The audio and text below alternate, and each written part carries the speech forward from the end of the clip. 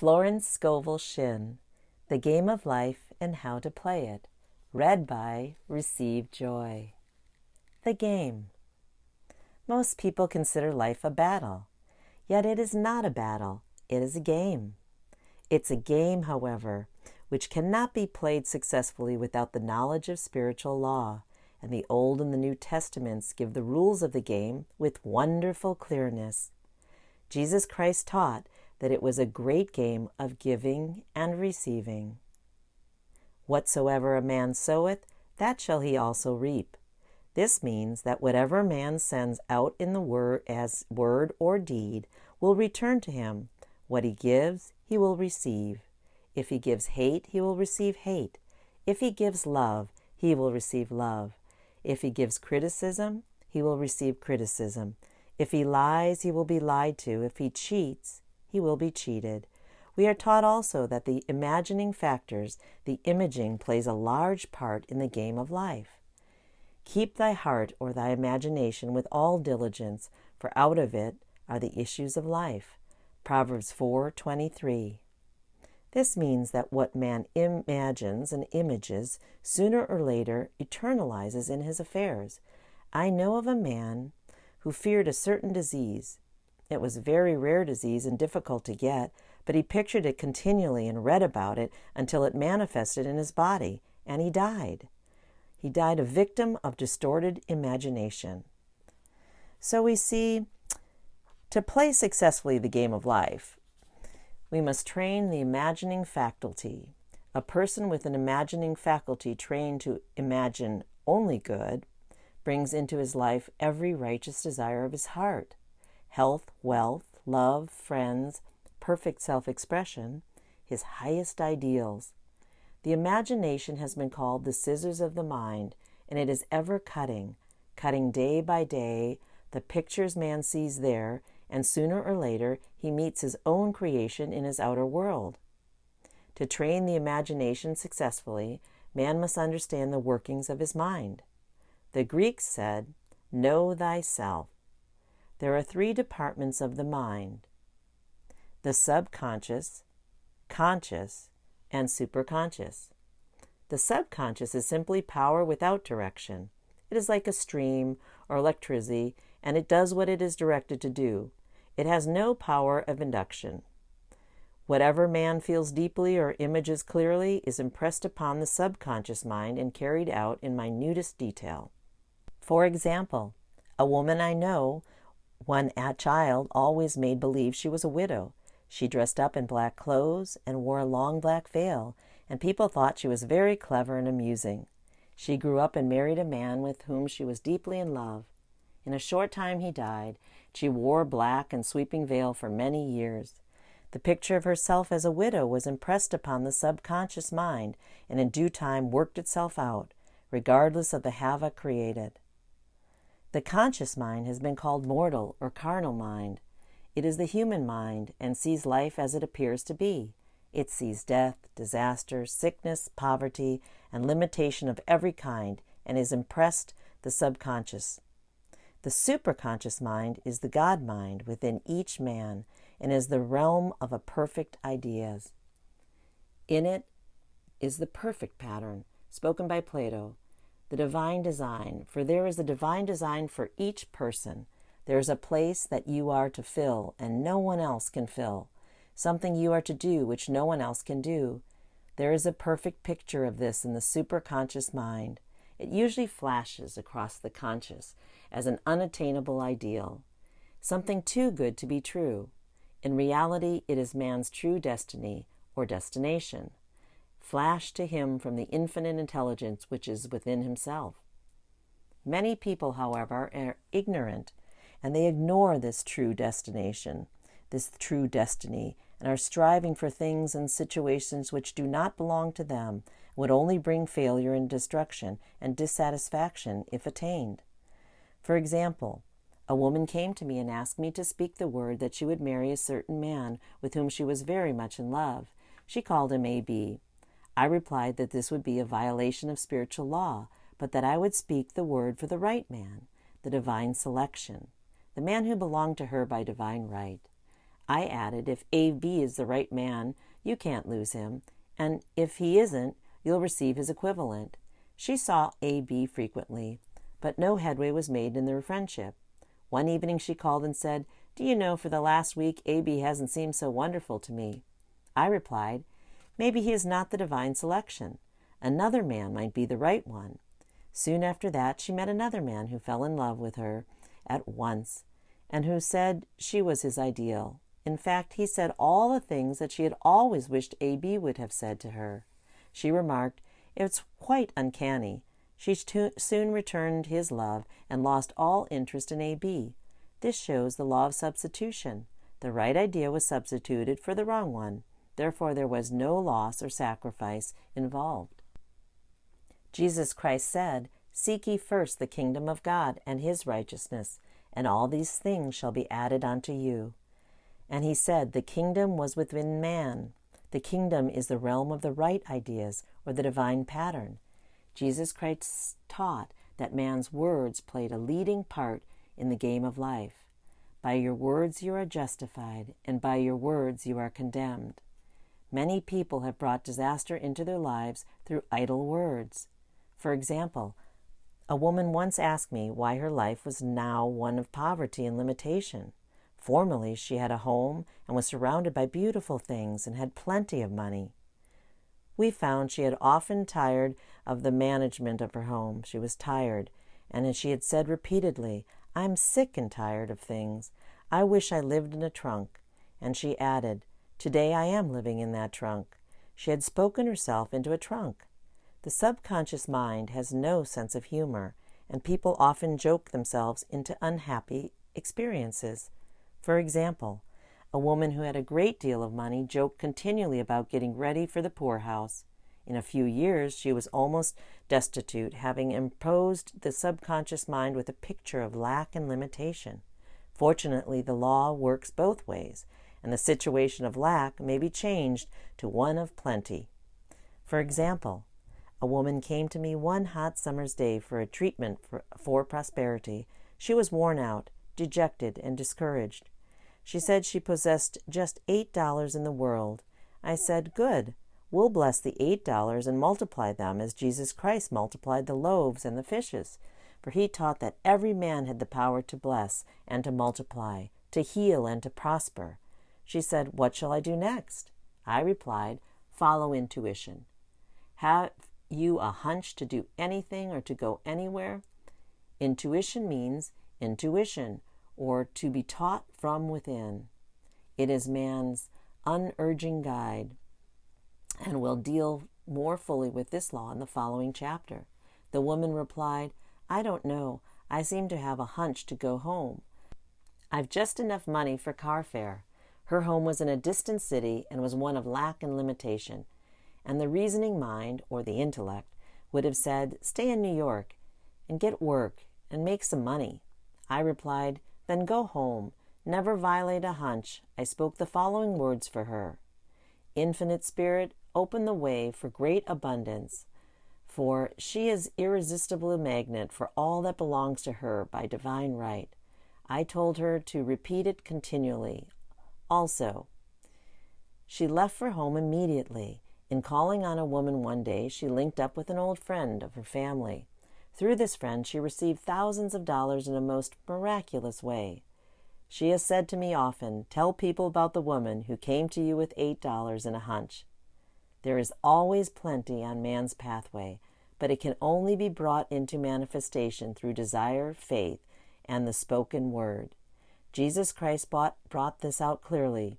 He said, "Man must make the first move. Ask, and it shall be given to you. Seek, and ye shall find. Knock, and it shall be open unto you." Matthew 7:7. In the scriptures we read, "Concerning the works of my hands, command ye me." Isaiah 45:11. Infinite intelligence, God, is ever ready to carry out man's smallest or greatest demands. Every desire, uttered or unexpressed, is a demand. We are often startled by having a wish suddenly fulfilled. For example, one Easter, having seen my beautiful rose trees in the florist's window, I wished I would receive one, and for an instant saw it mentally being carried in the door. Easter came, and with it a beautiful rose tree. I thanked my friend the following day and told her it was just what I had wanted. She replied, "I didn't send you a rose tree, I sent you lilies." The man had mixed the order and sent me a rose tree simply because I had started the law in action, and I had to have a rose tree. Nothing stands between man and his highest ideals and every desire of his heart but doubt and fear. When man can wish without worrying, every desire will instantly be fulfilled. I will explain more fully in a following chapter the scientific reasons for this and how fear must be erased from the consciousness. It is man's only enemy, fear or lack, fear of failure, fear of sickness, fear of loss, and a feeling of insecurity on some plane. Jesus Christ said, "Why are you fearful, O you little faith?" Matthew 8:26. So we can see we must substitute faith for fear fear is only inverted faith. It is faith in evil instead of good. The object of the game of life is to see clearly one's good and to obliterate all mental pictures of evil. This must be done by imposing the subconscious mind with a realization of good. A very brilliant man who has attained great success told me he had suddenly erased all fear from his consciousness by reading a sign which hung in a room. He saw printed in large letters this statement, "Why worry? It will probably never happen."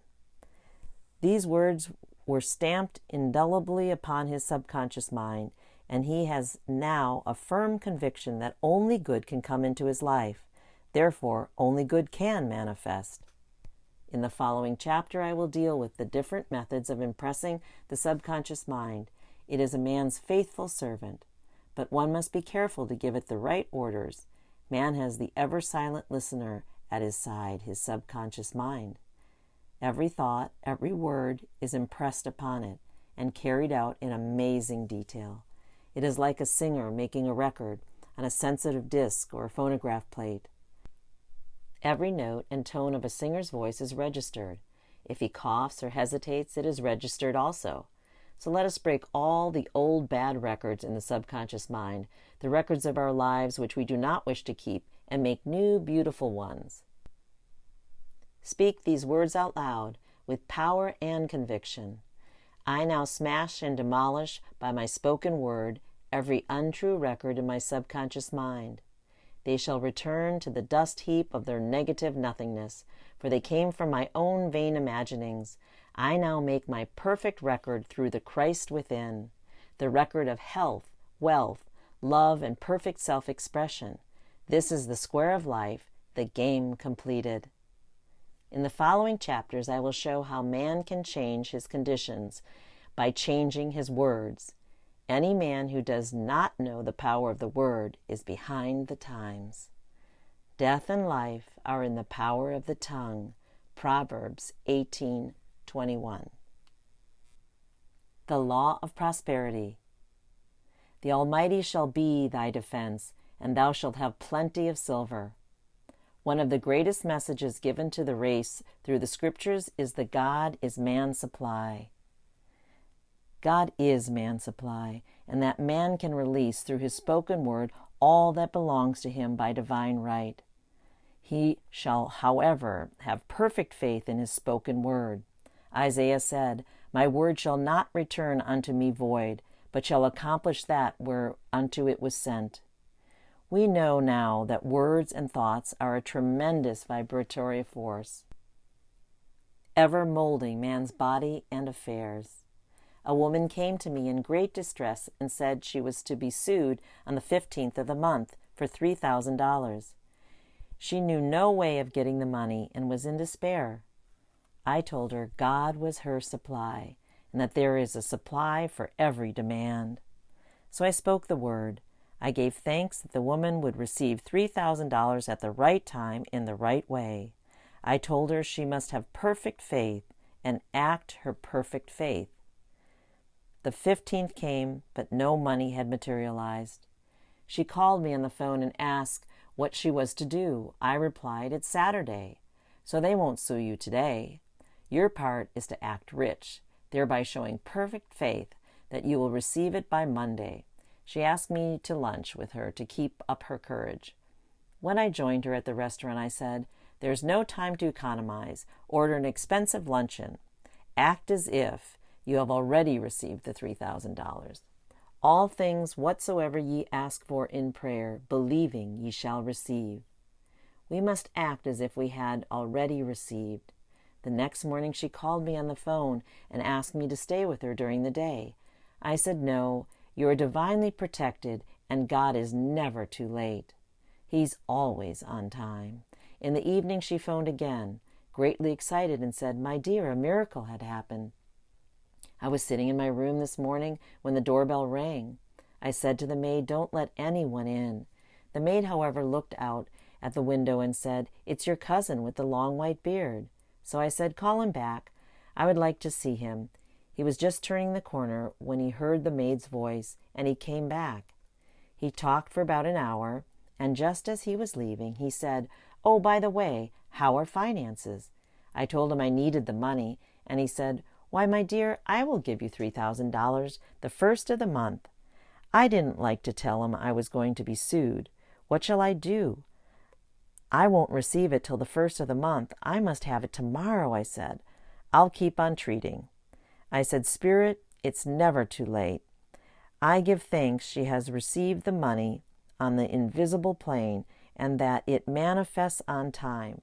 The next morning her cousin called her up and said, 'Come to my office this morning, and I will give you the money.' That afternoon she had $3,000 to her credit in the bank and wrote checks as rapidly as her excitement would permit. If one asks for success and prepares for failure, he will get the situation he has prepared for. For example, a man came to me asking me to speak the word that a certain debt would be wiped out. I found he spent his time planning what he would say to the man when he did not pay his bill, thereby neutralizing my words. He should have seen himself paying the debt. We have a wonderful illustration of this in the Bible relating to the 3 kings who were in the desert without water for their men and their horses. They consulted the prophet Elisha, who gave them this astounding message. "Thus saith the Lord, ye shall not see wind, neither shall you see rain, yet make this valley full of ditches." Man must prepare for the thing he has asked for when there isn't the slightest sign of it in sight. For example, a woman found it necessary to look for an apartment during the year when there was a great shortage of apartments in New York. It was considered almost an impossibility, and her friends were sorry for her and said, "It's too bad you have to store your furniture and live in a hotel." She replied, "You needn't feel sorry for me. I'm a Superman, and I'll get an apartment." She spoke the words, "Infinite Spirit, open the way for the right apartment." She knew there was supply for every demand and that she was unconditioned, working on the spiritual plane, and that one with God is a majority. She had contemplated buying new blankets when the tempter, the adverse thought or reasoning mind, suggested, "Don't buy the blankets. Perhaps, after all, you won't get an apartment, and you will have no use for them." She promptly replied to herself, "I'll dig my ditches by buying the blankets." So she prepared for the apartment, acted as though she had already had it. She found one in a miraculous way, and it was given to her, although there was over 200 other applicants. The blankets showed active faith. It is needless to say that the ditches dug by the 3 kings in the deserts were filled to overflowing. 2 Kings. Getting into the spiritual swing of things is not easy. It's not an easy matter for the average person. The adverse thoughts of doubt and fear surge from the subconscious. They are the army of the aliens, which must be put to flight. This explains why it is so often darkest before the dawn. A big demonstration is usually preceded by a tormenting thoughts. Having made a statement of high spiritual truth, one challenges the old beliefs in the subconscious, and error is exposed to be put out. This is the time when one must make his affirmations of truth repeatedly and rejoice, give thanks that he has already received. "Before you call, I shall answer."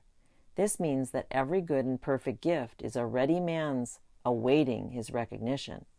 Man can only receive what he sees himself receiving. The children of Israel were told that they could have all the land they could see. This is true for every man. He has only the land within his own mental vision. Every great work, every big accomplishment has been brought into manifestation through the holding to the vision. And often, just before big achievement comes apparent failure and discouragement. The children of Israel, when they reached the promised land, were afraid to go in, for they said it was filled with giants who made them feel like grasshoppers. And there we saw the giants, and we were in our own sight as grasshoppers.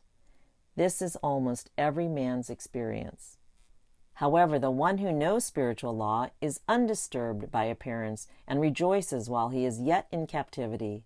That is, he holds his vision and gives thanks that the end is accomplished. He has received. Jesus Christ gave a wonderful example of this. He said to his disciples, "Say not ye, there are yet 4 months, and then cometh the harvest. Behold, I say unto you, lift up your eyes and look on the fields, for they are ripe already to harvest." His clear vision pierced the world of matter, and he saw clearly the fourth-dimensional world, things as they really are, perfect and complete in divine mind. So man must ever hold the vision of his journey's end and demand the manifestation of that which he has already received. It may be his perfect health, love, supply, self-expression, home or friends. They are all finished and perfect ideas registered in divine mind, man's own superconscious mind, and must come through him, not to him. For example, a man came to me asking for treatment for success. It was imperative that he raise within a certain time $50,000 for his business. The time limit was almost up. When he came to me in despair, no one wanted to invest in his enterprise, and the bank had flatly refused a loan. I replied, "I suppose you lost your temper while at the bank, therefore your power. You can control any situation if you first control yourself. Go back to the bank," I added, "and I will treat." My treatment was, "You are identified in love with the spirit of everyone connected with the bank. Let the divine idea come out of the situation." He replied, "Woman, you are talking about the impossibility. Tomorrow is Saturday, the bank closes at 12, and my train won't get me there until 10, and the time limit is up tomorrow, and anyway, they won't do it. It's too late." I replied, "God doesn't need any time and is never too late. With him all things are possible."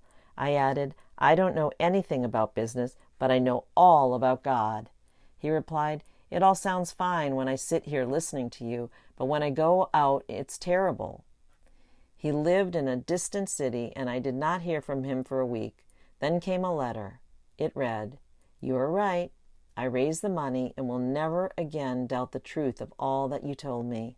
I saw him a few weeks later, and I said, "What happened? You evidently had plenty of time after all." He replied, "My train was late. I got there just 15 minutes to 12. I walked into the bank quietly and said, 'I have come for the loan,' and they gave it to me without question." It was the last 15 minutes of the time allotted to him. The infinite spirit was not too late. In that instance, the man could never have demonstrated alone. He needed someone to help him hold the vision. This is what one man can do for another. Jesus Christ knew the truth of this when he said, "If 2 of you shall agree on earth as touching anything that they shall ask, it shall be done for them of my Father which is in heaven." One gets too close to his own affairs and becomes doubtful and fearful. The friend or healer sees clearly the success, health, or prosperity, and never wavers because he is not close to the situation. It is much easier to demonstrate for someone else than for oneself, so a person should not hesitate to ask for help if he feels himself wavering. A keen observer of life once said, "No man can fail if some one person sees him successful."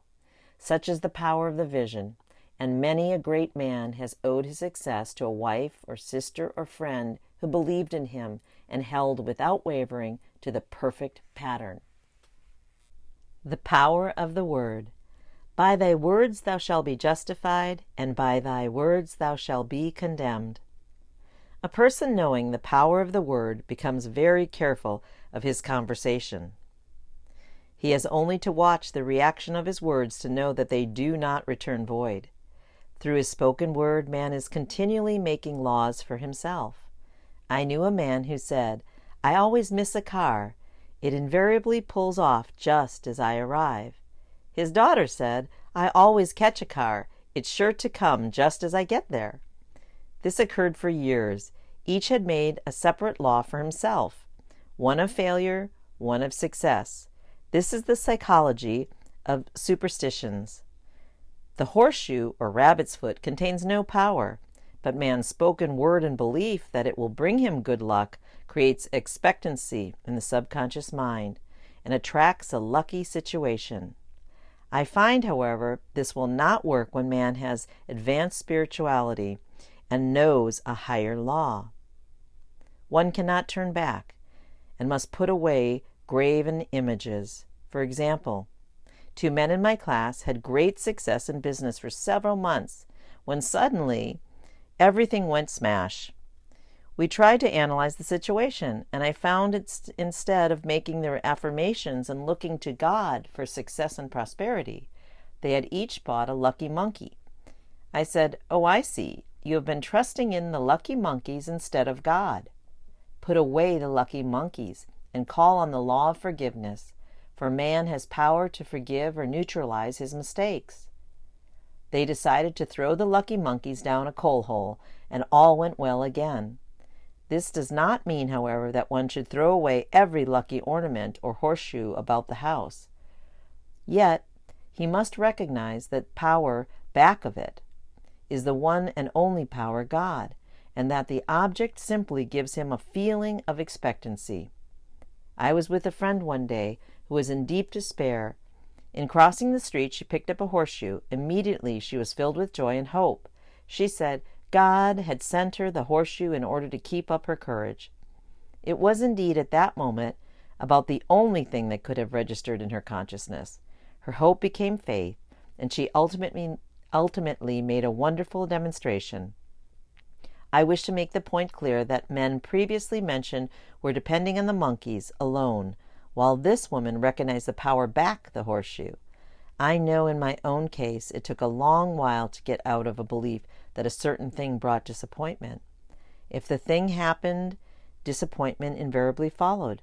I found the only way I could make a change in the subconscious was by asserting, there are not 2 powers. There is only one power, God. Therefore, there are no disappointments, and this thing means a happy surprise. I noticed a change at once, and happy surprises commenced coming my way. I have a friend who said nothing could induce her to walk under a ladder. I said, if you are afraid, you are giving in to a belief in 2 powers, good and evil, instead of one. As God is absolute, there can be no opposing power, unless man makes the false of evil for himself.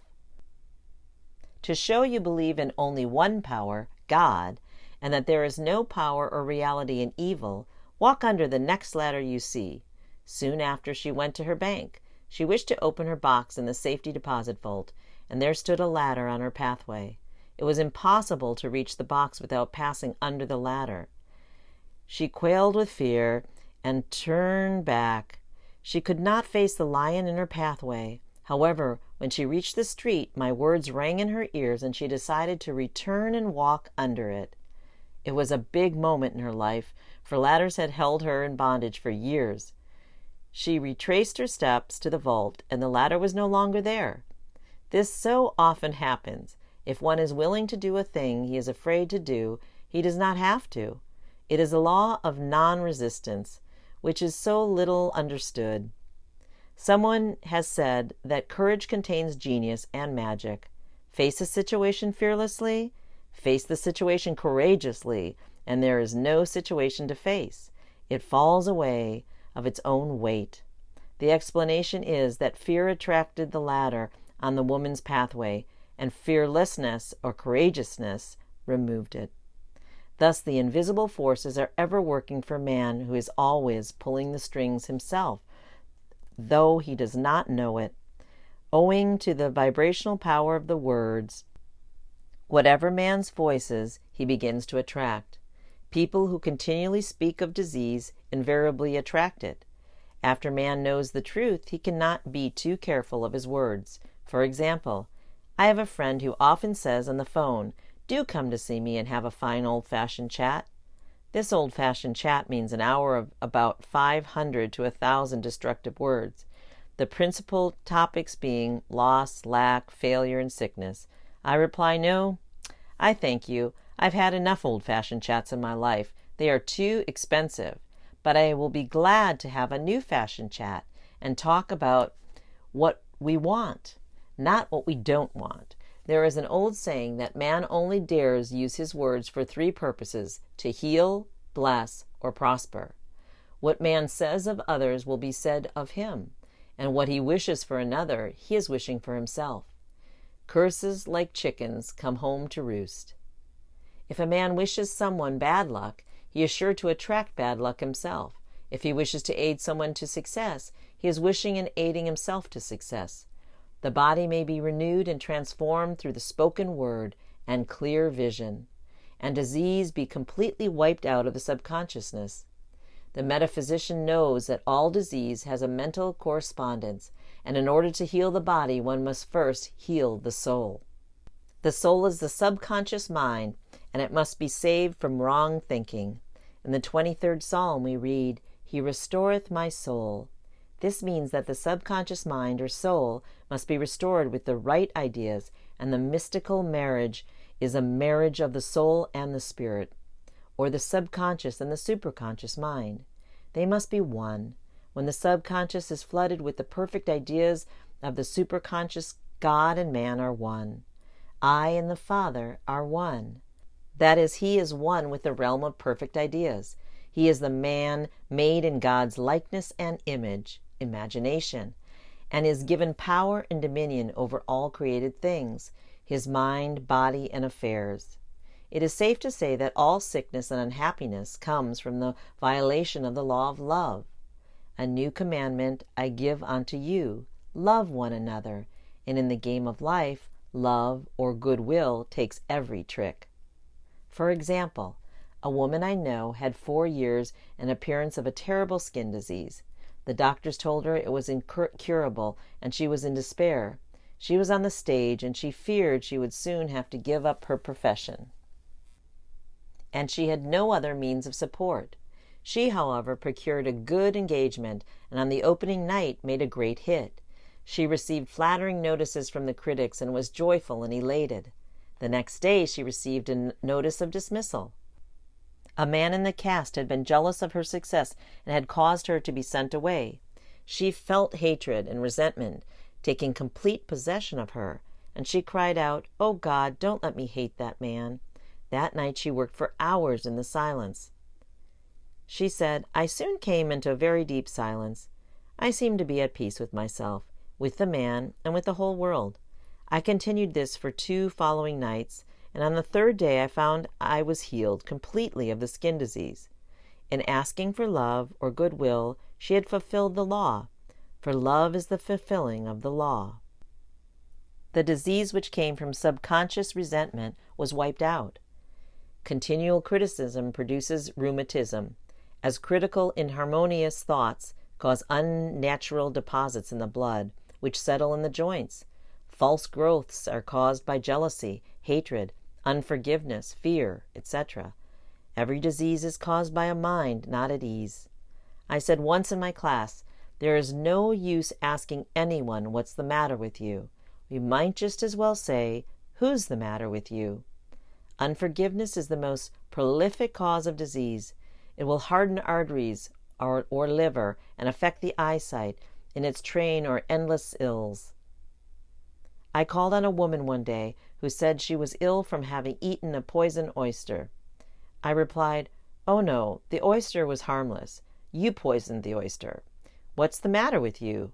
She answered, "Oh, about 19 people." She had quarreled with 19 people and had become so inharmonious that she attracted the wrong oyster.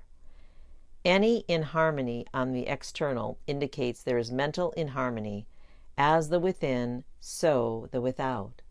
Man's only enemies are within himself, and a man's foes shall be they of his own household. Personality is one of the last enemies to be overcome, as this planet is taking its initiation in love. It was Christ's message, peace on earth, goodwill toward man. The enlightened man, therefore, endeavors to perfect himself upon his neighbor. His work is with himself, to send out goodwill and blessings to every man, and the marvelous thing is that if one blesses a man, he has no power to harm him. For example, a man came to me asking to treat for success in business. He was selling machinery, and a rival appeared on the scene with what he proclaimed was a better machine, and my friend feared defeat.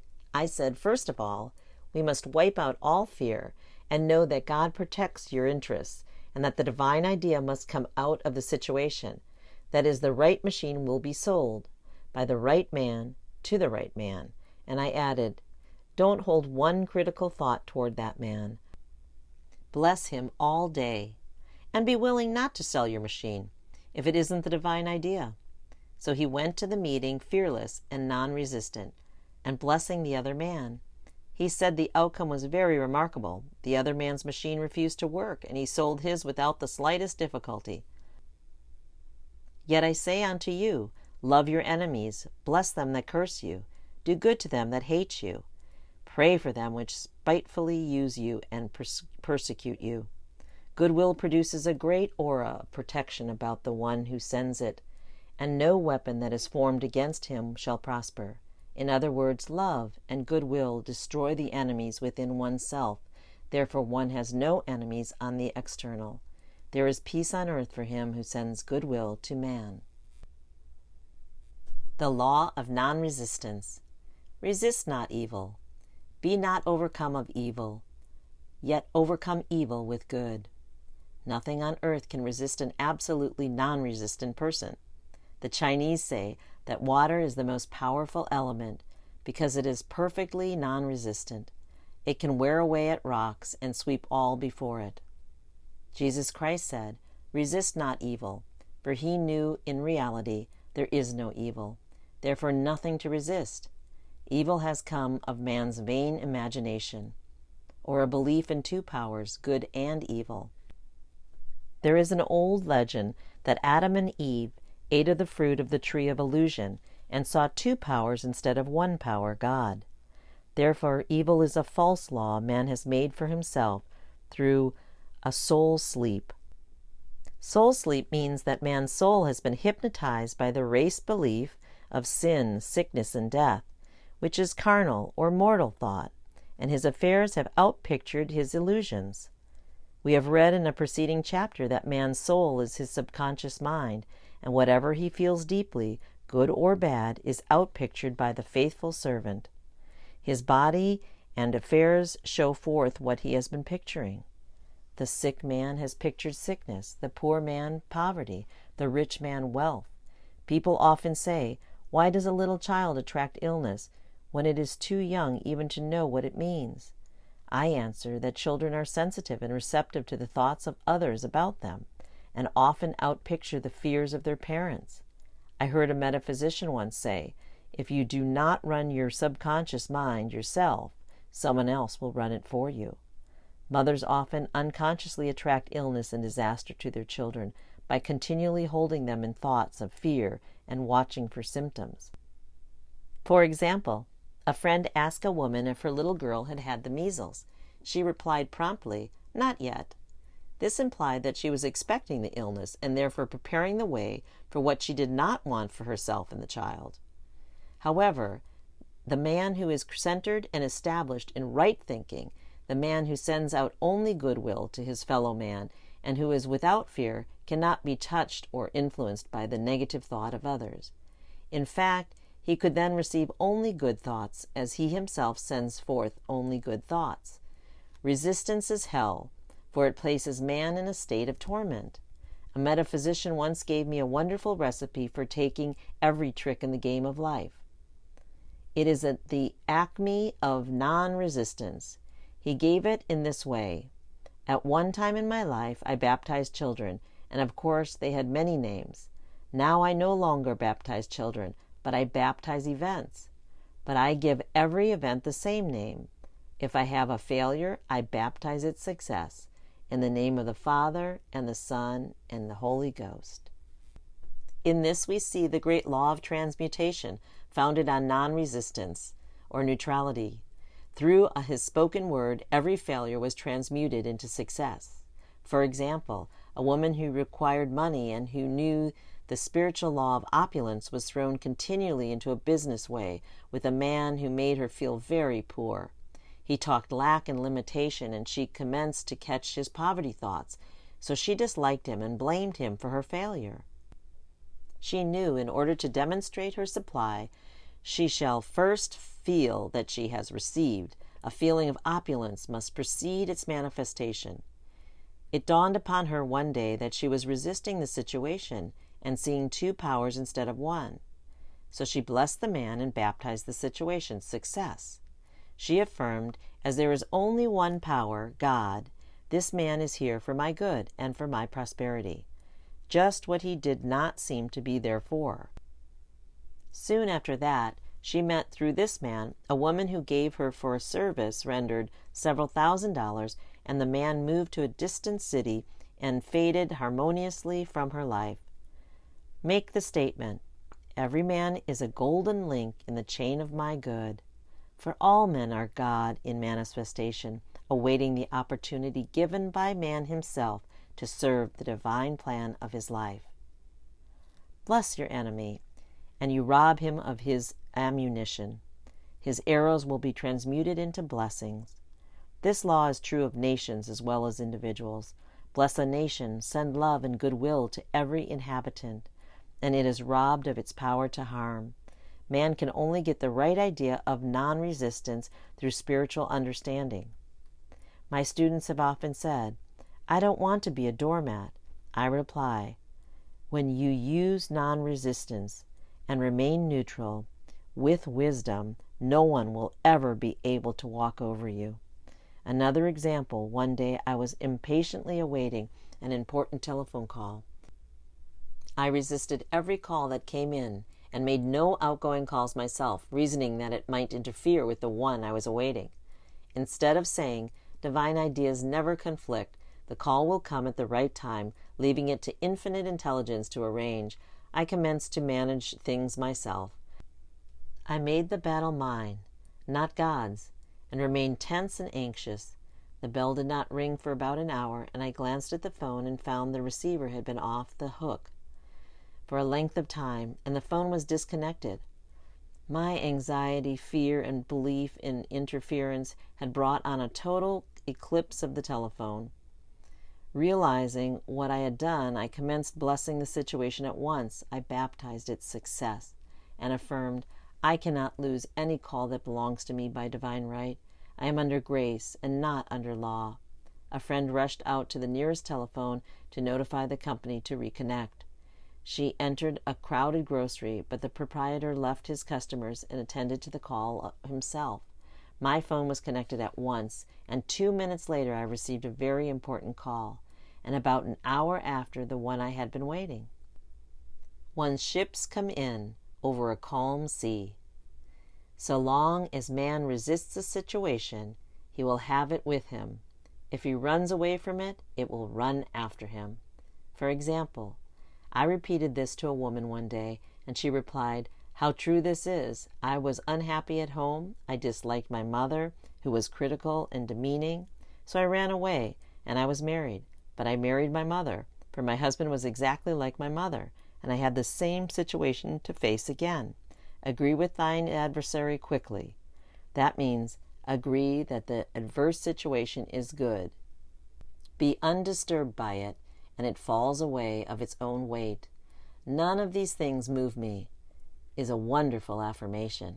The inharmonious situation comes from some inharmony within man himself. When there is in him no emotional response to an inharmonious situation, it fades away forever from his pathway. So we see man's work is ever with himself. People have said to me, "Give treatments to change my husband or my brother." I reply, "No, I will give treatments to change you." When you change, your husband and your brother will change. One of my students was in the habit of lying. I told her it was a failure method, and if she lied, she would be lied to. She replied, "I don't care. I can't possibly get along without lying." One day she was speaking on the phone to a man with whom she was very much in love. She turned to me and said, "I don't trust him. I know he's lying to me." I replied, "Well, you lie yourself, so someone has to lie to you, and you will be sure it'll be just the person you want to tell the truth from." Some time after that I saw her, and she said, "I'm cured of lying." I questioned, "What cured you?" She replied, "I've been living with a woman who lied worse than I did." One is often cured of his faults by seeing them in others. Life is a mirror, and we find only ourselves reflected in our associates. Living in the past is a failure method and a violation of spiritual law. Jesus Christ said, "Behold, now is the accepted time. Now is the day of salvation." Lot's wife looked back and was turned into a pillar of salt. The robbers of time are the past and the future. Man should bless the past and forget it, if it keeps him in bondage, and bless the future, knowing it has in store for him continual joy. Yet live fully in the now. For example, a woman came to me complaining that she had no money with which to buy Christmas gifts. She said, "Last year was so different. I had plenty of money and gave lovely presents, and this year I have scarcely a cent." I replied, "You will never demonstrate money while you are pathetic and live in the past. Live fully in the now and get ready to give Christmas presents. Dig your ditches and the money will come." She exclaimed, "I know what to do. I will buy some tinsel twine, Christmas seals, and wrapping paper." I replied, "Do that, and the presents will come and stick themselves to the Christmas seals." This too was showing financial fearlessness and faith in God, as the reasoning mind said, "Keep every cent you have, as you are not sure you will get any more." She bought the seals, paper, and twine, and a few days before Christmas received a gift of several $100. Buying the seals and the twine had impressed the subconscious with expectancy and opened the way for the manifestation of money. She purchased all the presents in plenty of time. Man must live suspended in the moment. Look well, therefore, to this day. Such is the salutation of the dawn. He must be spiritually alert, ever awaiting his leads, taking advantage of every opportunity. One day I said continually, silently, "Infinite Spirit, don't let me miss a trick." And something very important was told to me that evening. It is the most necessary to begin the day with the right words. Make an affirmation immediately upon awakening. For example, "Thy will be done this day. Today is a day of completion. I give thanks for this perfect day. Miracle shall follow miracle, and wonders shall never cease." Make this a habit, and one will see wonders and miracles come into his life. One morning I picked up a book and read, "Look with wonder at that which is before you." It seemed to be my message for the day, so I repeated again and again, "Look with wonder at that which is before you." At about noon a large sum of money was given me, which I had been desiring for a certain purpose. In a following chapter I will give affirmations that I have found most effective. However, one should never use an affirmation unless it is absolutely satisfying and convincing to his own consciousness, and often an affirmative is changed to suit different people. For example, the following has brought success to many. "I have a wonderful work in a wonderful way. I give wonderful service for wonderful pay." I gave the first 2 lines to one of my students, and she added the last 2. I made a most powerful statement, as there should always be perfect payment for perfect service, and a rhyme sinks easily into the subconscious. She went about singing it aloud, and soon did receive wonderful work in a wonderful way, and gave wonderful service for wonderful pay. Another student, a businessman, took it and changed the word work to business. I repeated, I have a wonderful business in a wonderful way. I give wonderful service for wonderful pay. That afternoon he made a $41,000 deal, though there had been no activity in his affairs for months. Every affirmation must be carefully worded and completely cover the ground. For example, I knew a woman who was in great need and made a demand for work. She received a great deal of work, but was never paid anything. She now knows to add wonderful service for wonderful pay. It is man's divine right to have plenty, more than enough. His barn shall be full, and his cup shall flow over. This is God's idea for man, and when man breaks down the barriers of lack in his own consciousness, the golden age will be his, and every righteous desire of his heart fulfilled. The law of karma and the law of forgiveness. Man receives only that which he gives. The game of life is a game of boomerangs. Man's thoughts, deeds, and words return to him sooner or later with astounding accuracy. This is the law of karma, which is Sanskrit for comeback. Whatsoever a man soweth, that shall he also reap. For example, a friend told me this story of herself, illustrating the law. She said, I make all my karma on my aunt.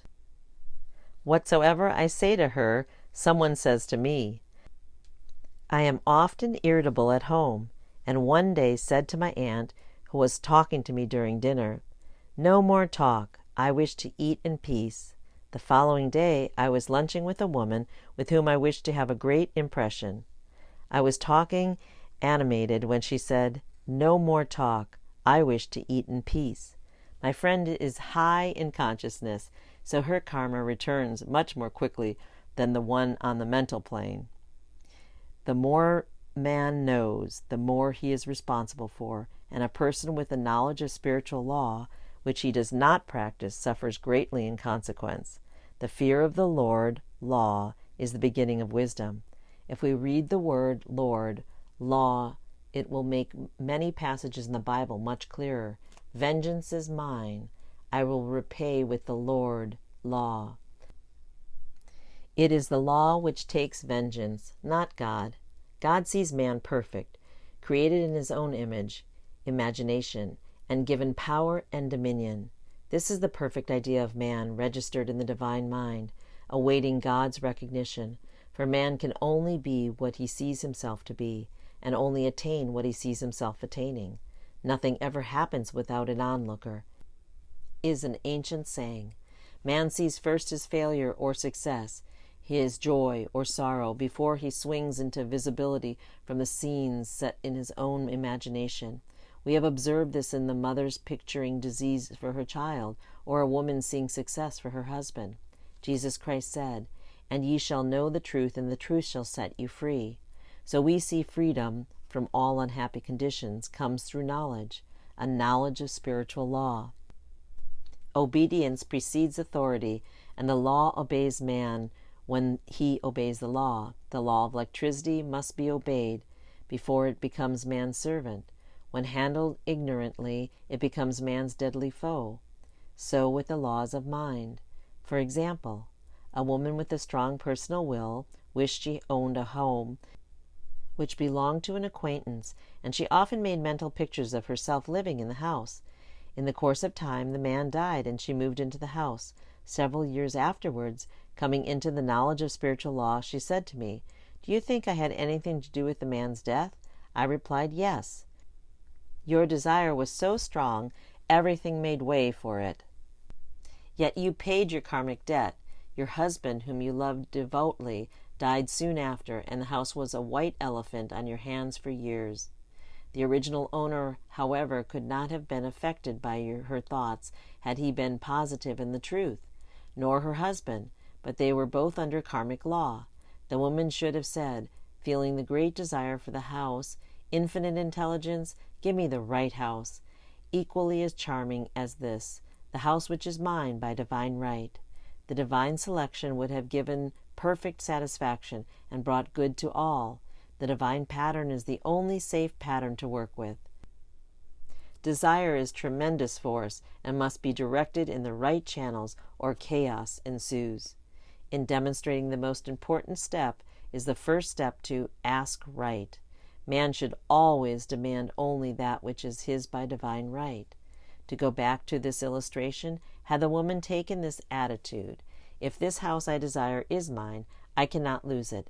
If it is not, give me its equivalent. The man might have decided to move out harmoniously had it been the divine selection for her, or another house would have been substituted. Anything forced into manifestation through personal will is always ill-got and has ever bad success. Man is admonished, "My will be done, not thine," and the curious thing is, man always gets just what he desires when he does relinquish personal will, thereby enabling infinite intelligence to work through him. Stand ye still and see the salvation of the Lord. Law. For example, a woman came to me in great distress. Her daughter had determined to take a very hazardous trip, and the mother was filled with fear. She said she had used every argument, had pointed out the dangers to be encountered, and forbidden her to go, but the daughter became more and more rebellious and determined. I said to the mother, "You are forcing your personal will upon your daughter, which you have no right to do, and your fear of the trip is only attracting it. For man attracts what he fears," I added. "Let go, and take your mental hands off. Put it in God's hands, and use this statement. I put this situation in the hands of infinite love and wisdom. If this trip is the divine plan, I bless it and no longer resist. But if it is not divinely planned, I give thanks that it is now dissolved and dissipated." A day or two after that, her daughter said to her mother, "I have given up the trip," and the situation returned to its native nothingness. It is learning to stand still, which seems so difficult for man. I will deal more fully with this law in the chapter on non-resistance. I will give another example of sowing and reaping, which came in the most curious way. A woman came to me saying she had received a counterfeit $20 bill given to her at the bank.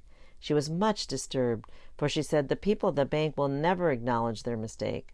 I replied, "Let us analyze the situation, find out why you attracted it." She thought a few moments and explained, "I know it. I sent a friend a lot of stage money just for a joke, so the law had sent her some stage money, for it doesn't know anything about jokes." I said, "Now we can call on the law of forgiveness and neutralize the situation. Christianity is founded upon the law of forgiveness. Christ has redeemed us from the curse of the karmic law, and Christ within each man is his Redeemer and salvation from all inharmonious conditions." So I said, "Infinite Spirit, we call on the law of forgiveness and give thanks that she is under grace and not under law, and cannot lose this $20, which is hers by divine right." Now I said, "Go back to the bank and tell them fearlessly that it was given to you there by mistake." She obeyed, and to her surprise, they apologized and gave her another bill, treating her most courteously. So knowledge of the law gives man power to rub out his mistakes. Man cannot force the external to be what he is not. If he desires riches, he must be rich first in consciousness. For example, a woman came to me asking treatment for prosperity. She did not take much interest in her household affairs, and her home was in great disorder. I said to her, "If you wish to be rich, you must be orderly. All men with great wealth are orderly, and order is heaven's first law." I added, "You will never become rich with the burnt match in the pincushion." She had a good sense of humor and commenced immediately putting her house in order. She rearranged furniture, straightened the bureau drawers, cleaned rugs, and soon made a big financial demonstration. A gift from a relative. The woman herself became made over and kept herself keyed up financially by being ever watchful of the external and expecting prosperity, knowing God is her supply. Many people are in ignorance of the fact that gifts and things are investments, and that hoarding and saving invariably lead to loss.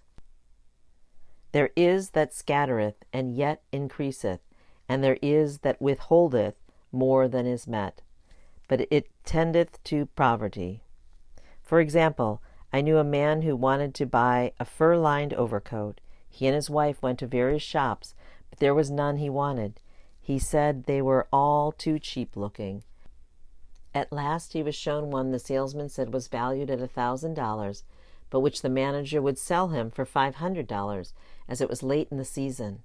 His financial possessions amounted to about $700. The reasoning mind would have said, you can't afford to spend nearly all you have on a coat, but he was very intuitive and never reasoned. He turned to his wife and said, if I get this coat, I'll make a ton of money. So his wife consented weakly. After a month later, he received a $10,000 commission. The coat made him feel so rich. It linked him with success and prosperity. Without the coat, he would not have received the commission. It was investment paying large dividends. If man ignores these leadings to spend or to give, the same amount of money will go into uninteresting or unhappy way. For example, a woman told me on Thanksgiving Day she informed her family that they could not afford a Thanksgiving dinner. She had the money but decided to save it. A few days later, someone entered her room and took from the bureau drawer the exact amount the dinner would have cost. The law always stands back of the man who spends fearlessly with wisdom. For example, one of my students was shopping with her new nephew. The little child clamored for a toy, which she told him she could not afford to buy. She realized suddenly that she was seeking lack and not recognizing God as her supply. So she bought the toy and on her way home picked up in the street the exact amount of money she had paid for it. Man's supply is inexhaustible and unfailing when fully trusted, but faith or trust must precede the demonstration. According to your faith, be it unto you. Faith is the substance of things hoped for, the evidence of things not seen. For faith holds the vision steady, and the adverse pictures are dissolved and dissipated, and in due season we shall reap, if we faint not. Jesus Christ brought the good news, the gospel, that there was a higher law than the law of karma, and that the law transcends the law of karma. It is the law of grace, or forgiveness. It is the law which frees man from the law of cause and effect, the law of consequence, under grace and not under law. We are told that on this plane man reaps where he has not sown. The gifts of God are simply poured unto him. All that the kingdom affords is his. This continued state of bliss awaits the man who has overcome the race or world thought. In the world thought there is tribulation, but Jesus Christ said, be of good cheer, I have overcome the world. The world thought is that of sin, sickness, and death. He saw their absolute unreality and said, sickness and sorrow shall pass away, and death itself, the last enemy, be overcome. We know now, from the scientific standpoint, that death could be overcome by stamping the subconscious mind with the conviction of eternal youth and eternal life. The subconscious, being simply power without direction, carries out orders without questioning. Working under the direction of the subconscious, the Christ or God within man, the resurrection of the body would be accomplished. Man would no longer throw off his body in death. It would be transformed into the body electric, sung by Walt Whitman, for Christianity is founded upon the forgiveness of sins and an empty tomb. Casting the burden, impressing the subconscious. When man knows his own powers and the workings of his mind, his great desires is to find an easy and quick way to impress the subconscious with good. For simply an intellectual knowledge of the truth will not bring results. In my own case, I found the easiest way is in casting the burden. A metaphysician once explained it in this manner. He said, the only thing which gives anything weight in nature is a law of gravitation, and if a boulder could be taken high above the planet, there would be no weight in that boulder. And that is what Jesus Christ meant when he said, my yoke is easy and my burden is light. He had overcome the world vibration and functioned in the fourth dimensional realm, where there is only perfection, completion, life, and joy. He said, "Come to me, all you that labor and are heavy laden, and I will give you rest. Take my yoke upon you, for my yoke is easy and my burden is light." We are all told in the 55th Psalm to cast thy burden upon the Lord. Many passages in the Bible state that the battle is God's, not man's, and that man is always to stand still and see the salvation of the Lord. This indicates that the superconscious mind, or Christ within, is the department which fights man's battles and relieves him of burdens. We see, therefore, that man violates laws if he carries a burden, and a burden is an adverse thought or condition, and this thought or condition has its root in the subconscious. It seems almost impossible to make any headway directing the subconscious from the conscious or reasoning mind, as the reasoning mind, the intellect, is limited in its concepts and its conceptions and filled with doubt and fear. How scientific it then is to cast the burden upon the superconscious mind, or Christ within, where it is made light or dissolved into its native nothingness. For example, a woman in urgent need of money made light upon the Christ within, the superconscious, with the statement, "I cast this burden of lack on the Christ within, and I go free and have plenty." The belief in lack was her burden, and as she cast it upon the superconscious with its belief of plenty, an avalanche of supply was the result. We read, "The Christ in you, the hope of glory." Another example. One of my students had been given a new piano, and there was no room in her studio for it until she had moved out the old one. She was in a state of perplexity. She wanted to keep the old piano, but knew of no place to send it. She became desperate, as the new piano was to be sent immediately, in fact, was on its way with no place to put it. She said it came to her to repeat, "I cast this burden on the Christ within, and I go free." A few moments later her phone rang, and a woman friend asked if she might rent her old piano, and it was moved out a few minutes before the new one arrived. I knew a woman whose burden was resentment. She said, "I cast this burden of resentment on the Christ within, and I go free to be loving, harmonious, and happy." The almighty superconscious flooded the subconscious with love, and her whole life was changed. For years, resentment had held her in a state of torment and imprisoned her soul, the subconscious mind. The statement should be made over and over and over, sometimes for hours at a time, silently or out loud, with quietness but determination. I have often compared it to winding up a victrola. We must wind ourselves up with spoken words. I have noticed in casting the burden, after a little while, one seems to see clearly. It is impossible to have clear vision while in the throes of carnal mind. Doubts and fears poison the mind and the body, and imagination runs riot, attracting disaster and disease. In steady repeating the affirmation, "I cast this burden on the Christ within and go free," the vision clears, and with it a feeling of relief, and sooner or later comes the manifestation of good, be it health, happiness, or supply. One of my students once asked me to explain the darkness before the dawn. I referred in a preceding chapter to the fact that often before the big demonstration, everything seems to go wrong, and deep depression clouds the consciousness. It means that out of the subconscious are arising the doubts and the fears of the ages. These old derelicts of the subconscious rise to the surface to be put out. It is then that man should clap his cymbals like Jehoshaphat and give thanks that he is saved, even though he seems surrounded by the enemy, the situation of lack and disease. The student continued, "How long must one remain in the dark?" I replied, "Until one can see in the dark." And casting the burden enables one to see in the dark. In order to impress the subconscious, active faith is always essential. Faith without works is dead. In these chapters, I have endeavored to bring out this point. Jesus Christ showed active faith when he commanded the multitude to sit down on the ground before he gave thanks for the loaves and the fishes. I will give another example showing how necessary this step is. In fact, active faith is the bridge over which man passes to his promised land.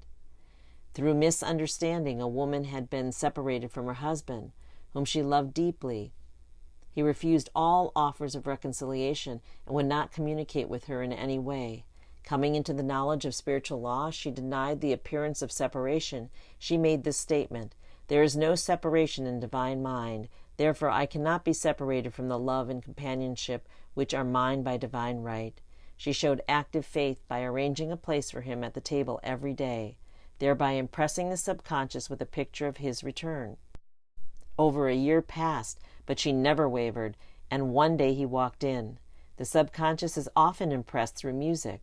Music has a fourth-dimensional quality and releases the soul from imprisonment. It makes wonderful things seem possible and easy of accomplishment. I have a friend who uses her Victrola daily for this purpose. It puts her in perfect harmony and releases the imagination. Another woman often dances while making her affirmations. The rhythm and harmony of music and motion carry her words forth with tremendous power. The student must remember also not to despise the day of small things. Invariably, before a demonstration comes signs of land. Before Columbus reached America, he saw birds and twigs, which showed him land was near. So it is with the demonstration, but often the student mistakes it for the demonstration itself and is disappointed. For example, a woman had spoken the word for a set of dishes. Not long afterwards, a friend gave her a dish which was old and cracked. She came to me and said, "Well, I asked for a set of dishes, and all I got was a cracked plate." I replied, "The plate was only signs of land. It shows your dishes are coming. Look upon it as birds and seaweed." And not long afterwards the dishes came. Continually making believe impresses the subconscious. If one makes believe he is rich and makes believe he is successful, in due time he will reap. Children are always making believe, and except ye be converted and become as little children, ye shall not enter the kingdom of heaven. For example, I know a woman who is very poor, but no one could make her feel poor. She earned a small amount of money from rich friends who constantly reminded her of her poverty, and to be careful in saving. Regardless of their admonitions, she would spend all her earnings on a hat or make someone a gift, and be in a rapturous state of mind. Her thoughts were always centered on beautiful clothes and rings and things, but without envying others. She lived in a world of the wondrous, and only riches seemed real to her. Before long she married a rich man, and the rings and things became visible. I do not know whether the man was the divine selection, but opulence had to manifest in her life, as she had imagined only opulence. There is no peace or happiness for man until he has erased all fear from his subconscious. Fear is misdirected energy and shall be redirected or transmuted into faith. Jesus Christ said, "Why are ye fearful, O ye of little faith? All things are possible to him that believeth."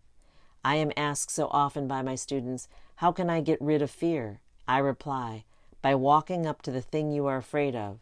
The lion takes its fierceness from your fear. Walk up to the lion, and he will disappear. Run away, and he runs after you. I have shown in previous chapters how the lion of lack disappeared when the individual spent money fearlessly, showing faith that God was his supply, and therefore unfailing. Many of my students have come out of the bondage of poverty and are now bountifully supplied through losing all fear of letting money go out. The subconscious is impressed with the truth that God is the giver and the gift. Therefore, as one is one with the giver, he is one with the gift. A splendid statement is, "I now thank God, the giver, for God, the gift." Man has so long separated himself from his good and his supply through thoughts of separation and lack that sometimes it takes dynamite to dislodge those false ideas from the subconscious, and the dynamite is a big situation. We see in the foregoing illustration how the individual was freed from his bondage by showing fearlessness. Man should watch himself hourly to detect if his motives for action is fear or faith. Choose ye this day whom we will serve, fear, or faith. Perhaps one's fear is of personality. Then do not avoid the people feared.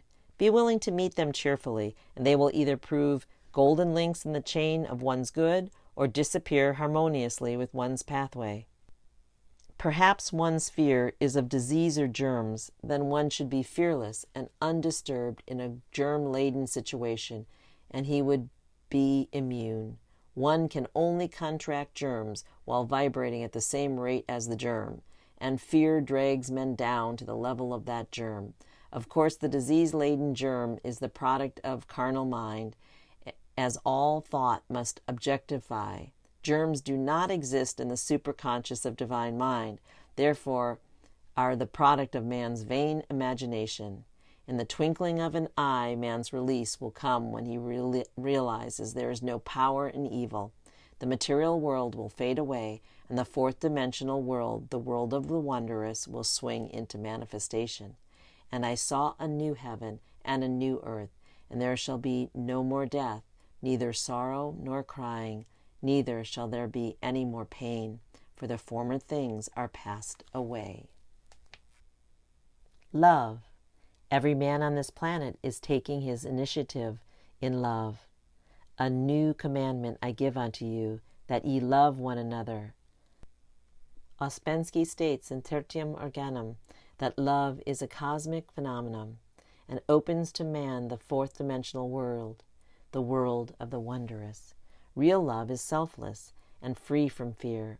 It pours itself out upon the object of its affection without demanding any returns. Its joy is in the joy of giving. Love is God in manifestation and the strongest magnetic force in the universe. Pure, unselfish love draws to itself its own. It does not need to seek or demand. Scarcely anyone has the faintest conception of real love. Man is selfish, tyrannical, or fearless in his affections, thereby losing the things he loves.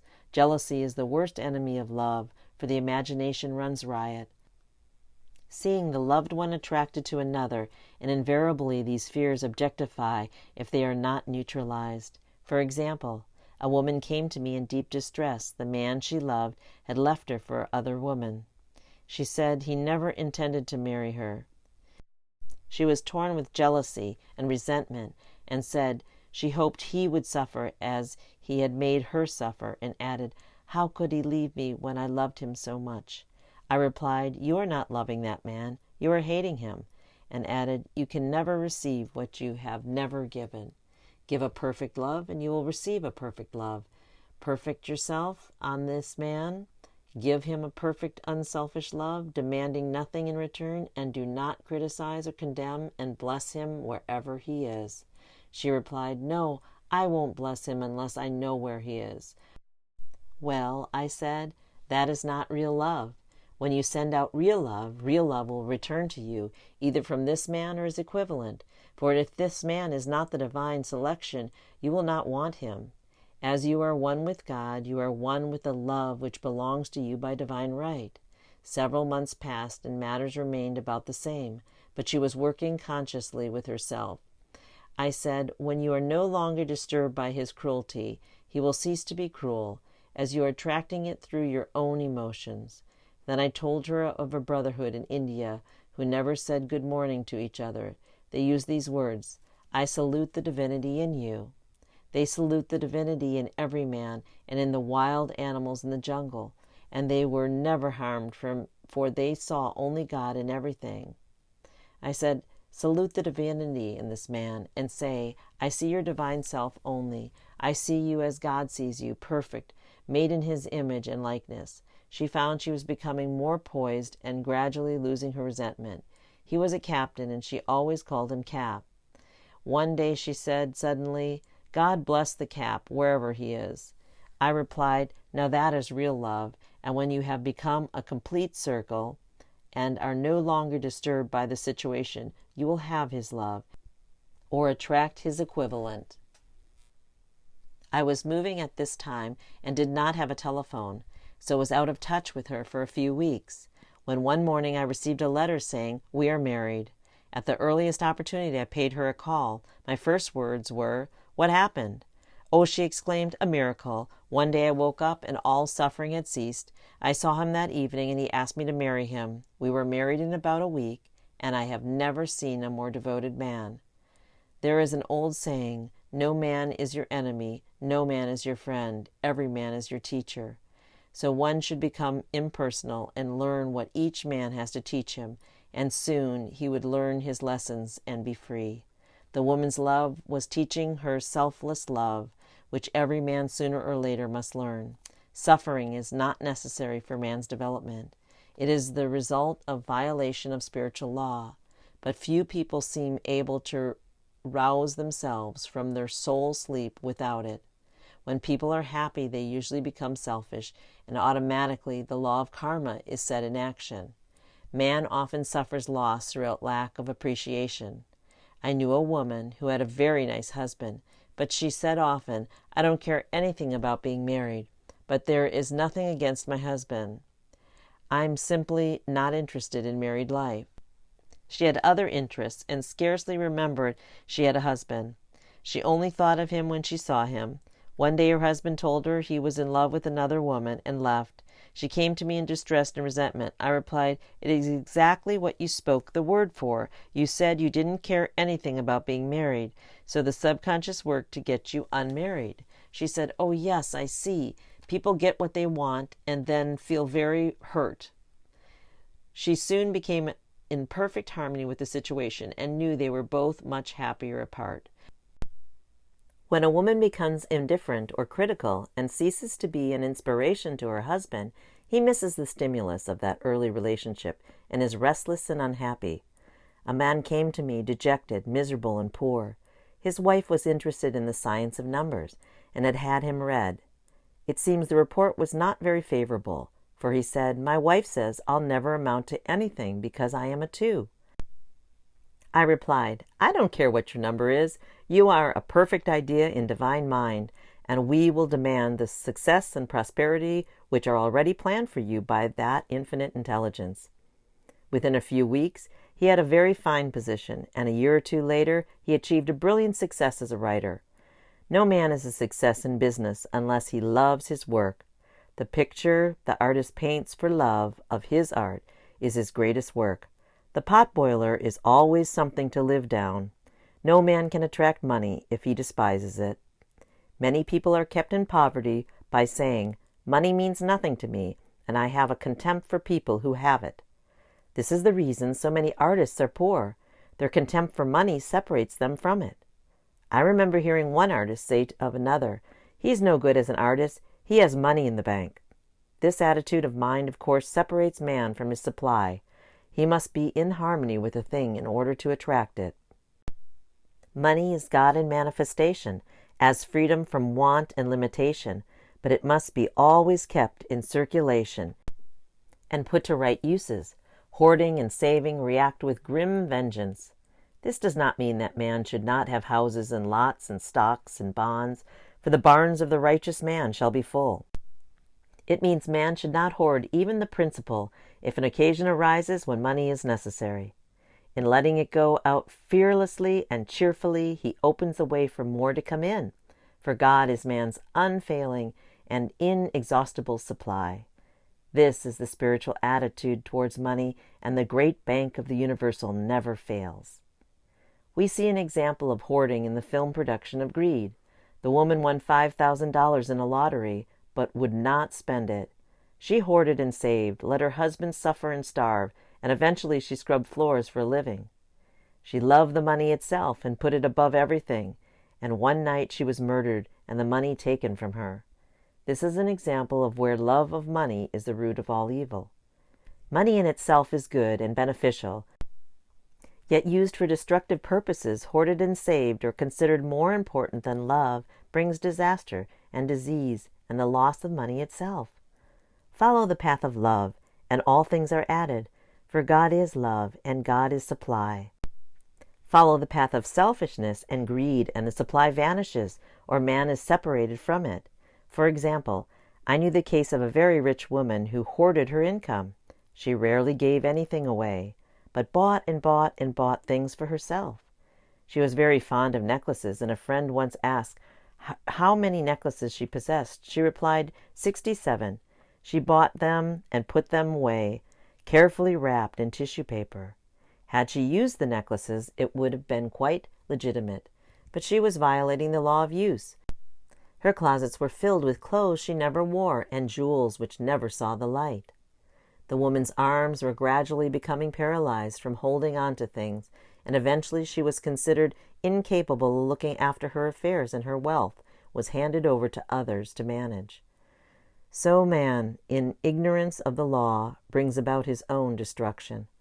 All disease, all unhappiness, come from the violation of the law of love. Man's boomerangs of hate, resentment, and criticism come back laden with sickness and sorrow.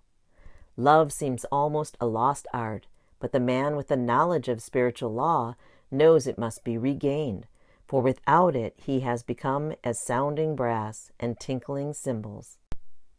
For example, I had a student who came to me month after month to clear her consciousness of resentment. After a while, she arrived at the point where she resented only one woman, but that one woman kept her busy. Little by little, she became poised and harmonious, and one day all resentment was wiped out. She came in radiant and exclaimed, "I can't understand how I feel." The woman said something to me, and instead of being furious, I was loving and kind, and she apologized and was perfectly lovely to me. No one can understand the marvelous lightness I feel within. Love and goodwill are invaluable in business. For example, a woman came to me complaining of her employer. She said she was cold and critical and knew she did not want her in the position. Well, I replied, "Salute the divinity in the woman and send her love." She said, "I can't. She's a marble woman." I answered, "You remember the story of the sculptor who asked for a certain piece of marble. He was asked why he wanted it, and he replied, because there is an angel in the marble, and out of it he produced a wonderful work of art." She said, "Very well, I'll try it." A week later she came back and said, "I did what you told me to do." And now the woman is very kind and took me out in her car. People are sometimes filled with remorse for having done someone an unkindness, perhaps years ago. If the wrong cannot be righted, its effect can be neutralized by doing someone a kindness in the present. This one thing I do, forgetting those things which are behind and reaching forth into those things which are before. Sorrow, regret, and remorse tear down the cells of the body and poison the atmosphere of the individual. A woman said to me in deep sorrow, "Treat me to be happy and joyous, for my sorrow makes me so irritable with the members of my family that I keep making more karma." I was asked to treat a woman who was mourning for her daughter.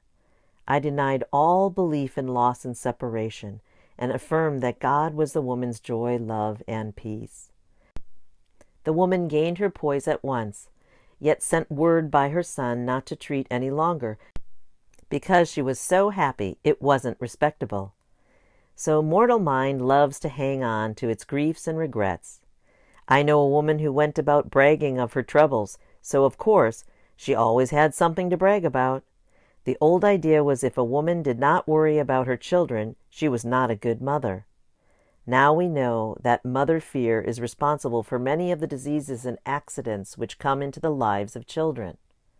For fear pictures vividly the disease of situation feared, and these pictures objectify, if not neutralized. Happy is the mother who can say sincerely that she puts her child in God's hands and knows therefore that he is divinely protected. For example, a woman awoke suddenly in the night feeling her brother was in great danger. Instead of giving in to her fears, she commenced making statements of truth, saying, "Man is a perfect idea in divine mind and is always in the right place. Therefore my brother is in his right place and is divinely protected." The next day she found that her brother had been in close proximity to an explosion in a mine, but had miraculously escaped. So man is his brother's keeper, in thought, and every man should know that the thing he loves dwells in the secret place of the Most High, and abides under the shadow of the Almighty. There shall no evil befall thee, neither shall any plague come nigh thy dwelling. Perfect love casteth out fear. He that feareth is not made perfect in love, and love is the fulfilling of the law. Intuition or guidance. In all thy ways acknowledge him, and he shall direct thy path. There is nothing too great of accomplishment for the man who knows the power of his word, and who follows his intuitive leads. By the word he starts in action, unseen forces can rebuild his body or remold his affairs. It is therefore of the utmost importance to choose the right words, and the student carefully selects the affirmations he wishes to catapult into the invisible. He knows that God is his supply, that there is a supply for every demand, and that his spoken word releases this supply. Man must make the first move. Draw nigh to God, and he will draw nigh to you. I have often been asked just how to make a demonstration. I reply, speak the word, and then do not do anything until you get a definite lead. Demand the lead, saying, Infinite Spirit, reveal to me the way. Let me know if there is anything for me to do. The answer will come through intuition, or a hunch, a chance remark from someone, or a passage in a book. The answers are sometimes quite startling in their exactness. For example, a woman desired a large sum of money. She spoke the word, Infinite Spirit, open the way for my immediate supply. Let all that is mine by divine right now reach me in great avalanches of abundance. Then she added, give me a definite lead. Let me know if there is anything for me to do. The thought came quickly. Give a certain friend who had helped her spiritually $100. She told her friend, who said, wait and get another lead before giving it. So she waited, and that day met a woman who said to her, I gave someone $1 today. It was just as much for me as it would be for you to give someone 100. This was indeed an unmistakable lead, so she knew she was right in giving the $100. It was a gift which provided a great investment, for shortly after that, a large sum of money came to her in a remarkable way. Giving opens the way for receiving. In order to create activity in finances, one should give. Tithing, or giving 1/10 of one's income, is an old Jewish custom and is sure to bring increase. Many of the richest men in this country have been tithers, and I have never known it to fail as an investment. The 10th part goes forth and returns blessed and multiplied. But the gift of tithe must be given with love and cheerfulness, for God loveth a cheerful giver. Bills should be paid cheerfully. All money should be sent forth fearlessly and with a blessing. This attitude of mind makes man master of money. It is his to obey, and his spoken word then opens vast reservoirs of wealth. Man himself limits his supply by his limited vision. Sometimes the student has a great realization of wealth, but is afraid to act. The vision and action shall go hand in hand, as in the case of the man who bought the fur-lined overcoat. A woman came to me asking me to speak the word for a position. So I demanded, Infinite Spirit, open the way for the woman's right position. Never ask for just a position, ask for the right position, the place already planned in divine mind, as it is the only one that will give satisfaction. I then gave thanks that she had already received it, and that it would manifest quickly. Very soon she had 3 positions offered her, 2 in New York and 1 in Palm Beach. And she did not know which to choose. I said, ask for a definite lead. The time was almost up and was still undecided when one day she telephoned. When I woke up this morning, I could smell Palm Beach. She had been there before and knew its balmy fragrance. I replied, well, if you can smell Palm Beach from here, it is certainly your lead. She accepted the position, and it proved a great success. Often one's lead comes at an unexpected time. One day I was walking down the street when I suddenly felt a strong urge to go to a certain bakery a block or 2 away. The reasoning mind resisted, arguing, there is nothing there for you. However, I had learned not to reason, so I went to the bakery, looked at everything, and there was certainly nothing there I wanted. Yet coming out, I encountered a woman I had thought of often, and who was in great need of the help which I could give her. So often one goes for one thing and finds another. Intuition is a spiritual faculty and does not explain, yet simply points the way. A person often receives a lead during a treatment. The idea that comes may seem quite irrelevant, yet some of God's leadings are mysterious. In class one day, I was treating that each individual would receive a definite lead. A woman came to me afterwards and said, "While you were treating, I got the hunch to take my furniture out of storage and get an apartment." The woman had come to be treated for health. I told her I knew in getting a home of her own, her health would improve, and I added, "I believe your trouble, which is congestion, has come from having things stored away. Congestion of things causes congestion in the body. You have violated the law of use, and your body is paying the penalty." So I gave thanks that divine order was established in her mind, body, and affairs. People little dream of how their affairs react on their body.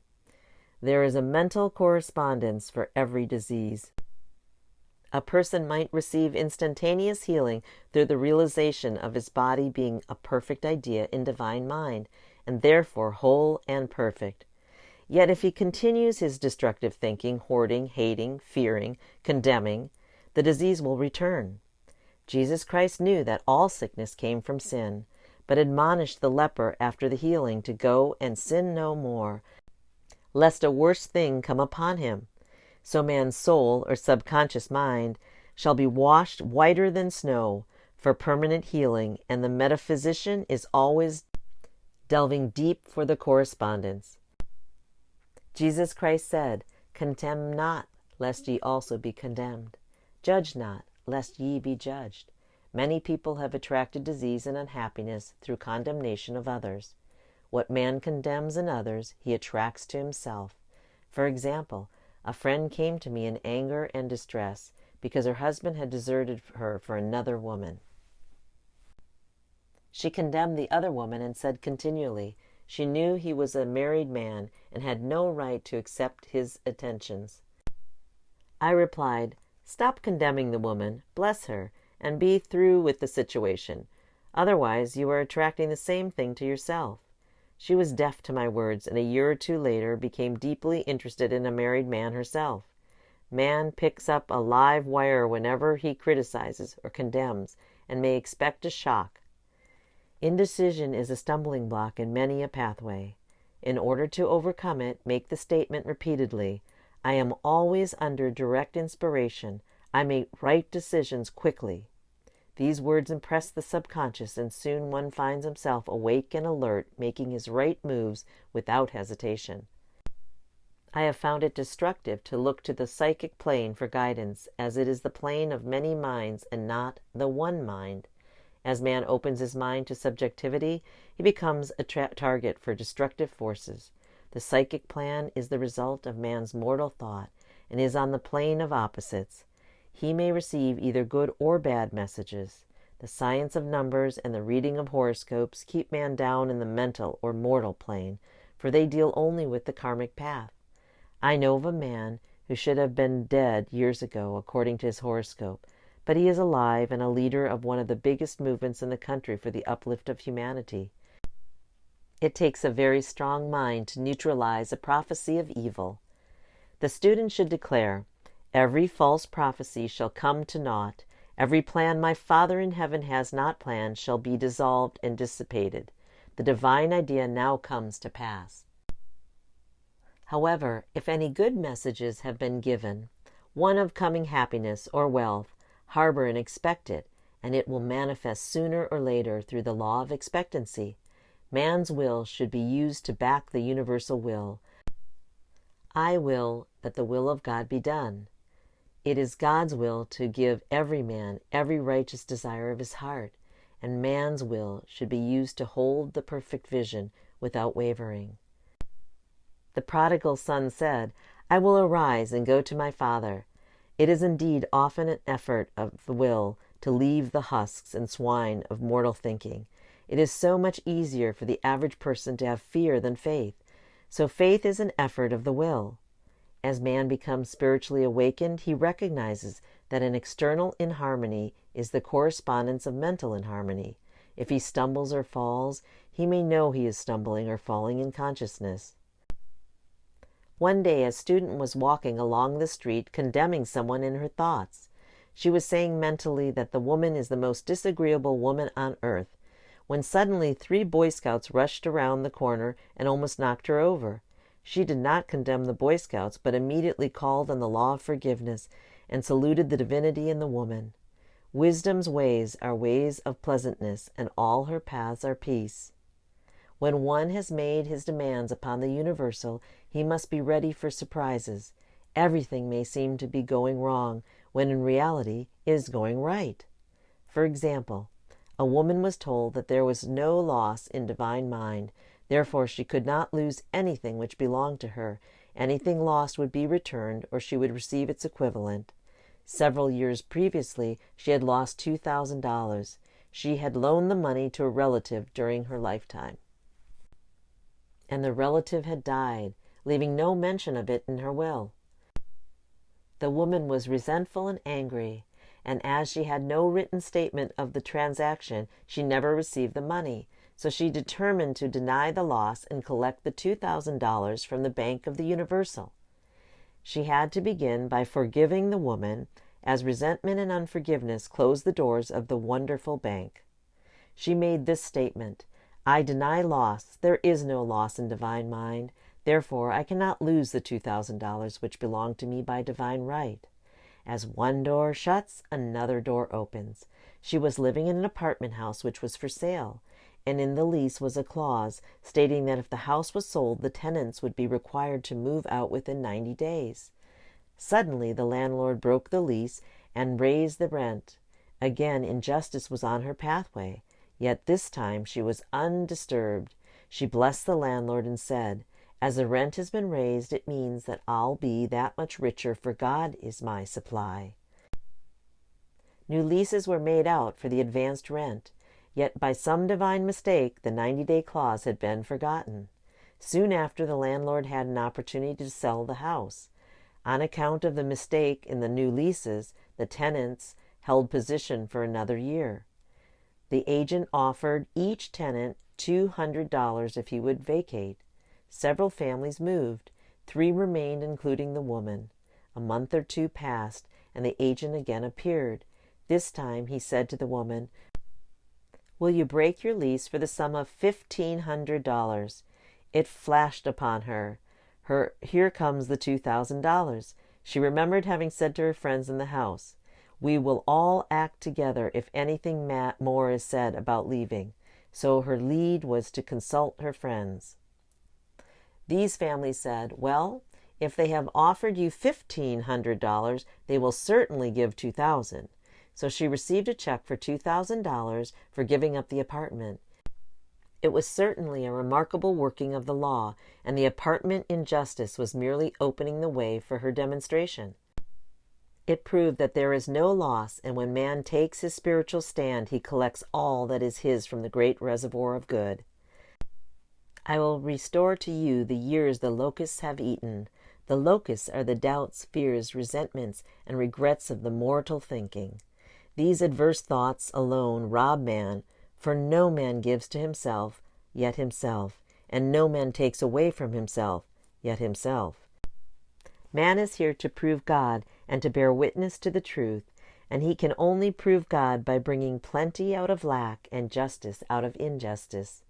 Prove me now herewith, says the Lord of hosts, if I will not open the windows of heaven and pour out a blessing, that there shall not be room enough to receive it. Perfect self-expression, or the divine design. No wind can drive my boat astray, nor change the tide of destiny. There is for each man perfect self-expression. There is a place which he is to fill, and no one else can fill. Something which he is to do, which no one else can do. It is his destiny. This achievement is held a perfect idea in divine mind, awaiting man's recognition. As the imaging faculty is the creative faculty, it is necessary for man to see the idea before it can manifest. So man's highest demand is for the divine design of his life. He may not have the faintest conception of what it is, for there is possibly some marvelous talent hidden deep within him. His demand should be, Infinite Spirit, open the way for my divine design of my life to manifest. Let the genius within me now be released. Let me see clearly the perfect plan. The perfect plan includes health, wealth, love, and perfect self-expression. This is the square of life, which brings perfect happiness. When one has made this demand, he may find great changes taking place in his life, for nearly every man has wandered far from the divine design. I know in one woman's case, it was as though a cyclone had struck her affairs, but readjustments came quickly, and new and wonderful conditions took the place of old ones. Perfect self-expression will never be labor, but of such absorbing interest that it will seem almost like play. The student knows also, as man comes into the world financed by God, the supply needed for his perfect self-expression will be at hand. Many a genius has struggled for years with the problem of supply, when his spoken word and faith would have released quickly the necessary funds. For example, after the class one day, a man came to me and handed me a cent. He said, I have just 7 cents in the world, and I'm going to give you one, for I have faith in the power of your spoken word. I want you to speak the word for my perfect self-expression and prosperity. I spoke the word and did not see him again until a year later. He came in one day successful and happy with a roll of yellow bills in his pocket. He said, immediately after you spoke the word, I had a position offered me in a distant city, and am now demonstrating health, happiness, and supply. A woman's perfect self-expression may be in becoming a perfect wife, a perfect mother, a perfect housemaker, and not necessarily in having a public career. Demand definite leads, and the way will be made easy and successful. One should not visualize or force a mental picture. When he demands the divine design to come into his conscious mind, he shall receive flashes of inspiration and begin to see himself making some great accomplishment. This is the picture or idea he must hold without wavering. The thing man seeks is seeking him. The telephone was seeking Bell. Parents should never force careers and professions upon their children. With a knowledge of spiritual truth, the divine plan can be spoken for early in childhood or prenatally. A parental treatment should be, let the God in this child have perfect expression. Let the divine design of his mind, body, and affairs be made manifest throughout his life, throughout eternity. God's will be done, not man's. God's pattern, not man's pattern, is the command we find running through all the scriptures, and the Bible is a book dealing with the science of the mind. It is a book telling man how to release his soul or subconscious mind from bondage. The battles described are pictures of man waging war against mortal thoughts. A man's foes shall be they of his own household. Every man is Jehoshaphat, and every man is David, who slays Goliath, moral thinking, with a little white stone, faith. So man must be careful that he is not the wicked and slothful servant who buried his talent. There is a terrible penalty to be paid for not using one's ability. Often fear stands between man and his perfect self-expression. Stage fright has hampered many a genius. This may be overcome by the spoken word or treatment. The individual then loses all self-consciousness and feels simply that he is a channel for infinite intelligence to express itself through. He is under direct inspiration, fearless and confident, for he feels that it is the Father within him who does the work. A young boy came often to my class with his mother. He asked me to speak the word for his coming examinations at school. I told him to make this statement: I am one with infinite intelligence. I know everything I should know on this subject. He had an excellent knowledge of history, but was not sure of his arithmetic. I saw him afterwards, and he said, I spoke the word for my arithmetic and passed with the highest honors, but thought I could depend on myself for history and got a very poor mark. Man often receives a setback when he is too sure of himself, which means he is trusting in his personality and not the Father within. Another one of my students gave me an example of this. She took an extended trip abroad one summer, visiting many countries where she was ignorant to the languages. She was calling for guidance and protection every minute, and her affairs were smooth and miraculously handled. Her luggage was never delayed nor lost. Accommodations were always ready for her at the best hotels, and she had perfect service wherever she went. She returned to New York. Knowing the language, she now felt God was no longer necessary. She looked after her affairs in an ordinary manner. Everything went wrong. Her trunks delayed, amid inharmony and confusion. The student must form the habit of practicing the presence of God every minute. In all the ways acknowledge Him. Nothing is too small or too great. Sometimes an insignificant incident may be the turning point in a man's life. Robert Fulton, watching some boiling water simmering in a tea kettle, saw a steamboat. I have seen a student often keep back his demonstration through resistance or pointing the way. He pins his faith to one channel only and dictates just the way he desires the manifestation to come, which brings things to a standstill. My way, not your way, is the command of the infinite intelligence. Like all power, be it steam or electricity, it must have a non-resistant engine or instrument to work through. A man is the engine or instrument. Over and over again, man is told to stand still. O Judah, fear not, but tomorrow go out against them, for the Lord will be with you. You shall not need to fight this battle. Set yourselves, stand ye still, and see the salvation of the Lord with you. We see this in the incidents of $2,000 coming to the woman through the landlord when she became non-resistant and undisturbed, and the woman who won the man's love after all suffering had ceased. The student's goal is poise. Poise is power, for it gives God power a chance to rush through man, to will and to do its good pleasure. Poised, he thinks clearly and makes right decisions quickly. He never misses a trick. Anger blurs the visions, poisons the blood, is the root of many diseases, and causes wrong decision leading to failure. It has been named one of the worst sins, as its reaction is so harmful. The student learns that in metaphysics, sin has a much broader meaning than in the old teachings. Whatsoever is not of faith is sin. He finds that fear and worry are deadly sins. They are inverted faith, and through distorted mental pictures bring to pass the things he fears.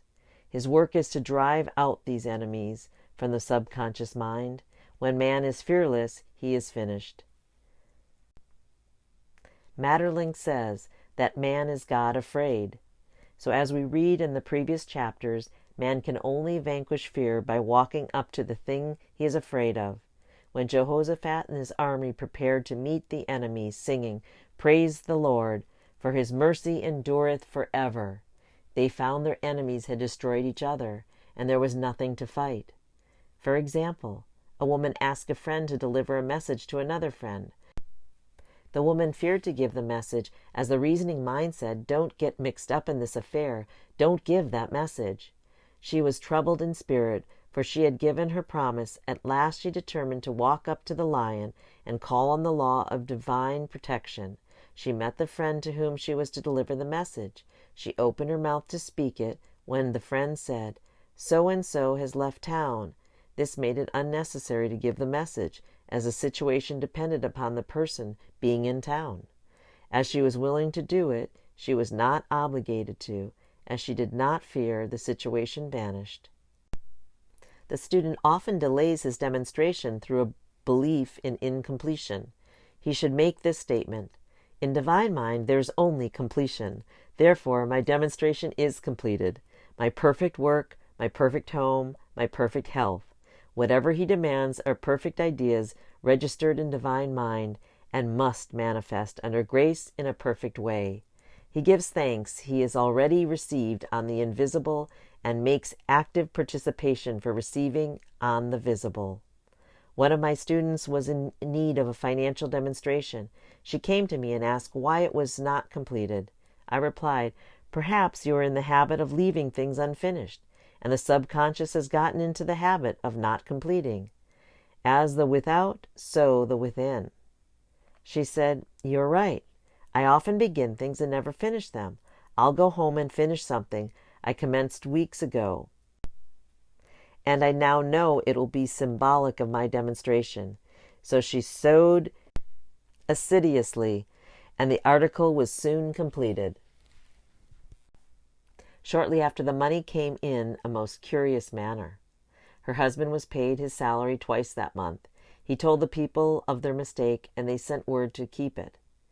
When man asks, believing, he must receive, for God creates his own channels.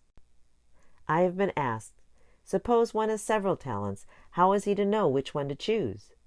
Demand to be shown definitely. Say, "Infinite Spirit, give me a definite lead. Reveal to me my perfect self-expression. Show me which talent I am to make use of now." I have known people to suddenly enter a new line of work and be fully equipped with little or no training.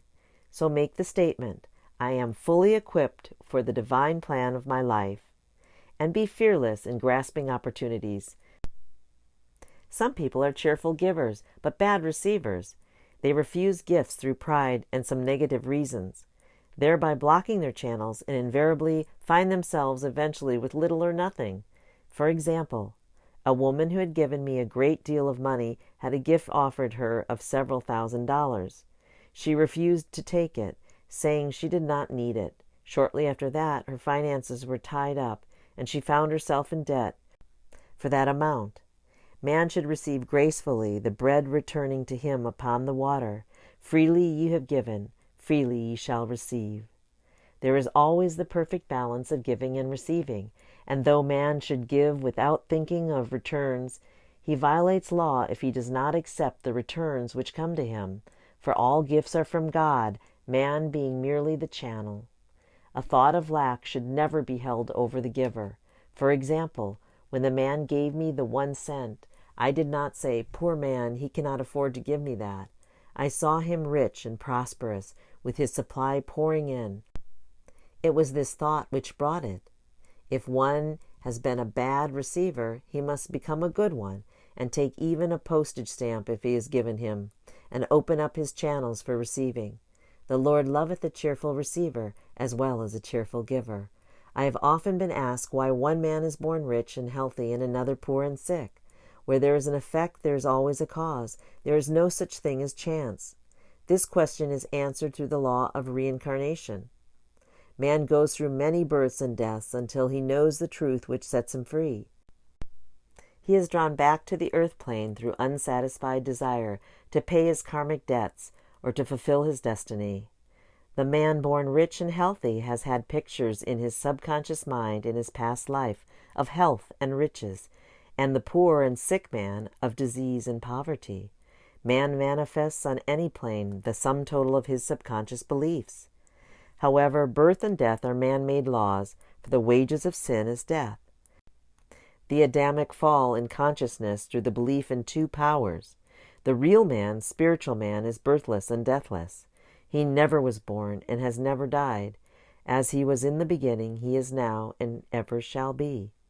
So through the truth, man is set free from the law of karma, sin, and death, and manifests the man made in his image and likeness. Man's freedom comes through fulfillment of his destiny, bringing into manifestation the divine design of his life. His Lord will say unto him, "Well done, thou good and faithful servant. Thou hast been faithful over a few things. I will make thee ruler over many things, death itself. Enter thou into the joy of thy Lord, eternal life." Denials and affirmations. Thou shalt also decree a thing, and it shall be established unto thee. All the good that is to be made manifest in man's life is already an accomplished fact in divine mind, and is released through man's recognition or spoken word. So he must be careful to decree that only the divine idea be made manifest, for often he decrees through his idle words failure or misfortune. It is therefore of the utmost importance to word one's demands correctly, as stated in the previous chapter. If one desires a home, friend, position, or any other good thing, make the demand for the divine selection. For example, Infinite Spirit, open the way for my right home, my right friend, my right position. I give thanks. It now manifests under grace in a perfect way. The latter part of the statement is most important. For example, I know a woman who demanded $1,000. Her daughter was injured and they received $1,000 indemnity, so it did not come in a perfect way. The demand should have been worded in this way: Infinite Spirit, I give thanks that the $1,000, which is mine by divine right, is now released and reaches me under grace in a perfect way. As one grows in a financial consciousness, he should demand that the erroneous sums of money, which are his by divine right, reach him under grace in perfect ways. It is impossible for man to release more than he thinks is possible, for one is bound by the limited expectations of the subconscious. He must enlarge his expectations in order to receive in a larger way. Man so often limits himself in his demands. For example, a student made the demand for $600 by a certain date. He did receive it, yet heard afterwards that he came very near receiving $1,000, but he was given just $600 as the result of his spoken word. They limited the Holy One of Israel. Wealth is a matter of consciousness. The French have a legend giving an example of this. A poor man was walking along a road when he met a traveler who stopped him and said, "My good friend, I see you are poor. Take this gold nugget and sell it, and you will be rich all your days." The man was overjoyed at his good fortune and took the nugget home. He immediately found work and became so prosperous that he did not sell the nugget. Years passed and he became a very rich man. One day he met a poor man on the road. He stopped him and said, "My good friend, I will give you this gold nugget, which if you sell will make you rich for life." The man took the nugget and had it valued, and had found it was only brass. So we see the first man became rich through feeling rich, thinking the nugget was gold. Every man has within himself a gold nugget. It is his consciousness of gold, of opulence, which brings riches into his life. In making his demands, man begins at his journey's end. That is, he declares he has already received. Before you call, I shall answer. Continually affirming establishes the belief in the subconscious. It would not be necessary to make an affirmation more than once if one had perfect faith. One should not plead or supplicate, but give thanks repeatedly that he has received. The desert shall rejoice and blossom as the rose. This rejoicing, which is yet in the desert state of consciousness, opens the way for release. The Lord's Prayer is in the form of command and demand. Give us this day our daily bread, and forgive us our debts as we forgive our debtors. And ends in praise. For thine is the kingdom and the power and the glory forever. Amen. Concerning the works of my hands, command ye me. So prayer is command and demand, praise and thanksgiving. The student's work is in making himself believe that with God all things are possible. This is easy enough to state in the abstract, but a little more difficult when confronted with the problem. For example, it was necessary for a woman to demonstrate a large sum of money within a stated time. She knew she should do something to get a realization, for realization is manifestation, and she demanded a lead. She was walking through a department store when she saw a very beautiful pink enamel paper cutter. She felt the pull toward it. The thought came, I haven't a paper cutter good enough to open letters containing large checks. So she bought the paper cutter, which the reasoning mind would have called an extravagance. When she held it in her hand, she had a flash of a picture of herself opening an envelope containing a large check, and in a few weeks she received the money. The pink paper cutter was her bridge of active faith. Many stories are told of the power of the subconscious when directed in faith. For example, a man was spending the night in a farmhouse. The windows of the room had been nailed down, and in the middle of the night he felt suffocated and made his way in the dark to the window. He could not open it, so he smashed the pane with his fist, drew in draughts of fine fresh air, and had a wonderful night's sleep. The next morning he found he had smashed the glass of a bookcase, and the window had remained closed during the whole night. He had supplied himself with oxygen simply by his thought of oxygen. When a student starts out to demonstrate, he should never turn back. Let not that man who wavers think that he shall receive anything of the Lord. A student once made this wonderful statement: "When I ask the Father for anything, I put my foot down and I say, 'Father, I'll take nothing less than I've asked for, but more.'" So man should never compromise. Having done all, stand. This is sometimes the most difficult time of demonstrating. The temptation comes to give up and to turn back, to compromise. He also serves who only stands and waits. Demonstrations often come at the 11th hour because man then lets go. That is, stops reasoning, and infinite intelligence has a chance to work. Man's dreary desires are answered drearily, and his impatient desires long delayed or violently fulfilled. For example, a woman asked me why it was she was constantly losing or breaking her glasses. We found she often said to herself and others with vexation, "I wish I could get rid of my glasses." So her impatient desires were violently fulfilled. What she should have demanded was perfect eyesight, but what she registered in the subconscious was simply the impatient desire to be rid of her glasses, so they were continually being broken or lost. Two attitudes of mind cause loss: depreciation, as in the case of the woman who did not appreciate her husband, or fear of loss, which makes a picture of loss in the subconscious. When a student is able to let go of his problem, cast his burden, he will have instantaneous manifestation.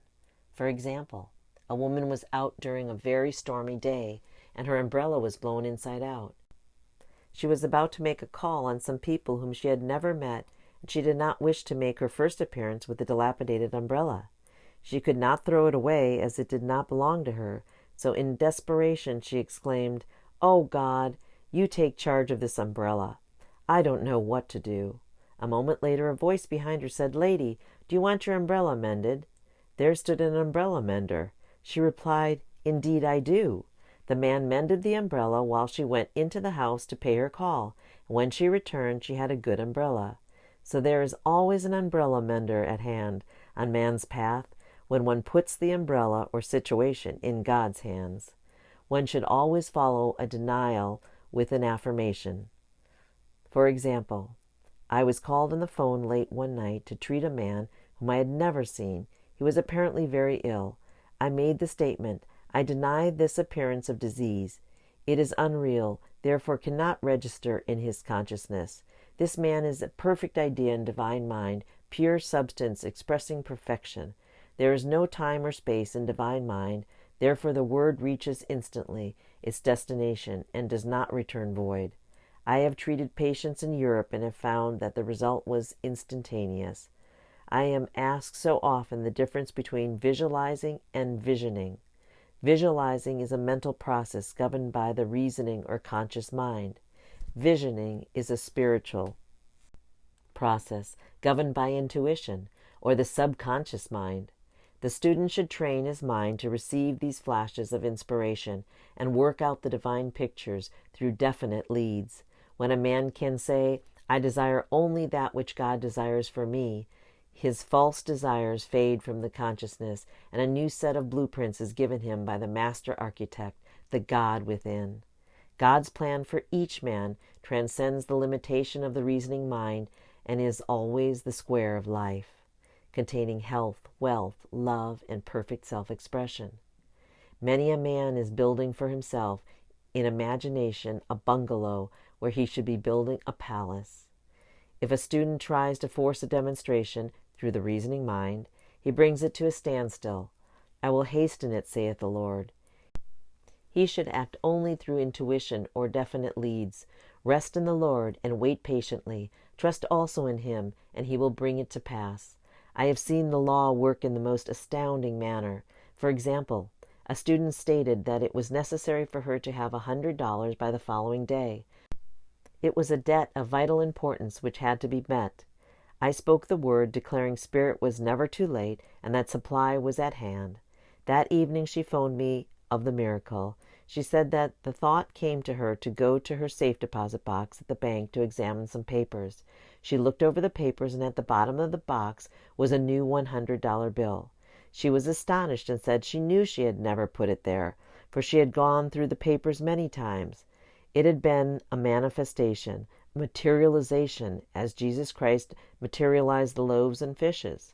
Man will reach the stage where his word is made flesh, or materialized instantly.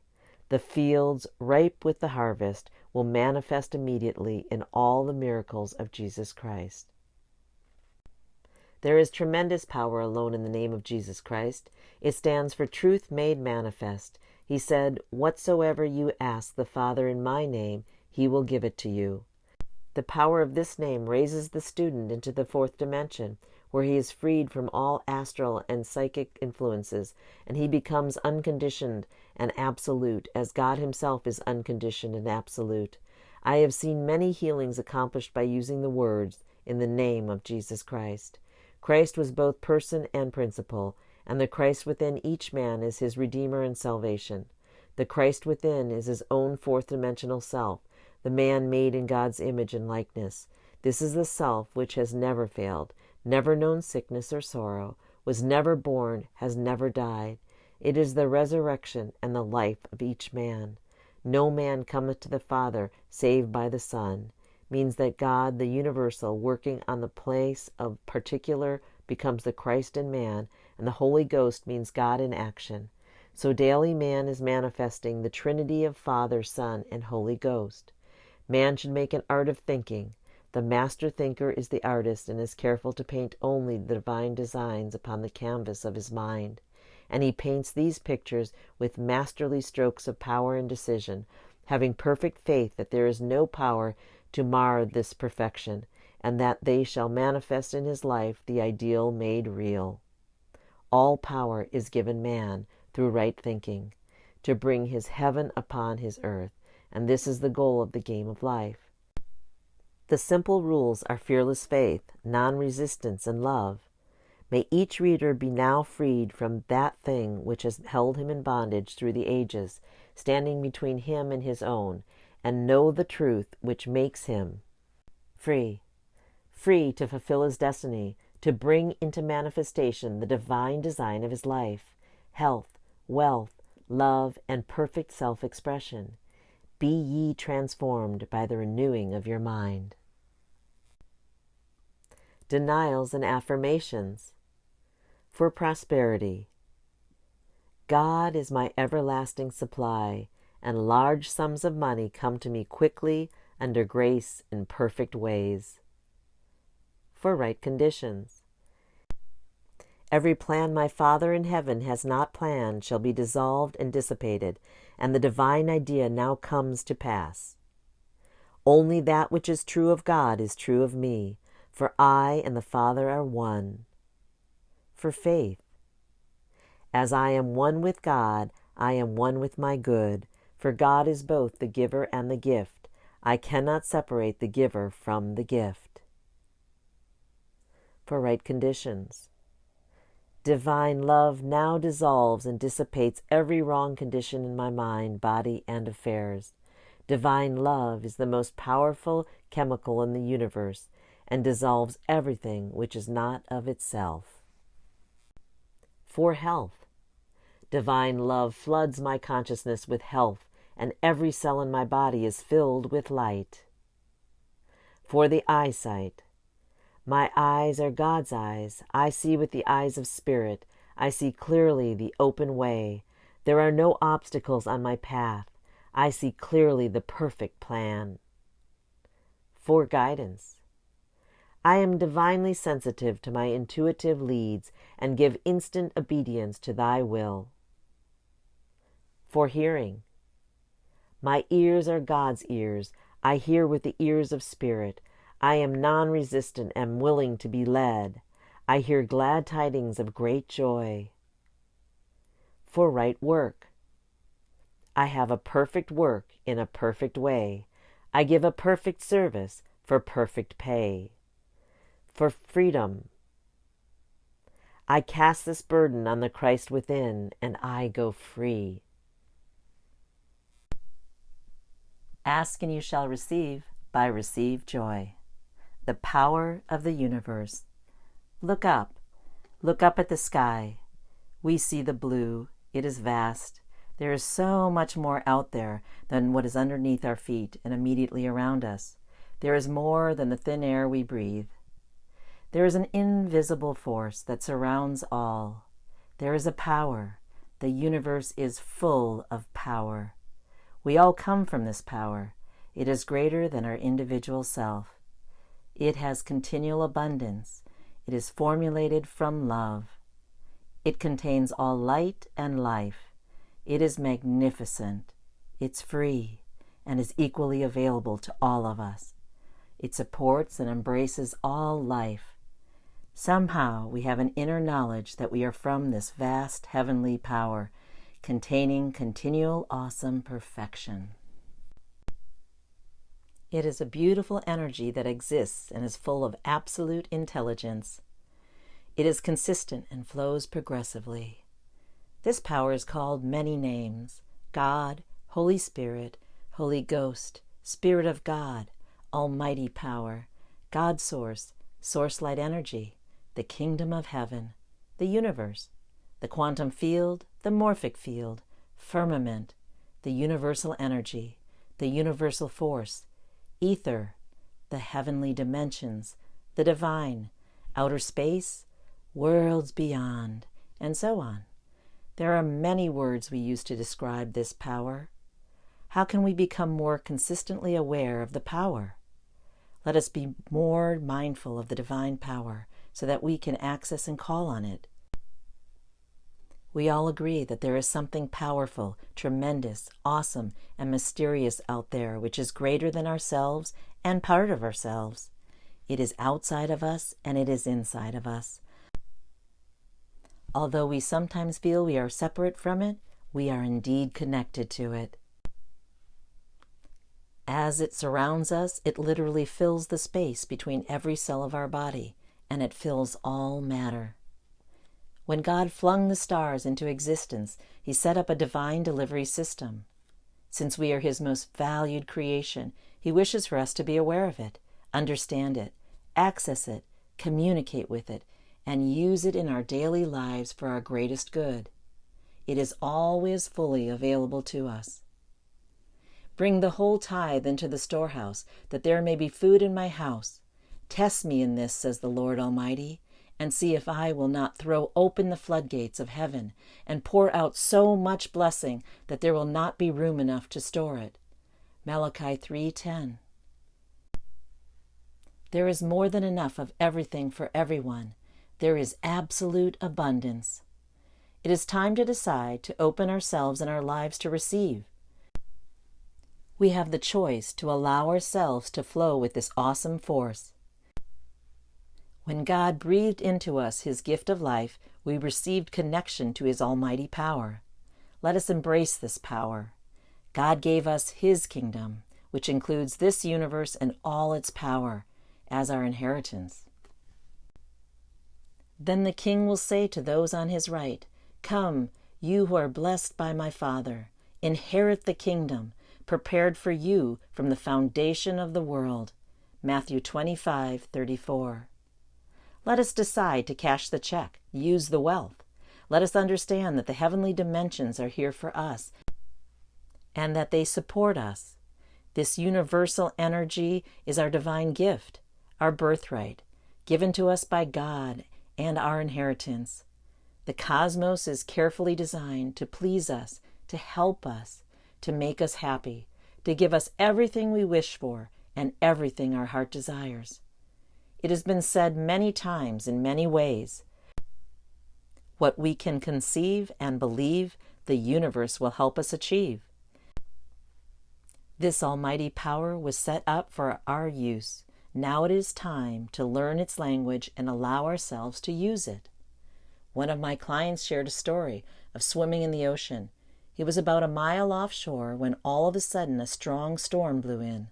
Although he was a triathlete, the waves were so forceful that he became too tired to make it back to shore.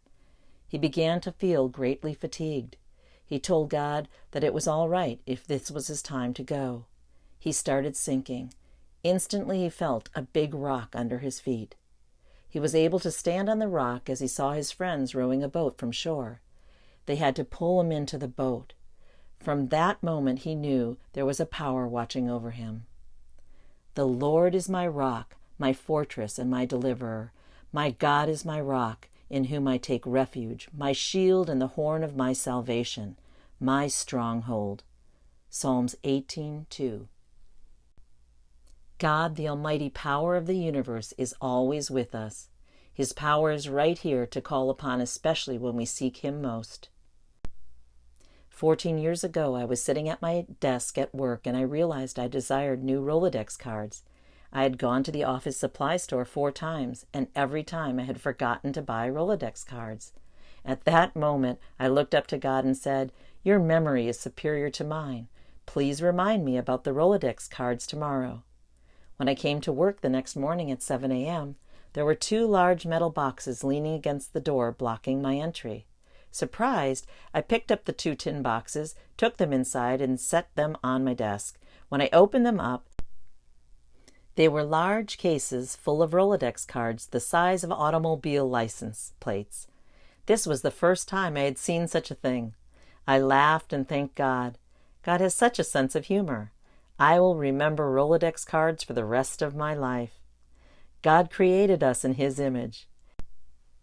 He also laughs and smiles as humans do and creates grand things with his sense of humor. He often uses humor when giving us what we ask for. Let us create more with joyous laughter, smiles, and humor. He continues to surprise me with his wit on many occasions. I came out of work one day to find a brand new dumpster gently resting against the back bumper of my car.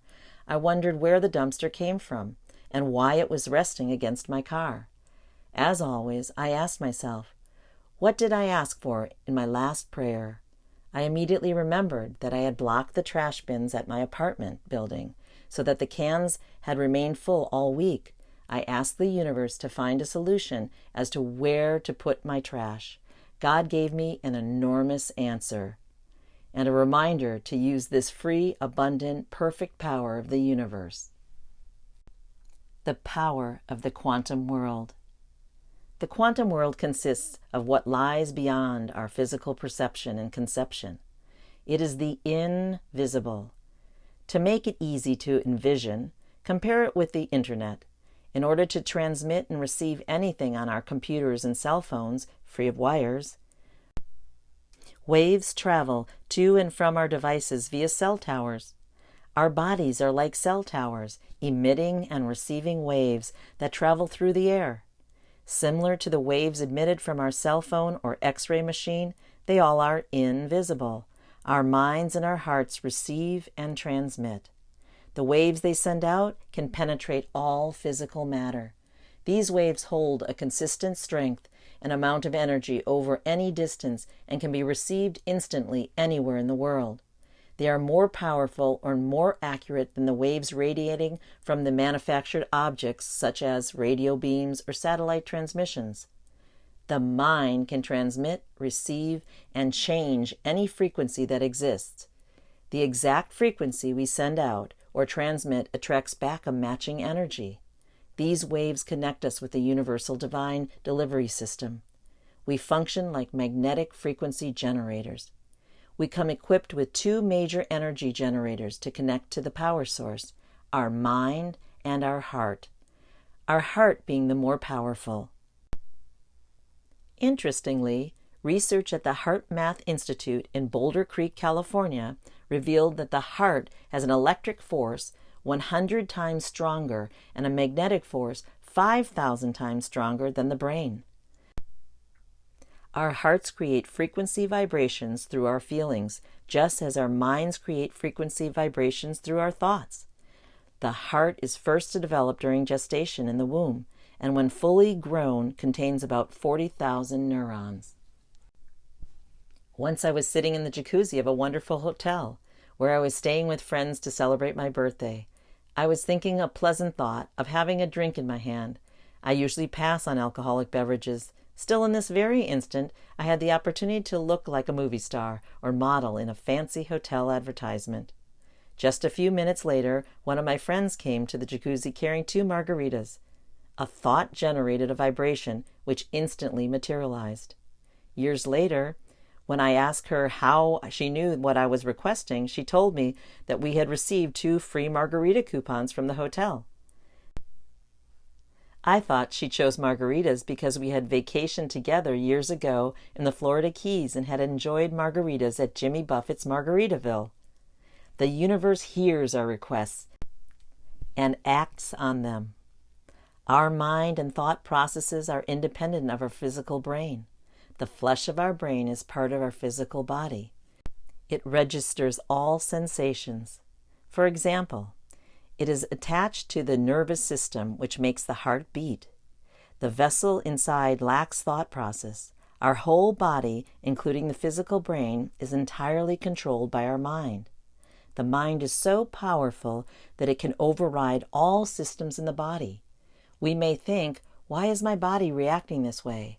When actually the body does what the mind tells it to do, and our body feels what the mind focuses on. Emotion is absent from the physical body.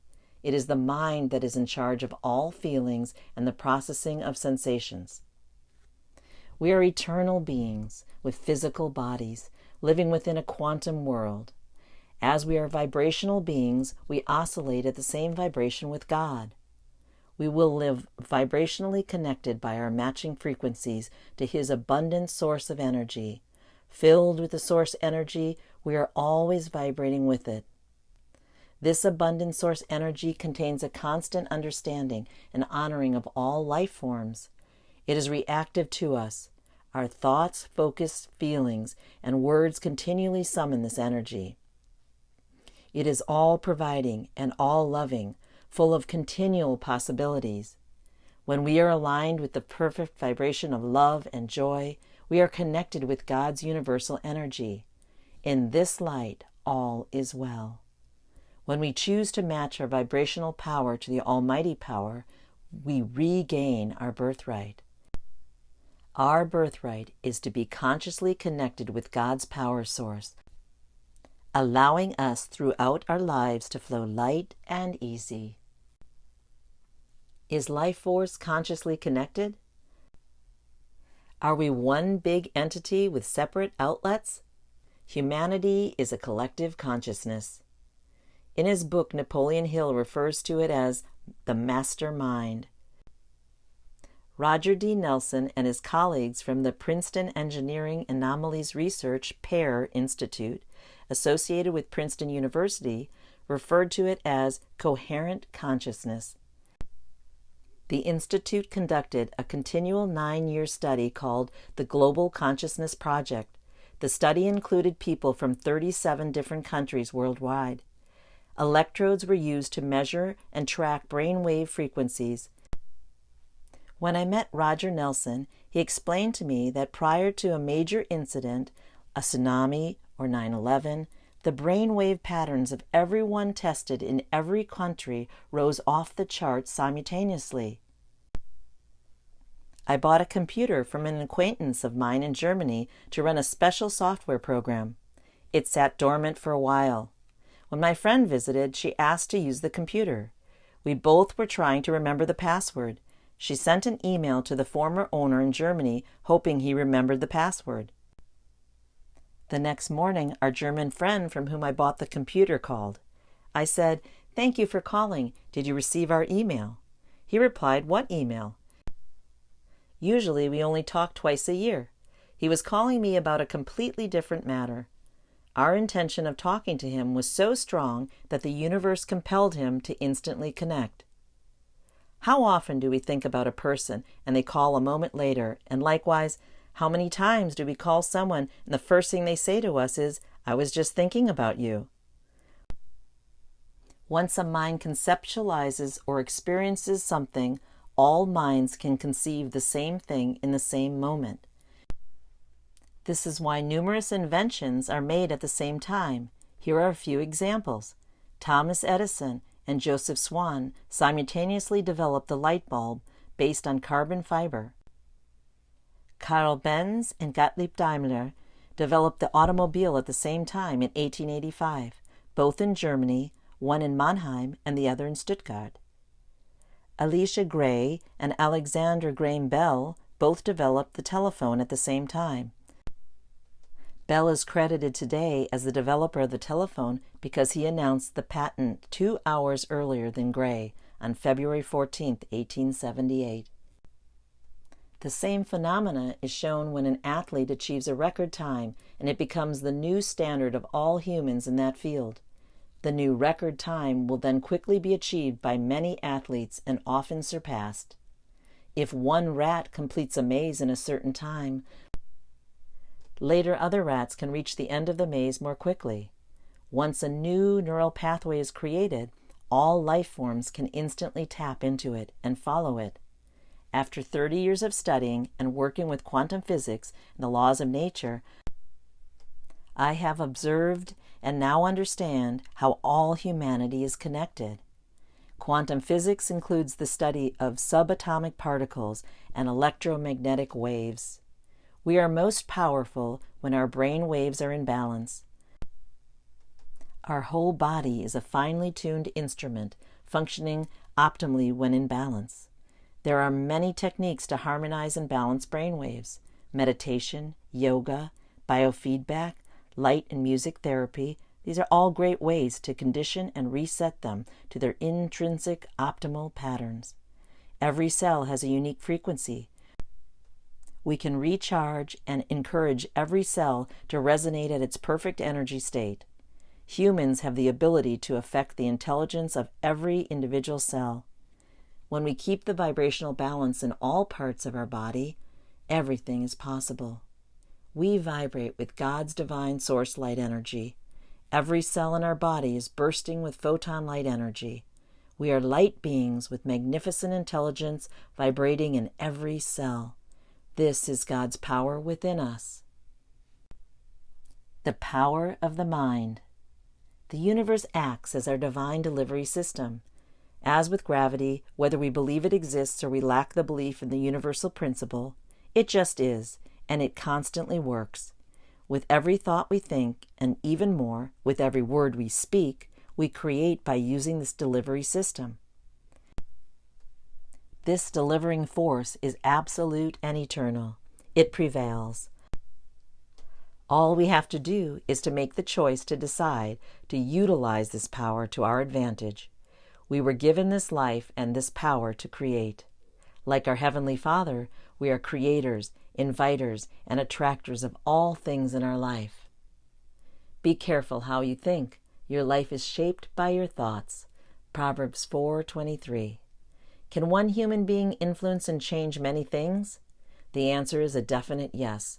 Throughout history, we have numerous examples of one human being having a vision and focusing on it. When they completely surrendered to their desired outcome in a peaceful and positive way, all change began. Positive examples are Mahatma Gandhi, Nelson Mandela, Mother Teresa, Nikola Tesla, Thomas Edison, Henry Ford, Bill Gates, and Steve Jobs.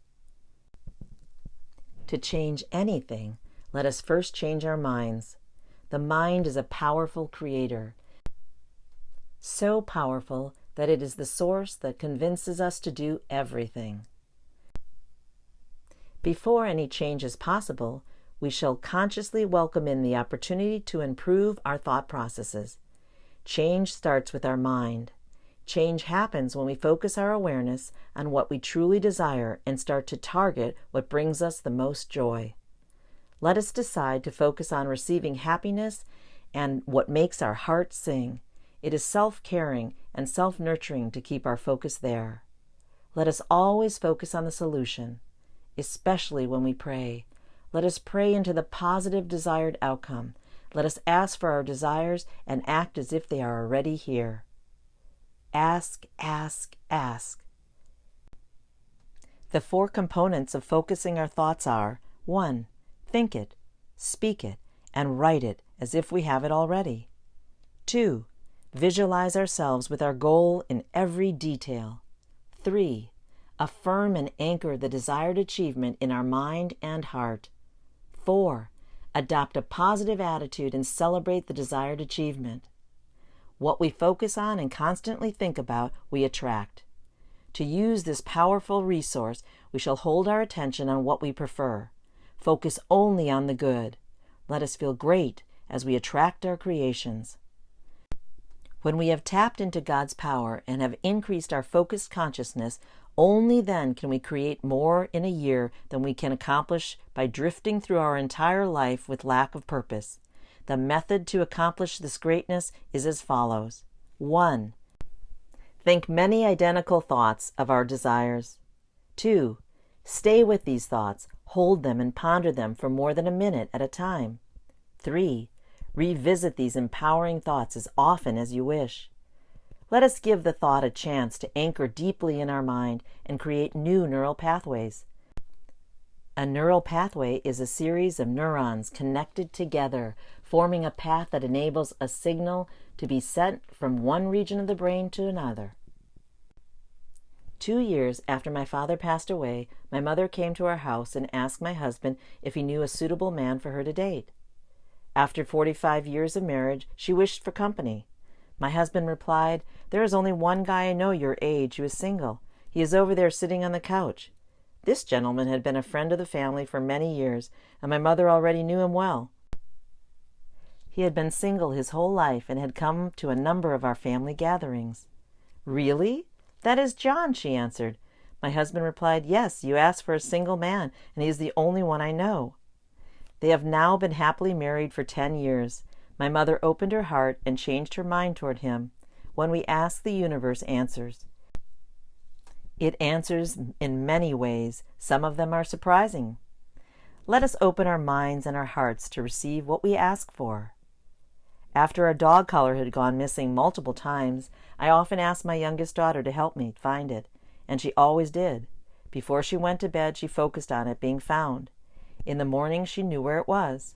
On one occasion, it was lying under her bed. Another time, she knew exactly where to look in the lake. There it was, lying in the shallow water. Asking with a determined focus on the preferred result and with a clear intention to receive what the universe answers creates amazing results. Have faith in the power of intention. My younger sister asked for a rain jacket for Christmas. I called her and asked her to describe her perfect jacket to me. This built our excitement and desire to have it. I asked God to honor her Christmas request for my sake of having the perfect gift for her to make her happy. She desired it to be purple, have a hood, hang below the waist, and be waterproof. I added as a parameter for it to be on sale. When my older sister and my mother went Christmas shopping, they looked in many stores before they made their last stop at Columbia Outfitters to buy this perfect jacket. My mother was ready to go home, and they almost passed the store when my sister insisted they go inside because she knew it was there. They decided to stop in with the clear asking and receiving intention of having the right jacket and found it on sale. It was hip-length, waterproof, with a hood, and purple. God always answers. Let us organize our thoughts, set clear intentions, focus on our intention, ask, and be open to receive the delivery from the universe. The power of attracting. Every vibration that radiates out of us is in the form of thought, word, and deed, is a form of asking, and by the law of the universe comes back. This is the only possibility. We often refer to this drawing effect as the law of attraction, the golden rule, karma, the boomerang effect, like attracts like, and so on. The basic principle behind all of this is similar. Our thoughts, words, and deeds cause matching reactions. The human mind is a magnetic force, drawing toward it everything we focus on, consciously or subconsciously, positive or negative, of good intention or the lack thereof. Everything that goes out receives a matching return vibrational answer. The answer is automatically summoned to us. This magnetic attraction is our creation power. I imagine my life as living in a hall of mirrors. Inside are only me and our Creator, and He only creates good. Everything in our lives reflects right back at us.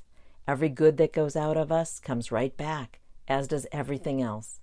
Let us choose to radiate what is good, kind, blessed, loving, encouraging, and uplifting. God gave us creation power. He created us and everything around us. In the beginning, God created the heavens and the earth. Genesis 1:1. So God created mankind in His own image. In the image of God, He created them, male and female. He created them. Genesis 1:27. God loves us so much that He desired us to be co-creators with the great I Am. To do this, He created a universal power and designed us to be able to tap into that and harness that power. It is here for the asking, and so we shall ask. Let us decide now to consciously create good and glorify God with His eternal absolute law of attraction. Let us give full praise to God for setting up His divine, powerful delivery system. Human prosperity is based on this absolute law. But whose delight is in the law of the Lord, and who meditates on His law day and night, that person is like a tree planted by streams of water, which yields its fruit in season, and whose leaf does not wither. Whatever they do prospers. Psalms 1, 2, and 3. Does this mean we co-create everything? Yes. We do create everything in our reality. We create with our thoughts and words, and then our actions follow. A woman in her 40s was having financial challenges and recently found herself single again. Since she desired to make positive changes in her life, she decided that attracting wealth to her was to be her first step. She visualized herself as a rich woman and posted sticky notes all around her house saying, "I am rich, money flows easily, I am a millionaire." A few months later, she married again. This time she married one of the wealthiest men in town. Applying her conscious creation power, she currently lives the happy, wealthy life of her dreams. A friend of mine once gave her mother's diamond ring to her future son-in-law to be redesigned into a ring for her daughter. At their engagement party, the couple was playing volleyball, and the stone fell out of the setting into the grass. A few hours later, her daughter noticed it missing. It was dark when the party ended, and her mom said, "Let's go home, and we'll come back in the morning and find the diamond." The next day, the mother and the couple went out to look for the stone in the backyard. The mother told the groom, "Walk to the tree, and you will find the diamond in the grass under the tree." As he came back, he told her, "You were right. It was sitting in the grass under the tree." My friend decided that the diamond was to be found wherever she desired to consciously create it. Prior to her surgery, a friend wished for a particular doctor who was the best in his field for this type of procedure. The doctor was over 80 years old and ready to retire. Miraculously, she was his last patient. She decided to reward herself for her successful surgery with a leather jacket. On the way home, she stopped by her neighborhood leather store. Out front was a sale rack with one leather jacket on it. She put on the jacket, it fit perfectly, and she had the exact amount of money in her pocket to buy it. Let us use focused intention for creating things in all areas of our life. Remember, the universe pulls from all abundance. It is already set up to deliver. Imagine the universe continually coming to us with truckloads full of resources and yearning to deliver. In order to find room to restock, the universe eagerly offloads everything day and night. Let us call in our orders so that the trucks can drop off whatever we wish at our door on a continual basis. In one of our miracle group meetings, we talked about what we attracted during the previous week. A relatively new member of our group shared with us that since she is now more aware of her creations, they are appearing in absolute abundance. She started to notice it when a co-worker of hers asked her for a pen. Later that day, a bag of 150 donated pens came to the charity for which she works. She put the pens on her co-worker's desk. When he saw them, he was surprised and asked her what this bag of pens was doing on his table. She calmly said, "These are the pens you asked the universe for." He had already forgotten about his order and was very surprised. See your win and take it in. The next day, the same coworker was seeking a Tide laundry pen to clean spots from clothes that were donated. He then jokingly said, "Now I ask the universe to also deliver a Tide pen." When they came to the bottom of the bag full of donated clothes, there actually was a pack of laundry pens. The co-workers both had a thankful laugh about it. Later in the week, she asked the universe for one travel coffee mug, since now it was her turn to receive. Soon thereafter, a bag of 50 travel coffee cups were donated. Although she had just asked for one, she realized that we can ask for more as well and pass the rest on. The universe is full of abundance. Why ask for a cup of water when you can have the whole river? At the next meeting, the same member shared with us the following story. I woke up one morning and my toilet was leaking. As I was laughing about this, with confident creation power, I asked God and His universe for help. The next day, a brand new toilet showed up donated at my job. My boss smiled and said, "We only sell clothing and home goods here." I told him that I can use this toilet. He was happy to pass it on and donate it to me. Becoming more aware and confident, now owning her conscious creation power, she was able to take her win home. We all can recall situations when we used attraction power with purpose. One common use is to attract a parking spot. We may start talking to ourselves saying, "There is an open spot for me." Soon enough, we attract a spot. Everyone creates consciously and subconsciously at times. Let us lean on the house of the great I Am more often and use His spiritual delivery system consciously for everything that we request and call into our lives. Even if God's mighty law of attracting is new to us, we seem to have a built-in knowledge and awareness of it at times when something becomes very important to us. For example, after we buy a new car, the next few weeks we notice the same model and color car everywhere, because we have a fresh awareness. Our focus directs our energy. We all may wish for more joy in our lives. To attract and receive joy, simply choose to align with God's original blessed declaration that all is good. Let us choose to focus on our birthright of seeing the goodness in all creation. All is well all the time. On the first page of the Bible, when God created everything, He saw that all was good all the time. God saw that the light was good, and He separated the light from the darkness. Genesis 1:4. God called the dry ground land and gathered the waters, and the gathered waters He called seas, and God saw that it was good. Genesis 1:10.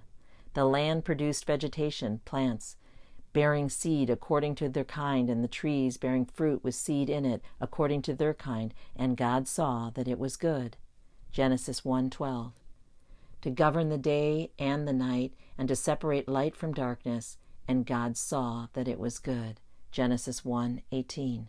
So God created the great creatures of the sea, and every living thing with which the water teems, and that moves about in it, according to their kinds, and every winged bird according to its kind, and God saw that it was good.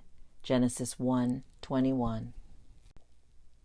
God made the wild animals according to their kinds, the livestock according to their kinds, and all the creatures that moved along the ground according to their kinds, and God saw that it was good. Genesis 1:25. God saw all that He had made, and it was very good. Genesis 1:31. Because God focuses on the good, let us choose to direct our focus there as well. If focusing on the good is good enough for Him, then focusing on the good is good enough for me. This is the message we have heard from Him and declared to you. God is light. In Him there is no darkness at all. 1 John 1:5. During a visit with my extended family, I was listening to an elderly gentleman fill me in on what he was up to since I last saw him. He went on and on with his sad stories. As for me, life is good all the time. I interrupted him and asked him straight on, "What is good in your life?" His eyes opened wide as he looked at me. It took him a moment to gather his thoughts before he answered. "You are right. There are good things. My grandchildren are a pure joy." I encouraged him to tell me about the joy in his life. and asked him to share only his good stories when we next meet. First, God declared that all is good 7 times, and then he blessed us. God blessed them. Genesis 1:28. He blessed us again when Jesus died. He left us his Holy Spirit. And I will put my Spirit within you and cause you to walk in my statutes and be careful to obey my rules. Ezekiel 36:27. Because now his powerful Spirit is in us, we are the magnetic force operating within the vibrational field of attraction. I am filled with power with the Spirit of the Lord. Micah 3:8. Imagine if we consciously ask all the time. Let us choose to use our focus intentionally and purify our thoughts and our words. Seek to find the good in everyone and everything. Allow our actions to create happiness and all the positive outcomes we desire. The power of receiving and giving. In accordance with the strongest law in the universe, the law of attraction, the more one gives in joy, the more one receives. Giving and receiving share the same vibrational field, as does flow and allow. Human nature is made to receive and give. To begin receiving, the suggestion has been made to increase our giving. In order to receive more, let us give more. The most well-known verse of the Bible is John 3:16, where it is shown that God gave us the greatest gift, his Son. For God so loved the world that he gave his only begotten Son, that whosoever believes in him shall not perish, but have eternal life. John 3:16. The amount we have to give is of little concern. What matters most is that we have the heart and pure desire to give. This is clearly shown in the story of the widow's offering in the Holy Bible in Mark 12. Jesus sat down opposite the place where the offerings were put and watched the crowd putting their money into the temple treasury. Many rich people threw in large amounts, but a poor widow came and put in 2 very small copper coins, worth only a few cents. Calling his disciples to him, Jesus said, "Truly I tell you, this poor widow has put more into the treasury than all the others. They all gave out of their wealth, but she out of her poverty put in everything, all she had to live on." Mark 12:41 through 44. There is much more than money we can give. The most powerful gift we have is to allow ourselves to be the blessing. Let us bless everyone we come in contact with on our path. Let us share our talents, prayers, smiles, encouragement, and beautiful words. Let us be there for one another. Jesus gave his prayers and blessings over everyone rather than money. Let us show our love for humanity. Each of you should give what you have decided in your heart to give, not reluctant or under compulsion, for God loves a cheerful giver. 2 Corinthians 9:7. To be cheerful givers, we shall also open our hearts to receive. We can only draw money from a bank account if money has been deposited to begin with. The same is true for our emotional account. I pray that we all freely receive and freely give. Jesus says in Matthew 13, "For whosoever has to him more shall be given, and he will have an abundance." Matthew 13:12. A client came to me and shared her story of how she came to receive, through manifesting, the money to go to a seminar she desired to attend. While at an introductory seminar, she was asked to attend the advanced training. She was short of the required $800 deposit. People at the seminar encouraged her to create the money with her intention, reminding her to focus on already having the money and leaving the how to God. Within 3 weeks, a check for $800 came in the mail for a payment of a job that she had completed 3 years prior when a company put a project on hold. The more astonishing part of this story is that the company asked her to finish the original project and agreed to pay her $3,000 more. She accepted, and they paid her the extra money. The $800 was the exact amount for the seminar deposit, and the $3,000 was the exact amount to complete the advanced training. The reason the company chose her to finish the project was because she was the only one who graciously forgave them for taking so long to pay. She chose to remain calm during their reconstruction time, Then finally, the final touch on the big studio project took simple editing of about 10 minutes, because 3 years prior her team had mostly completed the project. This story is a beautiful example of a woman cheerfully giving time, talent, and money. She also graciously chose forgiveness while trusting that God's grace will take care of her. Let us then approach God's throne of grace with confidence, so that we may receive mercy and find grace to help us in our time of need. Hebrews 4:16. He has saved us and called us to a holy life, not because of anything we have done, but because of His own purpose and grace. This grace was given us in Christ Jesus before the beginning of time. 2 Timothy 1:9. Good will come to those who are generous and lend freely, who conduct their affairs with justice. Psalms 112:5. The exactness of the universe. The universe has perfect organization and accurate design. Since we are receiving our power from the source light energy, it loves to work with us in exactness. When we are connected with the source light energy, we can order in extreme detail. Also, our orders can be multidimensional, combining many parameters. For example, we can add dates, names, places, attitudes, color, amounts, and desired outcomes. The universe puts everything in place with beautiful synchronicity. The universe moves things around in our favor to allow its precise accuracy to be fulfilled, to match perfectly with our orders. We have the opportunity to create with perfect accuracy if we so desire. Allow the universe to demonstrate, to determine how it will be done. Still, the exact details are ours to designate as we wish. Ask, and we shall receive. All matter exists in neutrality, waiting for our mind and words to mold it. God molds us, and we mold our lives. Let us choose to ask by declaring our detailed desires with precision, using beautiful words. A client of mine shared his story of creating a car for himself. A black Toyota was his greatest desire. At the time, he was living in Jamaica and owned a barbershop. One February, he was looking at his savings account, and it made him realize that the car of his dreams was still just a dream. He had heard of the power of attraction and decided to give it a try.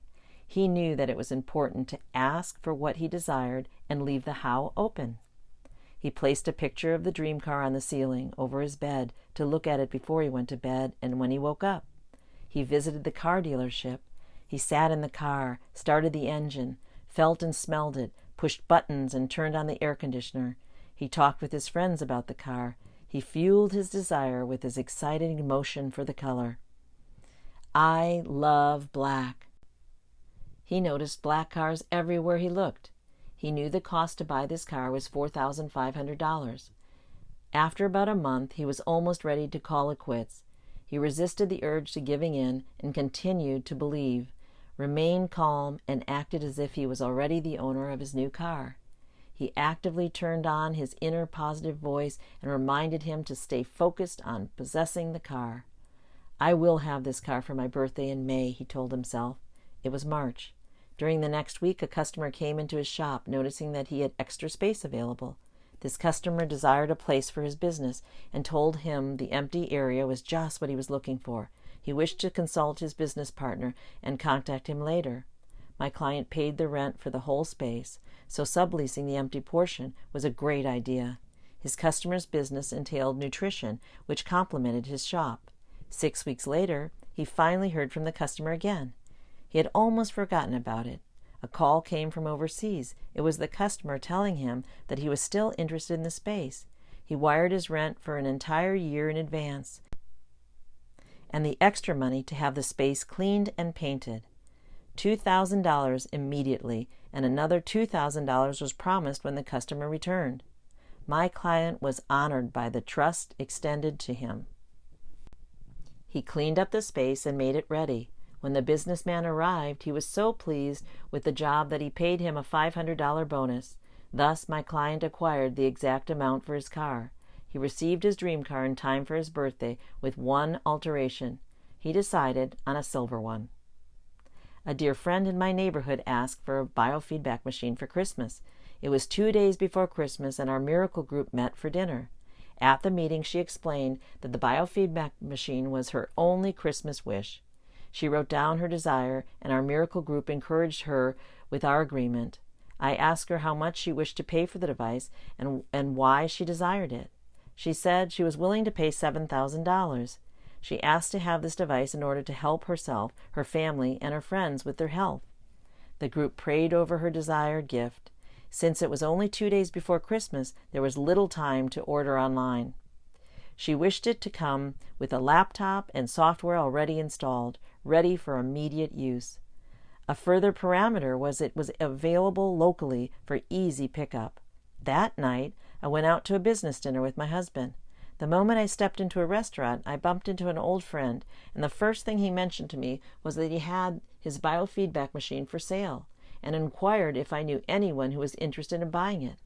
I asked him how much he was willing to sell it for, and he replied the exact number my friend was willing to spend, $7,000. I said, "Sold. We will come to your house in the morning and pick it up." The moment I came home, I called to tell my friend that we will be picking up her Christmas gift in the morning. She had been out walking and affirming her excitement of having her gift. With our combined precious focus and willful intention, her Christmas wish became reality that very day. A businessman sought a bonus that satisfied him for his strategic brilliance. When his wife asked him what amount shall compensate him for his work, he replied, $500,000 is my number. His wife wrote down, "My husband is paid $500,000 bonus this year." When the bonuses were distributed, his was $500,000. Out of all possible numbers, the universe delivered the exact amount he and his wife asked for. 2 sisters were on the phone discussing a charity dinner. One told the other that she was in charge of the ticket sales and coordinating the supplies to match the sales for the event. For the event to be a true success, she and her colleagues desired more sales. She further explained that she had spent a great deal of time arranging for food and resources for a great number of meals to be served, and forecasted ticket sales accordingly. The charity dinner was being held in 2 days to benefit her child's school. Her sister asked, "How many dinners do you wish to sell?" When she hesitated, her sister suggested that she read the number on the package of the paper plates. 144, she replied. Both wrote down in their journals that 144 dinners were sold. After the event, the final count revealed that exactly 144 dinners were sold that night. God's universe delivered the very precise, very wonderful, very fantastic miracle of exactly 104 dinner tickets sold. While my girlfriend and I visited at my house to discuss our future business plans, my husband came in and shared that it was essential for a company he was involved in to receive an additional $10 million in funding. My husband and I had invested a large amount of money already, so I was motivated to ask for the new money with these parameters. First, our shares hold their value. Second, the money comes from a source other than us personally. Third, the money comes easily with little work for my husband. My girlfriend and I wrote everything down and seconded the asking. It was a Monday night. By the end of the week, the company received a loan offer in the amount of $10 million with a low interest rate. The money acquired met all my parameters and made my husband and me very happy. Let us be as specific as possible and set parameters. When we order, to allow ourselves to receive everything we desire and be joyful. When our desires are clear and we value our goals enough, we will be specific with our asking.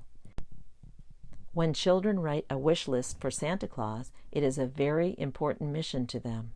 They make their list as long as possible and are very specific. They know exactly what they are hoping for and what the desired gift looks like.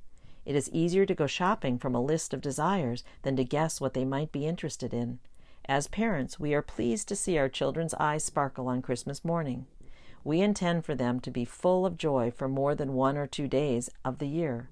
We aspire to fulfill their desires. God is our Heavenly Father. He also aspires to fill our desires and delights in our happiness and satisfaction every day. One morning when my daughter was about 8 years old, she came into the kitchen and declared to me, "I am asking for $100,000. The evening before, we were on a long walk, and I had explained to her that she can be, have, and do whatever she desires. A friend came to visit and slept in my daughter's bedroom. Shortly after, my friend came out for breakfast. She told my daughter to go to her bedroom and look on top of her pillow because she had left something there for her. My daughter ran into her room and came back with a chocolate bar with a picture on the wrapper of a $100,000 bill. She was happy about the gift, although her comment was, "Next time I will ask for the real thing." One day, when I was driving my old car, a man pulled close and yelled out the window, "Please sell me your car, lady. I am looking for your exact car." I wondered to myself why anyone might desire to buy my old car. That night I went to the YMCA. When I was ready to go home, I turned the key in the ignition and my car was silent. I was stunned, since it was running very well on the way there. I looked at the odometer. It registered 100,000 miles. I had the car towed to my friend's auto shop, and he told me that it was time for a new engine. I searched my mind for what had brought on this incident. I remembered the day I purchased the car from the dealer. On my way home, I thought about how long I intended to keep it. 10 years prior, I declared, "I will keep this car for 100,000 miles." Since we create everything, sometimes we may wish to search our minds to recall when we created it. Recently, I went shopping at the grocery store, only to grab a few things. However, I soon found myself filling the cart. I had some cash in my pocket, although the amount was a secret to me. When I went to check out, I told the cashier that I might require a subtotal because I only had whatever money is left in my pocket. With a smile, he said, "It will be perfect." I agreed.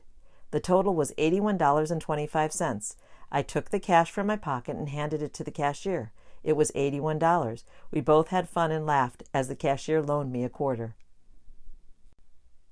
We are always welcome to change our goals or alter our path at any time. We may change our mind as often as we wish and start asking for our new desires, as we focus on what feels good to us in every given moment. It helps us to determine what desires move us toward our goals. My sister shared the following creation story. While in the airport waiting for our connecting flight to arrive, my husband and I were informed of our delayed departure due to weather. Since I was flying with someone who prefers other means of transportation, I put on my happy face and let everyone know a little delay was fine with us. I began to declare that we were patient, happy to wait, and our party receiving us on the other end was patient also.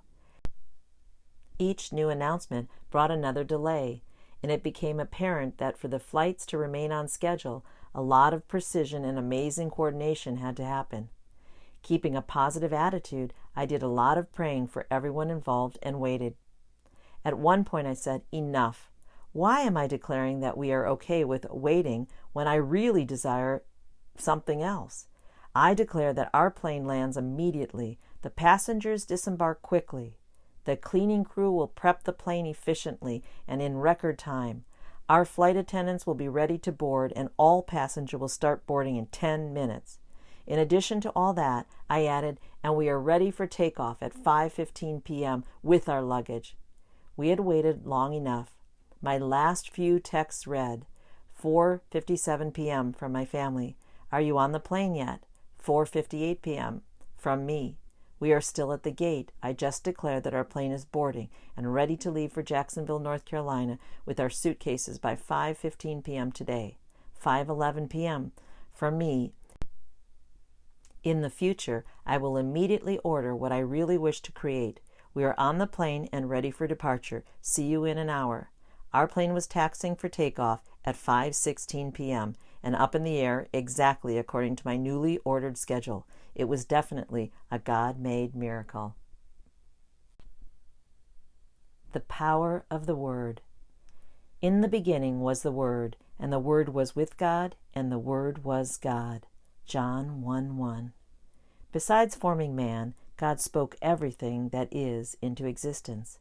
He uses words. All creation was, is, and will be spoken or written into existence. And God said, "Let there be light," and there was light. Genesis 1:3. God left us the Holy Bible. It is a book which, when opened, is full of only one thing: words.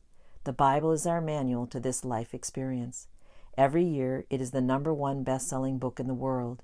It supersedes all other book sales by such a great margin, because humankind's powerful and universal desire to know God and His Word is continual.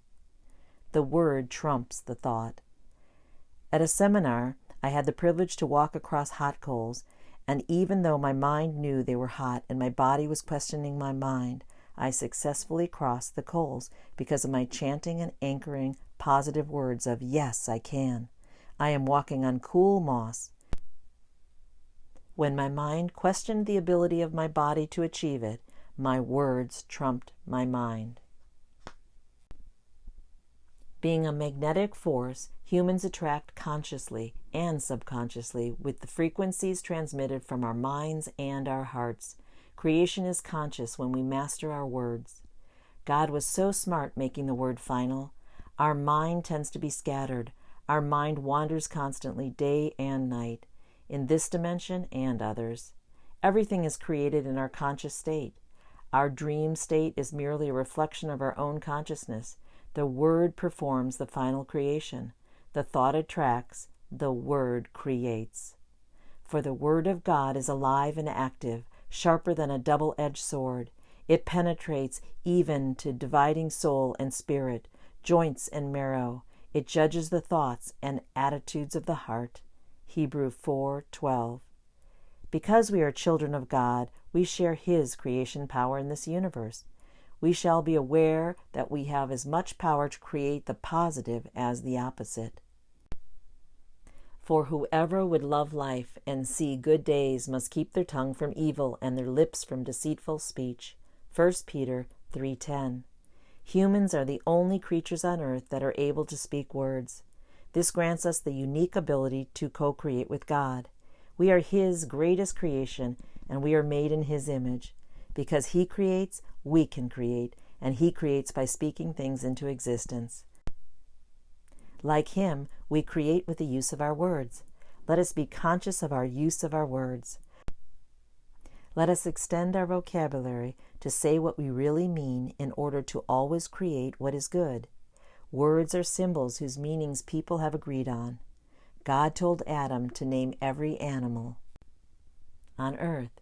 He has the ability to name everything himself, and yet he has the desire to interact and co-create with us. Right from the beginning, God chose man to co-create with him and encouraged us to use our words to do it. Now the Lord God had formed out of the ground all the wild animals and all the birds in the sky. He brought them to the man to see what he would name them, and whatever the man called each living creature, that was its name. So the man gave names to all the livestock, the birds in the sky, and all the wild animals. Genesis 2:19 and 20. The agreements about the meanings we have for every single word we use prompts thoughts, images, and stories in our minds. A thought takes us one place at a time. A word can set a whole movie full of many connected thoughts in motion. Every word sparks a unique memory for everyone. Compound words generate a different image or movie in our mind than a single word. Think about the word God. We may think about His creation power, our relationship with Him, or our favorite Bible verse. Next, let us think about Father. We may picture God or our biological father with a whole flood of memories. Now, let us visualize Godfather. Most likely, a person dear to us pops into our head, or possibly an entire movie. Combined words hold a different creation power than a single word. One of my favorite exercises to show this phenomena came from a writing class in which the teacher wrote a random word on the board, and we were to write our memory about it in 1 minute. He chose common words like hair and bread. Everyone came up with brilliant stories from years gone by. Each word activated a memory. Every story for every word is unique for every one, as are the pictures in our mind and our agreements of each meaning. Try this out. Think of the word Cinderella. What does it evoke in your mind? We may think about when someone read the story to us at bedtime or when we watched the famous Disney movie. We may even identify with one of the characters. Are we the princess or the prince living happily ever after? Are we identifying with the stepmother or one of the mice? A friend of mine definitely identifies with the fairy godmother. This is what she is for my children. The association my sister holds with this story and other fairy tales is that the mother always dies. The concept I took from the movie was, whomever the shoe fits. What I mean by this is, we all have our own beliefs fitting us in this moment. There are also words with a variety of meanings. For example, the word shalom. It's so complex and beautiful that it holds the meaning of peace, harmony, wholeness, completeness, prosperity, welfare, tranquility, hello and goodbye. Namaste contains the understanding of, I bow to the divine in you. Growing up, we simply accept word definitions we are taught. Then along the way, we form our own meanings through our own experiences. Our belief system is formed. We all come from different backgrounds, which leads to varied beliefs and understanding of words. These different realities are articulated especially in our relationships with our loved ones. So classification about what we really mean is advisable when we speak with others, as their understanding might differ from ours. The creation power comes with the tongue. With the use of our words, we influence all matter, including ourselves and even water. The power of imprinting water with words. Vibration is the force that moves us. Everything in existence vibrates. Our words vibrate, creating resonance, which forms energy. Words themselves are energy. Energy is vibration, and vibrations form life, light, and sound. Therefore, words are life. These vibrations have an immediate impact on the physical. Our world is constantly changing, and water is the first to recognize change. Water registers and reflects any frequency it is exposed to. Dr. Masaru Emoto spent his life researching and educating humanity about water's true nature and the effects of words and all vibrations have on water. His incredible water crystal photography demonstrates to our amazement how our thoughts, words, emotions, prayers, and music are truly vibrations that actually change the structure of water. Emoto's legacy involved freezing water samples after they had been exposed to various vibrational frequencies to see if they are formed into beautiful crystals or showed the absence of molecular structure, almost resembling mud. When a vial of water had a beautiful word such as love, gratitude, happiness, or thank you labeled on it, according to Dr. Emoto's tests, the water in the vial froze into perfect, beautiful snowflakes, with every word forming a unique crystal.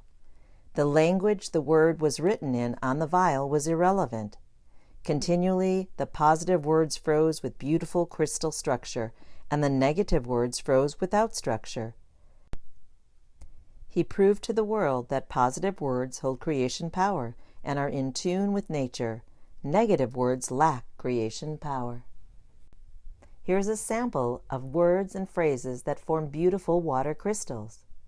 Affection, amen, angel, beautiful, change, compassion, courtesy, dream, dreams come true, emotion, energetic, Jehovah, let's do it, love and gratitude, love and thanks, love of country, love of humanity, mom, wife, peace, peace of mind, resonance, you are beautiful, wisdom, and so on.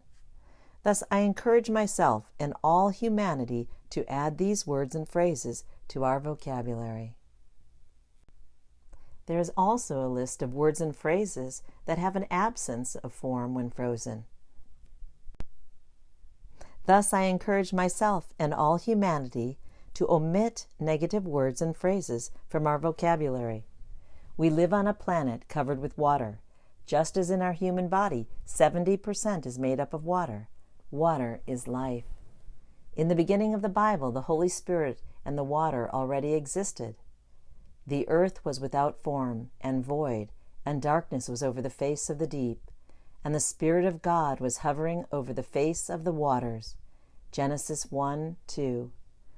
The power of our beautiful words, thoughts, and prayers can be used to purify water. In a water study, one photograph was taken before an incantation of love and beauty, and another was taken after the prayer. The second photograph showed a fantastic difference. The water was remarkably clearer. Every word holds the energy of the Holy Spirit. The power of the prayer came from the spirit of the spoken word. Is it possible that this energy of the Holy Spirit purified the water in the lake? It was marvelous. The water became more and more transparent as they looked at it. The vibration of words are affecting objects, people, and water in an immediate way. The voice of the Lord is upon the waters. Psalm 29:2. He who believes in me, as the scripture said, from his innermost being will flow rivers of living water. John 7:38. We are made of mostly water. We are born in water. Water is necessary to sustain life. Many stories in the Bible depict miraculous happenings around water. In the beginning, God separated the land from the water. And God said, "Let the water under the sky be gathered to one place, and let dry ground appear." And it was so. God called the dry ground land, and the gathered waters he called seas. And God saw that it was good. Genesis 1:9 and 10. When Moses struck the rod on the rock, out came water. Numbers 20:11. God parted the Red Sea for the Israelites to cross. Exodus 14. We baptize with water. Jesus was baptized in the water of the Jordan River. Matthew 3:13. Jesus' first recorded miracle was turning water into wine. John 2:1-12. Peter walked on water. Matthew 14:29. In Noah's time, the great flood cleansed the earth with water. Genesis 6:9-9:17. Water is a theme throughout the Bible. Since Dr. Emoto has made us aware that water is imprintable with beautiful words, let us take the time to speak kind words over our water before we drink it. We can label our glasses, glass water bottles, as well as our pitchers with beautiful words. Then our water is blessed with our words, and the blessings are poured into our body throughout the day. In addition, we can label our water with everything we wish for. For example, I am in perfect health. My life is full of happiness. I am a genius. Money flows frequently and abundantly to me. I have the power to control and direct my own mind. I have God's wisdom. I make wise decisions. Beyond the imprinted effects, reading the affirmations and inspirations throughout the day anchors them into our mind. God spoke over his church body and blessed it. To make her holy, cleansing her by the washing with water through the word. Ephesians 5:26. For an angel of the Lord went down at certain seasons into the pool and stirred up the water. Whoever then first after the stirring up of the water stepped in was made well from whatever disease with which he was afflicted. John 5:4. The angel's vibration over the water created a reaction influencing the molecular structure of the water. Humans are as imprintable as water. It does matter which words we use to talk to ourselves and other beings. Every word matters. Matter changes to match our words. Jesus changed matter and healed with his words. He sent out his word and healed them. Psalms 107:20. Then Jesus said to him, "Get up, pick up your mat and walk." At once the man was cured. He picked up his mat and walked. John 5:8 and 9. The centurion replied, "Lord, I do not deserve to have you come under my roof, but say the word and my servant will be healed." Matthew 8:8. Then the father realized that this was the exact time at which Jesus had said to him, "Your son will live." So he and his whole household believed. John 4:53. The Word became flesh and made his dwelling among us. We have seen his glory, the glory of the one and only Son, who came from the Father, full of grace and truth. John 1:14. Let us rediscover the truth of the Word. The power of using positive words as a blessing. Every word is a creation. We can choose to create love, joy, gratitude, hope, compassion, mercy, praise, and much more positivity with our words. Or we can choose to create the lack thereof. So is my word that goes out from my mouth. It will not return to me empty, but will accomplish what I desire and achieve the purpose for which I sent it. Isaiah 55:11. Are our words supporting our purpose? Let us be conscious of which words we send out to achieve what we desire. One of my favorite neighbors volunteered to co-chair a local charity event. Besides being asked to raise money, solicit sponsorships, and create collateral for the event, she was also assigned the task of collecting donations for a grand winner-takes-all raffle drawing. Over a period of 8 months, she put her heart and soul into the project and personally collected more than $28,000 in gift certificates, services, and merchandise ranging from a year of haircuts at a local salon, a 6-hour appointment with a professional organizer, and a diamond necklace to a deluxe massage package and a complete car detailing for the drawing. 2 days before the event, I went over to see how things were coming along and noticed that the gift baskets, bags, and boxes previously contained to the guest room had surprisingly taken over her entire condominium. When I pointed this out, my friend said, "In 2 days it will all be gone and out of my house, and all I can say is it better not come back." I was cognizant of the power of her words, and sure enough, a few days later, I saw all the baskets, bags, and boxes piled up in the middle of her living room. As it turns out, her mother, who had attended the event as her guest, had purchased 9 raffle tickets and won the entire lot. In a state of shock, my friend and her mother loaded up their cars and brought everything back home to be sorted out and inventoried, divvied up, and donated all over again to 5 very appreciative local charities. This truly was the gift that kept on giving. What she really meant to say was, "I am ready once again to enjoy my clean house," or "I am excited to have my house and space to myself again." Let us speak clearly of what we invite in our lives. The universe chooses to focus and react to words with creation ability to provide what we are asking for. It sorts, processes, and eliminates other words. Our word choice might confuse the meaning of what we are trying to accomplish and may cause a reaction taking us in a complete opposite direction from our goal. Not what goes into the mouth defiles a man, but what comes out of the mouth, this defiles a man. Matthew 15:11. When my 91-year-old friend and yoga instructor was ready to live in a nursing home, he went through all his important documents. He chose me to be executor of his will. I talked with him about his long-term insurance policy and asked him to tell me the story when he bought it. His words were, "The salesperson told me that I will most likely never use it, but it is good to have anyway." He bought the policy and paid the annual premiums for 35 years, which amounted to roughly $350,000. The policy stated that in the case that the policyholder moves to a nursing home, the first 60 days' rent will be paid by the policyholder before the insurance begins coverage. My friend passed on after 59 days in the nursing home. For the mouth speaks what the heart is full of. Luke 6:45. Are our words defining us? Are we conscious and aware of our own words? Do we understand the power of our own words? Are we encouraging ourselves and others with every word we speak? Words come from organized thoughts, so it is important to write down our words for organization. A study by Dr. Matthias Mehl and his team at the University of Arizona found that women and men speak an average of 16,000 words per day. The Laboratory of Neuroimaging estimates an average person has roughly 70,000 thoughts per day. Monitoring thoughts takes time, right-mindedness, extreme concentration, and awareness. Editing words is more doable. Since our words come from our thoughts, if we simply listen to our own words, we can tell how positive our thoughts are in every moment. Positive thoughts become positive words.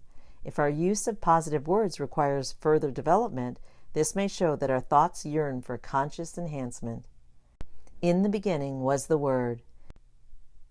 We can start by rediscovering all the good words and train our minds to use expanded positive vocabulary. Let us always speak kind words of abundance. To some of us, it might feel like learning a new language. This new language is called conscious creation. From today forward, please actively use the following list of beautiful words to enhance your current vocabulary.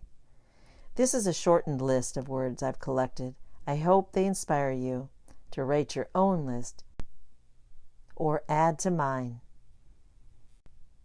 Appreciation, aware, awesome, bless, bliss, brilliant, celebrate, choice, declare, delight, easy, enjoyment, enthusiasm, everlasting, excellent, exciting, faith, fantastic, fascinating, flowing, focused, forevermore, generous, grand, gratitude, great, hopeful, ideal, imagine, inspiration, intelligent, interesting, laugh, life-giving, light, love, magical, marvelous, masterful, mercy, nature, new, now, nurturing, one, optimistic, passionate, peace, perfect,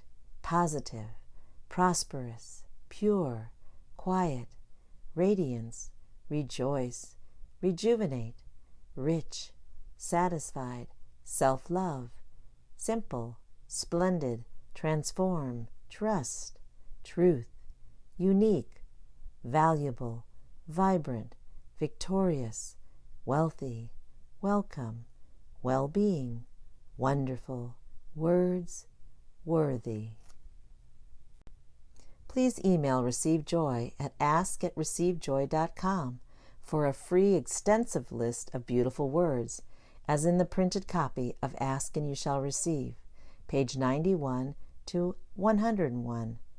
ReceiveJoy created a recording of these beautiful words to play in the car or whenever you use background music to increase or activate vocabulary of positive words and to bless us and our environment.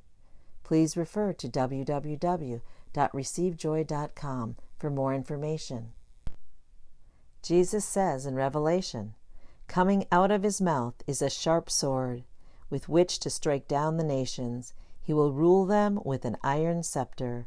Revelation 19:15. That tells us that when he comes back, he will bring only one thing, his tongue, to clean up the world with his word.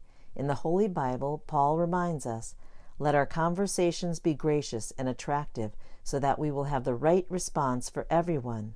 Colossians 4:6. Let us always be consciously aware of our words. Let us train to clean up our words. Let us edit ourselves constantly. Life is a masterpiece of continual creation. As we write through our lives, let us be eager to make improvements by checking the words we choose to ask and create with. Are all the words we use uplifting and full of light? Remember, what radiates out of us comes back to us. Let us always be clear about why we desire to have, do, and achieve everything. For example, before we go into a meeting or call anyone, let us be sure to write down the exact desired outcome to be achieved in this moment. An example, I am calling, texting, emailing, having lunch with blank, with the desire to blank, because I blank, and state the reason why. Add details and define why we desire for something to transpire. Knowing why we desire something creates emotional connection to the outcome and increases the power of attraction. Feel wonderful about asking for it, declaring it will occur, and calling it in. Be happy and excited to receive the new creation. Whenever we wish to create anything, let us write it down, read it, revisit it, and edit ourselves 3 times. Make sure that everything is stated in the positive. Our words are uplifting. Our focus is clear and determined. Everything is written in the present tense as if it is happening or has already happened and is here now. Articulate why you desire to have it. Remember, the universe needs and wants for nothing. God's universe already has and contains everything. If you are going to get something or want something, the quantum field allows you to keep going and wanting and trying to get.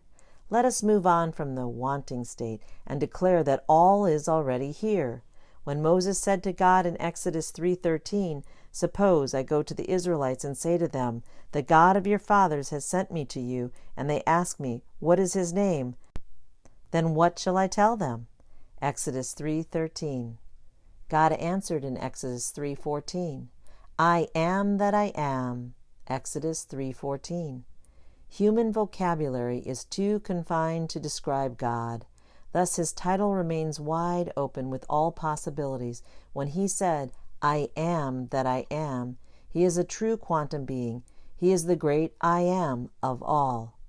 In Hebrew, I am can be translated as he who is, was, and will always be. God spoke, "I am that I am."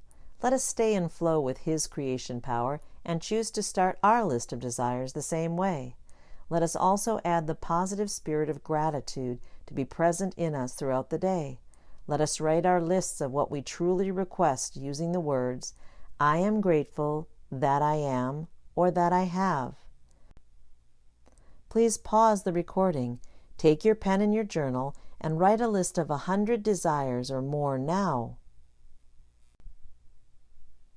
Here are a few examples. I am grateful that I am in perfect health. I am grateful that I am fulfilled and have a fantastic relationship with my loving spouse.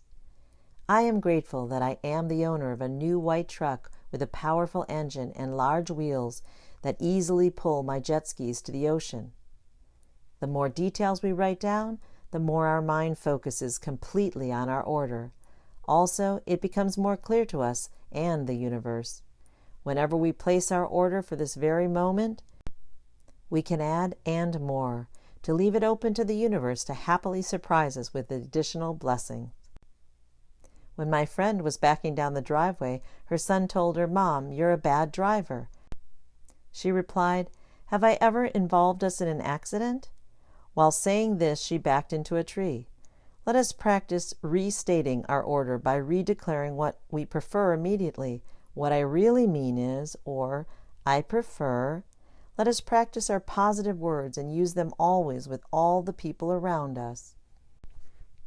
A few years ago, my children gave me a plaque for Christmas with a common saying on it, "Don't worry about tomorrow, God is already there." The first thing I did was place a new phrase over the first 2 words, "Be inspired." It sat on my desk for over a month before I realized 2 more necessary corrections. We live in a series of present moments, and we ask our God to be here with us today. With this change, the plaque now declares, "Be inspired about today, God is already here." If our words have the power to bless or the opposite, let us decide to make every word count. This entails bringing the common phrases we use all the time to our awareness, allowing us to change every word to a blessing. Let us convert them into positive creations. Let us be conscious of what we are calling in with our exact words in every moment. For example, when we say that we will unleash our power, it suggests to the universe that it has to create a leash in order to fulfill our thought or command to be unleashed. Similarly, unstoppable suggests one may currently be stopped, and if by chance we are flowing, the universe now has an order to stop us in order to free us from the stop. This theory reveals that we spend a lot of time creating things to uncreate. It lacks efficiency, uses double the effort, and creates a confusing order. This is like running away from the finish line when our original intention is to run toward it. To be a warrior for peace The universe will help to find a battle. The sky is the limit. Is the sky limited? Having unlimited power suggests a limit as well. Two phrases used too often are "don't worry" and "no worries." Why do we desire to create worry in order not to? When God created in the first page of the Bible, He said, "All is good." How brilliant! We humans tend to say, "not bad," when what we really mean is the opposite. God uses proper words to say what He means. Let us follow in His image. We use these sayings even though they lack efficiency. The results we call in may be the opposite of what we desire to call in. Receive Joy prepared a list containing words and phrases that show advanced awareness and suggestions on how to replace these words and phrases with more creative choices. For example, instead of effortless, say easy. Use good for not bad. For pain-free, painless, no pain, rather say feel great or in perfect health. For stress-free, less stress, rather say easy, calm, or relaxed. Instead of unbelievable and you won't believe this, say it is believable and you can believe this. Do you wish to have unconditional love? Have perfect love instead. A more creative choice for unleash is free-flowing or allow. Unlimited power can be perfect power. Instead of want, use creative words like choose, prefer, desire, seek. You can't miss it. Said in positive words is, you will definitely see it. Why don't we can be said more encouraging by let us. For a more extensive list, please email receivejoy at ask@receivejoy.com or refer to the printed version of Ask and You Shall Receive. Receive Joy also created a book called Blessed by the Tongue, which contains many pages of words and phrases we shall be more aware of. Carefully listen to the words we use and the words everyone around us uses. Start practicing alternative positive words, and they will become a new wonderful habit. Let no corrupting talk come out of your mouths, but only such as is good for building up, as fits the occasion, that it may give grace to those who hear. Ephesians 4:29. I tell you, on the day of judgment, people will give account for every careless word they speak. Matthew 12:36. This is why Mother Teresa said, if you invite me to an anti-war rally, I will pass. If you invite me to a peace gathering, I will be there. If anyone hands us words that lack blessing, respond with blessed, uplifting words. For example, yes, may God continue to bless you and me, or have a nice day. Gracious words are like a honeycomb, sweetness to the soul and health to the body. Proverbs 16:24. Let us also be conscious of only sharing our happy stories. Please refrain from telling the other stories. Every time a story is retold, we are recreating it all over again and drawing it into the present, thus adding fuel to negativity. We are assisting in attracting more of it. In other words, the negative fire is kindled. Once an elderly gentleman came to my house and told me about his car accident from years ago. He offered to show me pictures of him injured. I invited him to show me pictures of all the good things in his life and explained to him that this will bring both of us greater joy. Let us share our happy stories as well as our dreams and desires. We will still have plenty to talk about. Our words create everything. Every word counts. When I was growing up, my parents often said to me, don't put every word on the golden scale. Whenever I questioned the silly words, my inner being knew that every word counts. Now I understand what they really meant by using this saying. I learned to remain neutral to silly phrases, although now I comprehend that the whole universe literally weighs every word. I am thankful that they gave me a questioning awareness of the power of the word. When we joke with our words, awareness is also necessary, as our words are always in creation mode. The author of this book chooses to speak only beautiful truth or use duct tape. Do you see a man who is hasty in his words? There is more hope for a fool than for he. Proverbs 29:20. The soothing tongue is a tree of life, but a perverse tongue crushes the spirit. Proverbs 15:4. The power of emotion. The universe is supernaturally created and designed to deliver our creations. This delivery system is a magnificent allowing and flowing force. It is free of emotion. It just exists. It is the same yesterday, today, tomorrow, and forever. It just is. God created, and we create our lives. We are the co-authors and co-creators of our lives. We are co-creators. God Himself has emotions, and because we are of God, we have His emotional power. Emotions are available to enhance our creations. Although we always have the choice to remain neutral, emotions help us to increase the speed of our creation and keep the focus on our intention behind our desires. Emotions influence our thoughts. Our creative words can further be propelled by emotions. Emotions are the driving force behind the word. According to the map of consciousness created by David R. Hawkins, MD, different emotions carry different frequencies. Positive emotions oscillate at higher frequencies. Enlightenment vibrates at over 700 Hz. Peace resonates around 600 Hz. Joy, 540 Hz. Love, 528 Hz. Acceptance, 350 Hz.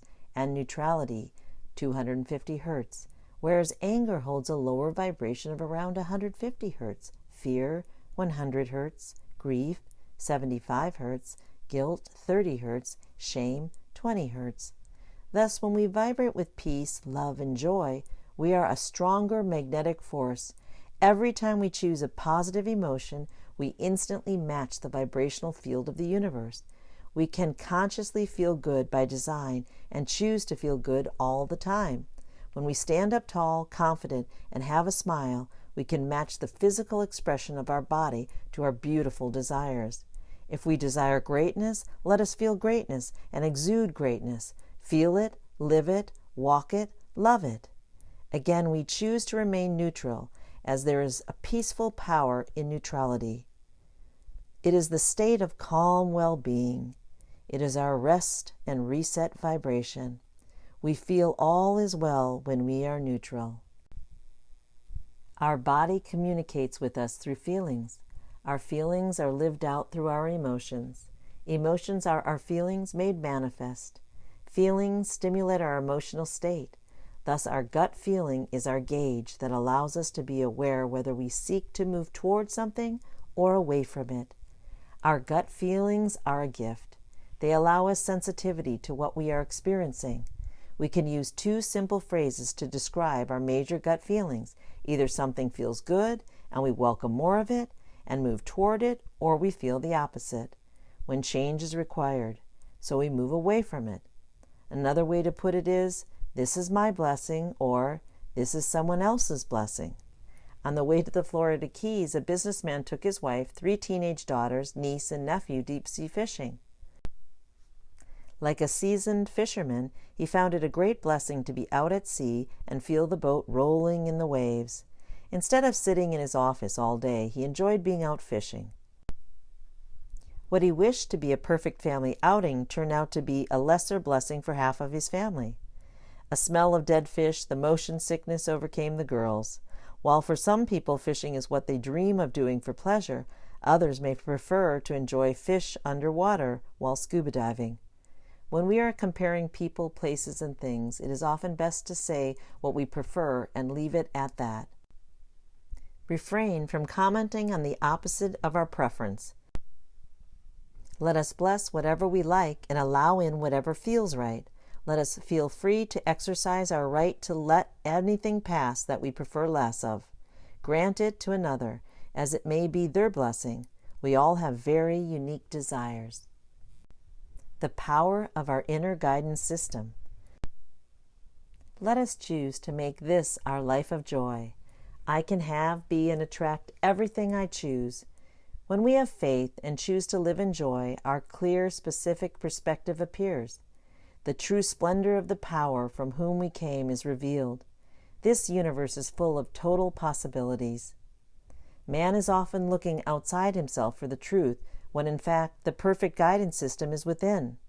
First, let us learn to listen to our inner self. Accessing the real truth can only come from within. Our gut feelings are our inner guidance system. This gut feeling expresses itself in one of two ways. It makes us feel good and compels us to move toward it, or the opposite, when we choose to move away from it. Let us choose to feel good right now. Let us choose to feel better and better all the time.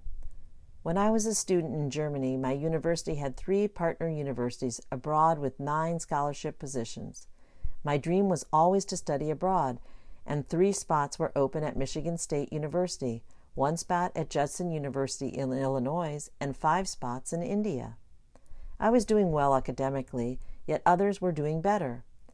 Overhearing lots of conversations in the hallways, I realized almost everyone was eager to apply for the study abroad program.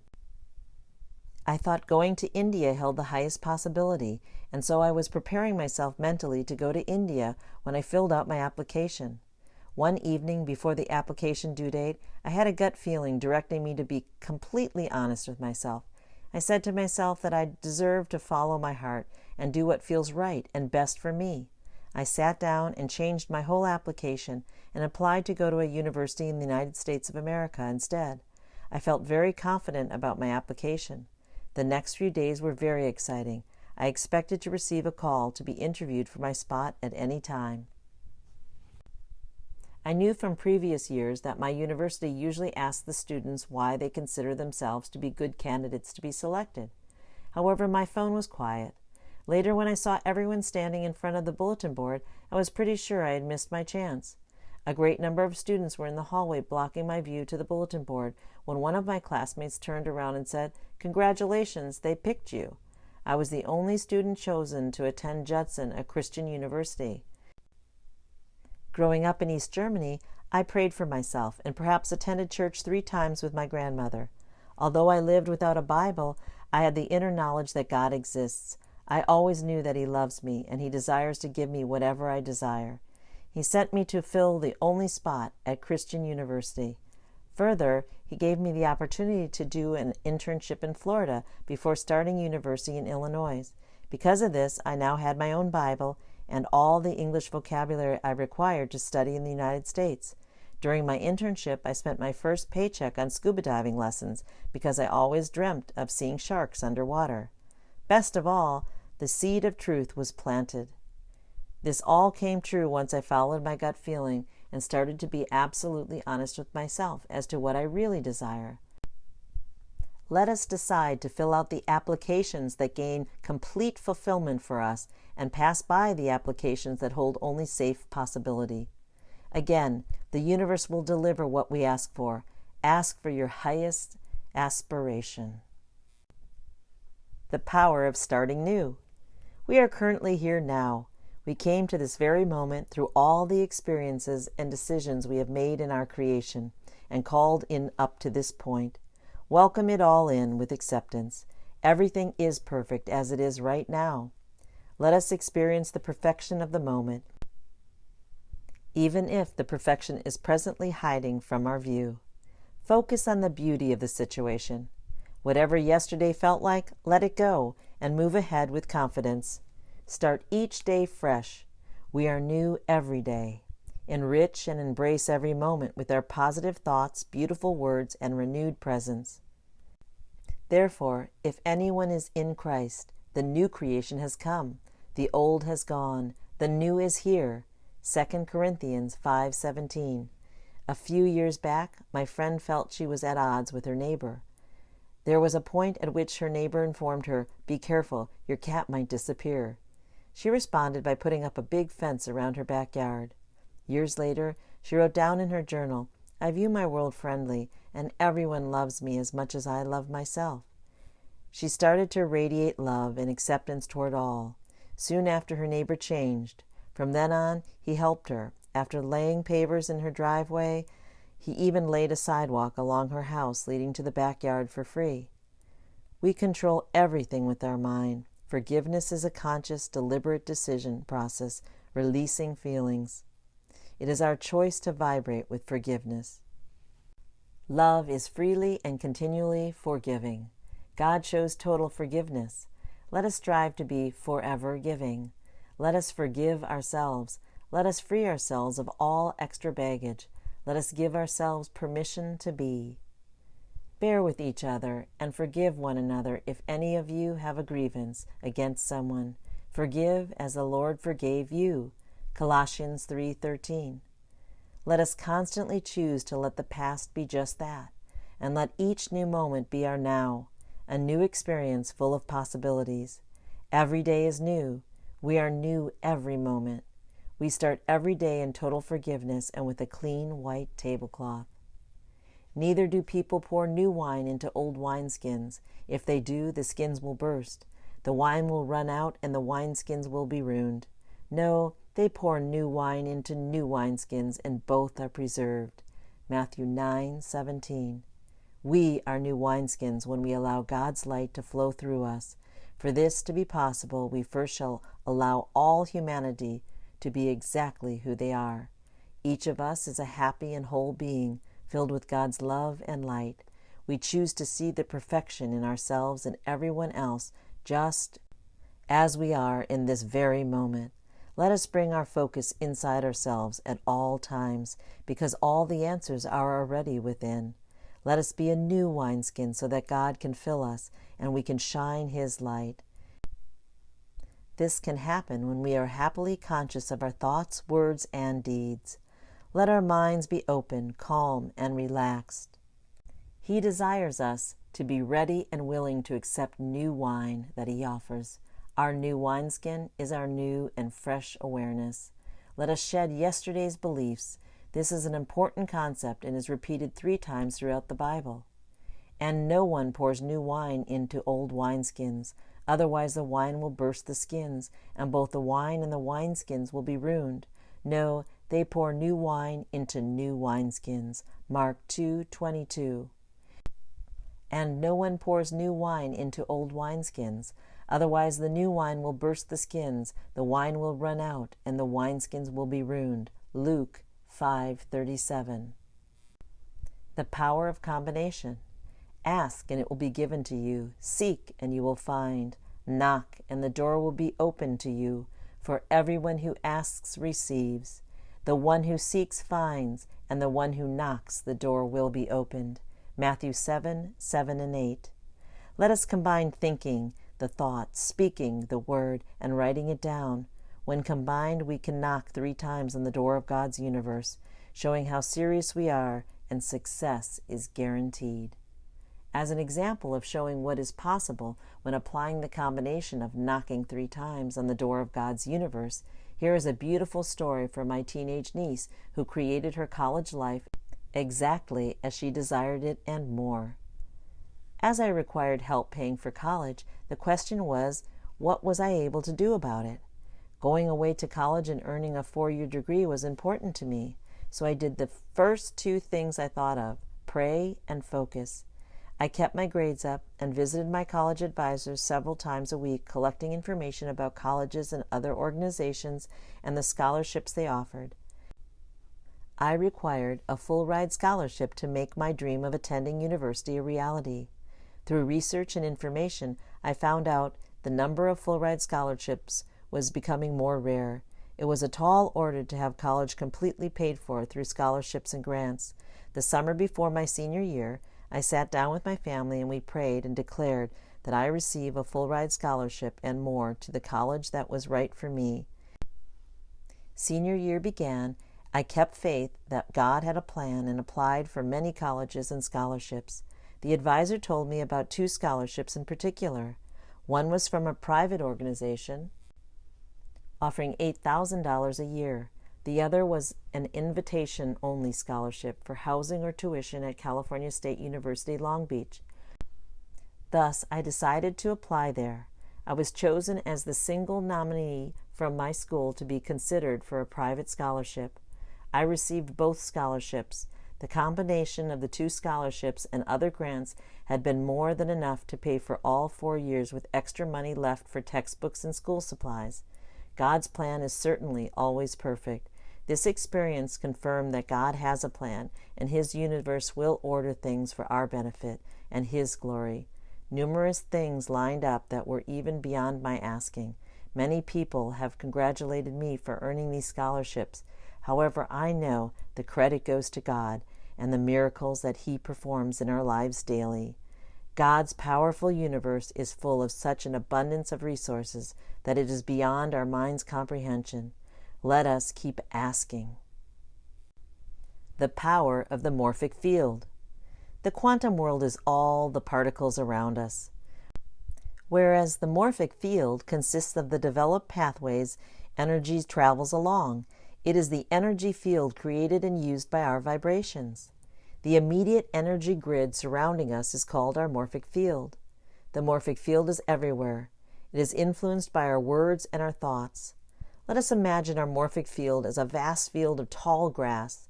The energy vibrating in the grass is love. When we travel the same path back and forth, soon the grass is marked with our footprints. A clear path evolves from continuous travel. This clear path now is an imprinted route, which is easier and faster to traverse through than the rest of the grass field.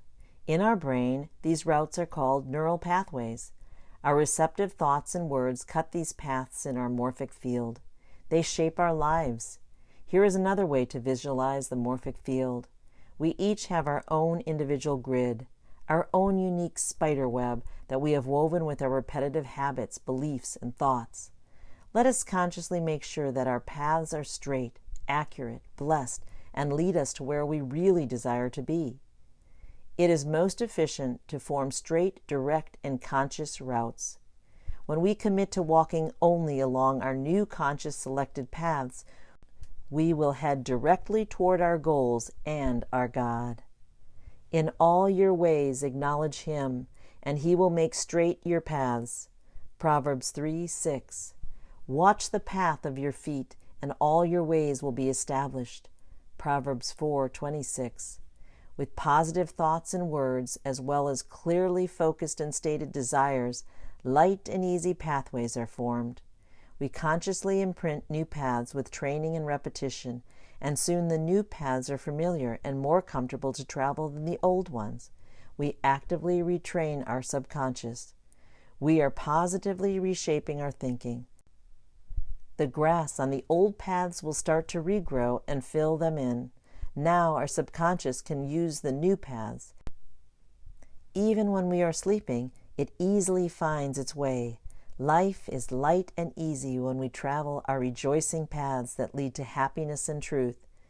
This is when life feels good and flows abundantly, and our world is friendly. Albert Einstein reminded us that doing the same thing over and over brings the same results. We have the choice to imprint our morphic field with our desired good. Let's do it. The 9 steps to receive. All my life I understood and felt easily connected to the quantum world. It excited me. I played with it, and I called it in as my friend. I believed in it. I prayed to God who governs it. I depended on it. I leaned on it. I flowed with it. Everything appeared light and easy and exactly as I desired it all the time. I always knew there is a surrounding force in this world, and it matches my own frequencies. We vibrate harmoniously. I have witnessed many miracles since I started to actively and consciously live fully aware in this friendly world of quantum physics, light and vibrational frequencies. I know it is my gift to make it light and easy for people to understand, connect with, and make use of this force, the quantum world. My life's work is to help people vibrate at a higher frequency, allowing their unique personal vibrations to return to their intrinsic state and harmoniously resonate with health. Each vibration becomes a more powerful life force. I use harmonic waves to encourage balance between our personal vibrations and the universal frequencies. Changing our minds and beliefs along with optimizing our words will correct the vibrations we emit to the universe. The universe has a perfect language, and when we speak this language, we have beautiful communication power. My wish is to share my insights about the quantum world with all humanity. I wish for everyone to understand the power of the universe. In this section, I present my simple-to-follow 9-step recipe, allowing everyone to easily create their desired outcomes. Our mission is to rediscover who we are and to regain control of our own experiences. Each of us can investigate our inner self and choose to bring glory to our life. When our consciousness is pure, then God's perfect consciousness can and will enter and light our lives. As I said earlier, God reminds us to be a new wineskin repeatedly in the Holy Bible. After hearing this wonderful recording, we encourage you to purchase Ask and You Shall Receive by Receive Joy, or purchase the audiobook in full version. Here are the 9 steps to follow in order to consciously create. 1. Connect. Plug into God's almighty gift, the power of the universe, and discover your life's purpose. 2. Declare. Be clear about what you truly seek and ask for it. Have faith, focus, and be courageous. 3. Dominate. Receive your inheritance and put on your crown. Believe. 4. Be calm. Align your head with your heart. Have peace. 5. Take action. Focus on your breath and let the how be up to God. Let Him wow us with the how. 6. Lead with love. Let us love ourselves first. Have grace. 7. Bless everyone and everything with love and gratitude. Have mercy. 8. Expect the miracle in every moment. Know the truth. Be conscious of what you create and allow yourself to receive your desires. 9. Have fun and celebrate. Enjoy your creation and rejoice. Trust God. Over the past 40 years, I've had plenty of occasions to play around and have fun with my creating. I once challenged myself to recreate an exact experience I had before. It was December, and my girlfriend had invited me to attend her office Christmas party. The party was held on a casino ship where we were invited to eat dinner and gamble. Her company gave each employee and guest $50 to gamble with. My friend and I have little interest in gambling, and over dinner we discussed if gambling or keeping the money was more appealing to us. A memory came to me from a time years ago when I was in Las Vegas, and at the last minute before leaving the casino, I put $3 coins into the slot machine and won the jackpot. I had the fun thought to recreate this experience. I waited to hear the final call for gambling because the ship was docking shortly. I put my quarter in a slot machine and won the jackpot just as I had 25 years early in Las Vegas. In both of the experiences, I just pulled the lever once and won the jackpot. I modeled my behavior from the first success I had. Matched the thought processes. Duplicated the physiology I used just prior to winning the jackpot years before. Stood the way I stood. Breathed the same way. Centered myself. Spoke the same words. Felt the same feeling. Chose to have absolute faith in my desired outcome. Step 1. Connect. If we have a wonderful electrical device, let us plug it in and connect it to an active power source. Only then is it useful. We plug in the cord and connect. What if we are wonderful devices ourselves and we can connect to and harness all power? In order to make the most of our device, our earthly life, let us connect to the gift. Connect to His righteousness. The strongest power source in this world is the power of the universe. God is the power. He is the power of the universe. He is the gift.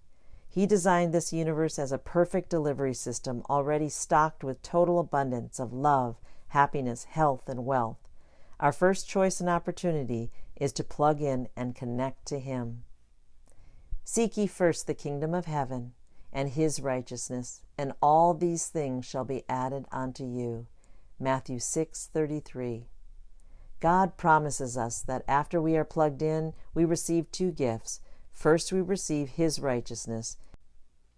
This means we receive His truth, and the truth shall set us free. His truth is perfection, perfection of health, wealth, relationships, and wisdom. It sets us free to live peacefully, lovingly, kindly, and joyfully, as well as boldly and courageously. The second gift we receive is all these things shall be added to you. What are these things? What things? In the Holy Bible, God has left space in creation for each of us to write our own story, our own list of things. Are we clear on our goals and desires for our life? Picture the grand doors to your perfect life swinging open. What do they reveal? What are your life's dreams and desires? This book will help to encourage you to create and define a direction and plan for your life. Pause this recording for a moment and take time to visualize what your grand doors may reveal. Receive Joy plays with this exercise in more depth in the book Connect to the Light, and a guided audio version is available on the Connect to the Light meditation recording. Along the path of studying, working, marriage, raising children, and tending to loved ones, we might forget what lies behind our doors. With constant meditation and focus, we are able to visualize our own heart's desires more clearly. We all know that what we focus on, we will receive more of. Thus, focus well. To begin, we can answer several questions for ourselves. Am I focused? Do I have a life's mission? Do I have a current personal mission statement? Have I defined my life's purpose? Pick up your pen and answer these questions. How do we even find our life's purpose? Everyone has a definite purpose in their life. It is important to take the time to acknowledge and then embrace our personal purpose. Let us explore and articulate our definite life's purpose. To find our life's purpose, we start by being aware of what we enjoy. This will enable us to define ourselves. Start with an awareness of what you enjoy. The following questions will help guide you to rediscover yourself. Take a piece of paper or your journal and write down your answers to the following questions. Are you an indoor person or an outdoor person? Do you enjoy living in the city or outside of the city? Do you prefer the ocean or the mountains? Do you prefer a beach house or a cabin in the woods? Do you like warm weather or cold weather? Sunshine, rain, snow, the tropics or the desert? What is your favorite season? If you can live anywhere in the world, where will it be? If you have a second home, where will it be? Do you prefer animals or people? Do you prefer to be with other people or to be alone? Do you enjoy working with youth or the elderly? What talents do you have? What are your hobbies? What sports do you enjoy? Do you prefer music or dancing? Do you like listening to music or playing music yourself? Do you enjoy taking pictures or making home videos? Do you prefer reading or watching movies? Do you enjoy learning or teaching? Are you a seminar enthusiast? Do you enjoy making or eating food? Cooking or baking? Do you enjoy spa treatments? Are you the giver or receiver of the spa treatments? Do you prefer to give time or money to charitable causes? What types of charities are you attracted to? What are you good at? What truly makes you happy? What do you do for fun? What do you do for hours and it seems like only minutes? What causes you to jump out of bed energetically, enthusiastically in the morning? This is your passion. Start collecting data on yourself. Start collecting data on your personal happiness. Pause the recording now and write your own fun list. This list contains things that make your heart sing. Next, create a second list of who I am, and then a third list of my ideal self. This list contains every attribute of who you desire to be. Continually add to your lists. Pause the recording now and fill in your lists. Now, circle the top 5 most important words on your lists. Formulate your mission statement using these 5 words. The following easy format will help you. Start with, my divine mission is to blank. For myself and others. For example, my divine mission is to give and receive joy and experience health for myself and others through rediscovering the truth. A second example, my divine mission is to share happiness with the universe. If we are ordering a pizza, we tell the person taking our order our exact desires. Do we like cheese crust? Do we prefer extra toppings? Are we a meat lover? Do we prefer only vegetables?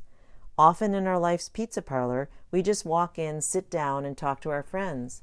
And because they have already ordered a pizza, we accept their order. When that pizza is served, we end up eating someone else's pizza, even if we honestly prefer a different pizza for ourselves. Let us always order our own pizza with all the delicious toppings we desire. When a friend of mine from the Miracle Group was pondering what to do next with her life, she prayed for guidance and asked God, "What shall I do? Show me in a way that I will understand." Shortly after, she was with a friend who was experiencing strong sensations in his back, and she offered to massage him. After the massage was done, the friend asked her if she gave massages professionally. He told her, "You give an amazing massage. Please become a massage therapist." This sparked a new idea. My friend liked the idea and went online to search for schools and tuition fees. She emailed many schools. One school called her the same day and invited her for an interview. The representatives of the school explained the program, and my friend told them her vision. She was accepted immediately. She inquired about the cost, which was $22,000. She thanked the gentleman very much and said that she required time to consider this type of investment.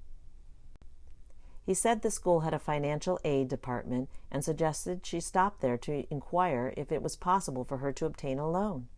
She applied, was accepted, received a loan that very day, and the classes started the following week. She was also enrolled in the best class they offered. The more time she spent at school, the more she liked it. She often thought to herself, "This is my thing. It feels so good."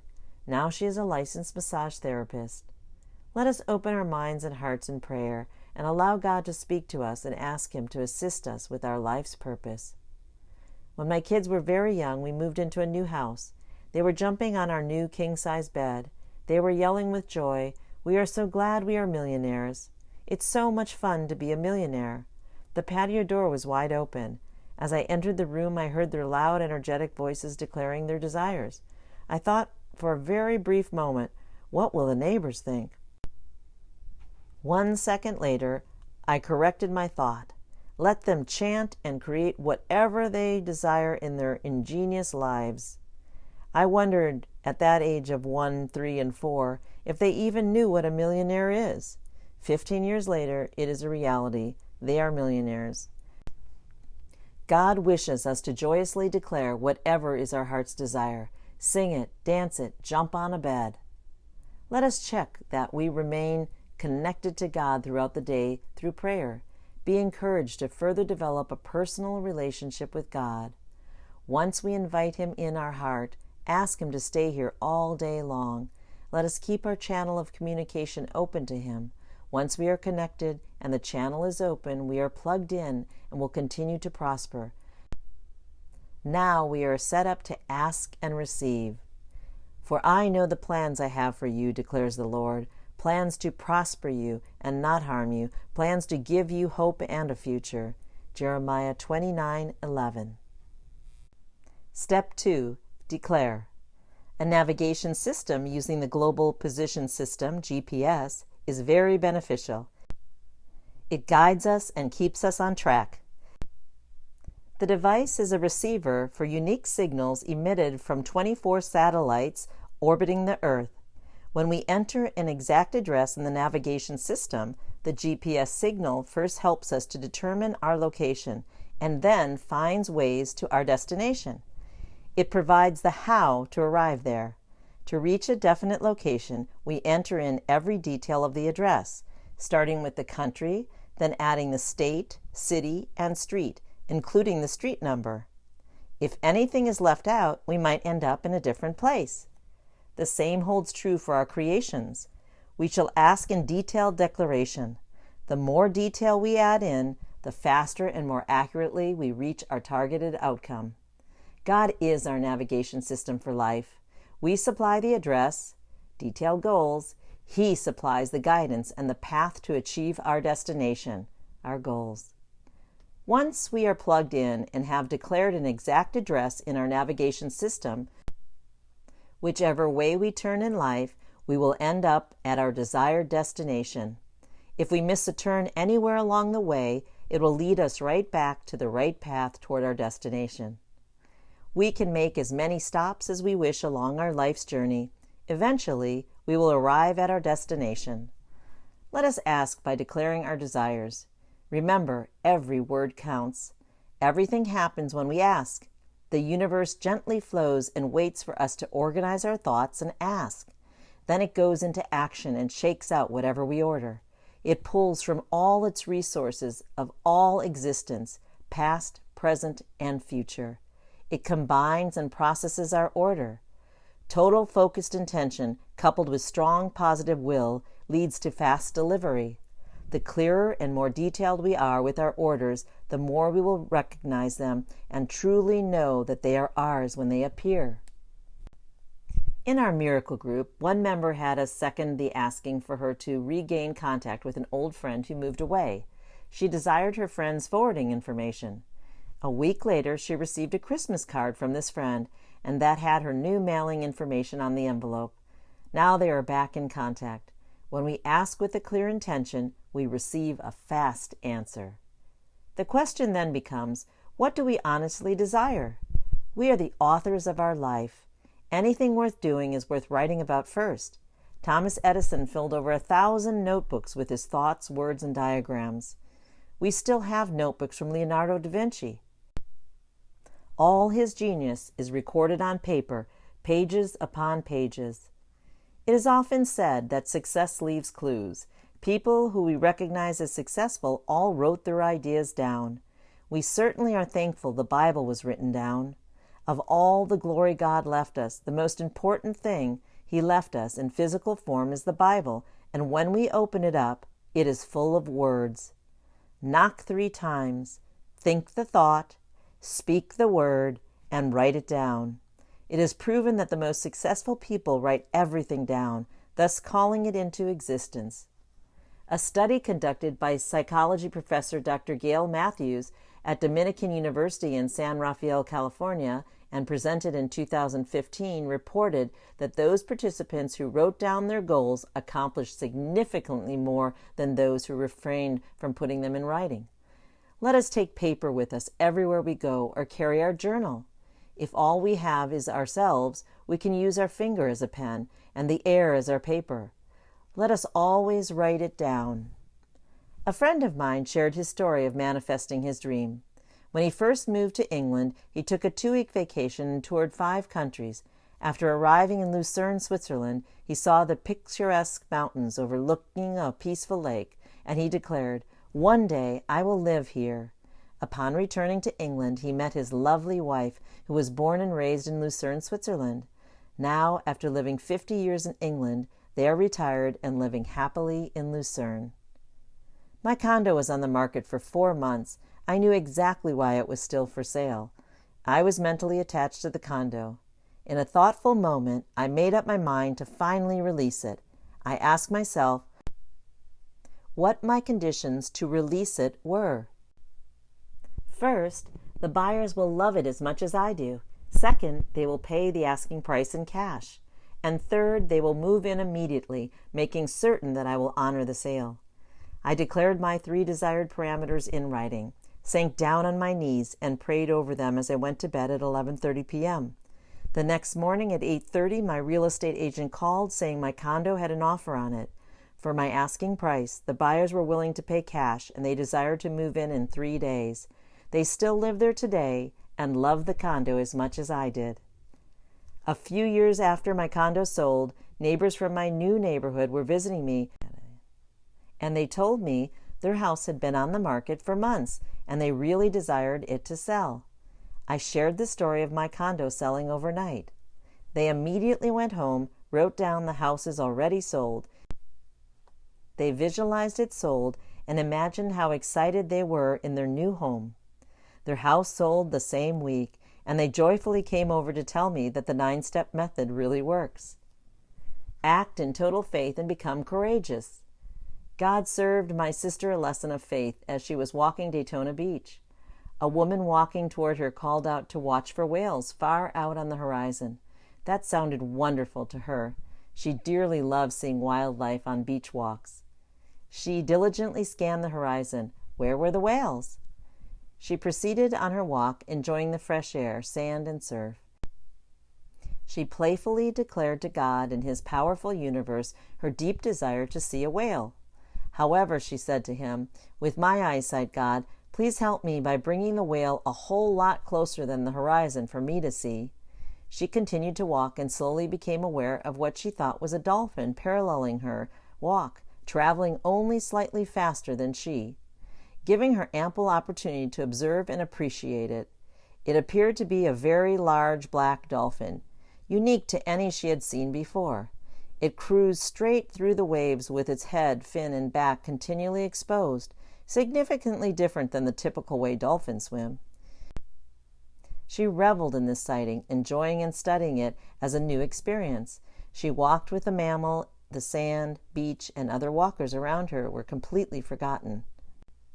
My sister left the beach that morning praising the Lord for all the fantastic wildlife He had shared with her, including the dolphin that swam close along the shore. God most likely was shaking His head, chuckling to Himself and asking, "How much more obvious can I make this for her?" 2 days later, upon her return to town, she read in one of the local newspapers an article mentioning the rare presence along the coast of a large number of small black whales. The article included a photo. There in the photo was the entire pod of her very black, very large dolphins. God's universe is indeed precious and powerful. Can we have total faith to accept the desired whale, or do we settle for the dolphin? Can we go for the gold all the time? There is so much faith. Faith is everywhere. It is free. We can lean on God and others if our faith requires recharging. Right-minded, positive people reignite our faith. My sister's whale story inspired a friend from my miracle group to be more courageous. After hearing this story, my girlfriend declared to all her friends in her miracle group, "I will sell my house for more than the asking price." She also declared it to her agent, who told her that she had priced her house as the most expensive house in the neighborhood and pleaded with her to reconsider the price. The house was decorated in a European style with much love for detail. My friend really desired to sell her house and make extra money for a Qigong retreat she wished to attend. The final payment was due within a week. She replied, "This is my house, and I will ask whatever price I desire. In fact, I will sell it for more than the asking price." 2 interested parties came to see the house and fell in love with it. One gave an offer right away. As the second party was ready to hand in their offer, my friend told them, "I already have an offer. Make me your best offer." The offer the second party made was $8,000 more than the original asking price. This extra money was more than enough to pay for the Qigong retreat. Her story may be a boost for everyone reading it to have greater faith and courage. Therefore, since we have been justified through faith, we have peace with God through our Lord Jesus Christ, through whom we have gained access by faith into this grace in which we now stand, and we boast in the hope of the glory of God. Romans 5:2. Step 3. Dominate. We are created and born to win, more than just the first and second quarter of the game, the whole game. We are winners. We deserve the feeling of triumph, success, and accomplishment. Our vibrational field is set up to triumph over everything. We all start out at our best, 100% perfect. The only obstacles detouring us from successfully achieving our accomplishments are our own thoughts. In the first page of the Bible, God gave us dominion over the earth. Then God said, "Let us make men in our image, according to our likeness. Let them have dominion over the fish of the sea, over the birds of the air, and over the cattle, over all the earth, and over every creeping thing that creeps on the earth." Genesis 1:26. Again in Genesis 1:28, "And God blessed them, and God said unto them, Be fruitful and multiply, and replenish the earth, and subdue it, and have dominion over the fish of the sea, and over the fowl of the air, and over every living thing that moveth upon the earth." Genesis 1:28. Twice he repeated his desire for us to rule over this earth, to show us how important this was to him. God gave us this life to reign. We are the children of God. I serve a very big God. How about you? My God delivers 100% of the time. With him, success is guaranteed. God shows up in a huge way. He is a miracle maker. The only way he works is supernaturally. Therefore I tell you, whatever you ask for in prayer, believe that you have received it, and it will be yours. Mark 11:24. It is our birthright to dominate. We deserve whatever good we consciously ask for. Let us put our crown back on, and the world will bow. Let us walk in our inheritance. Let us honor him with it.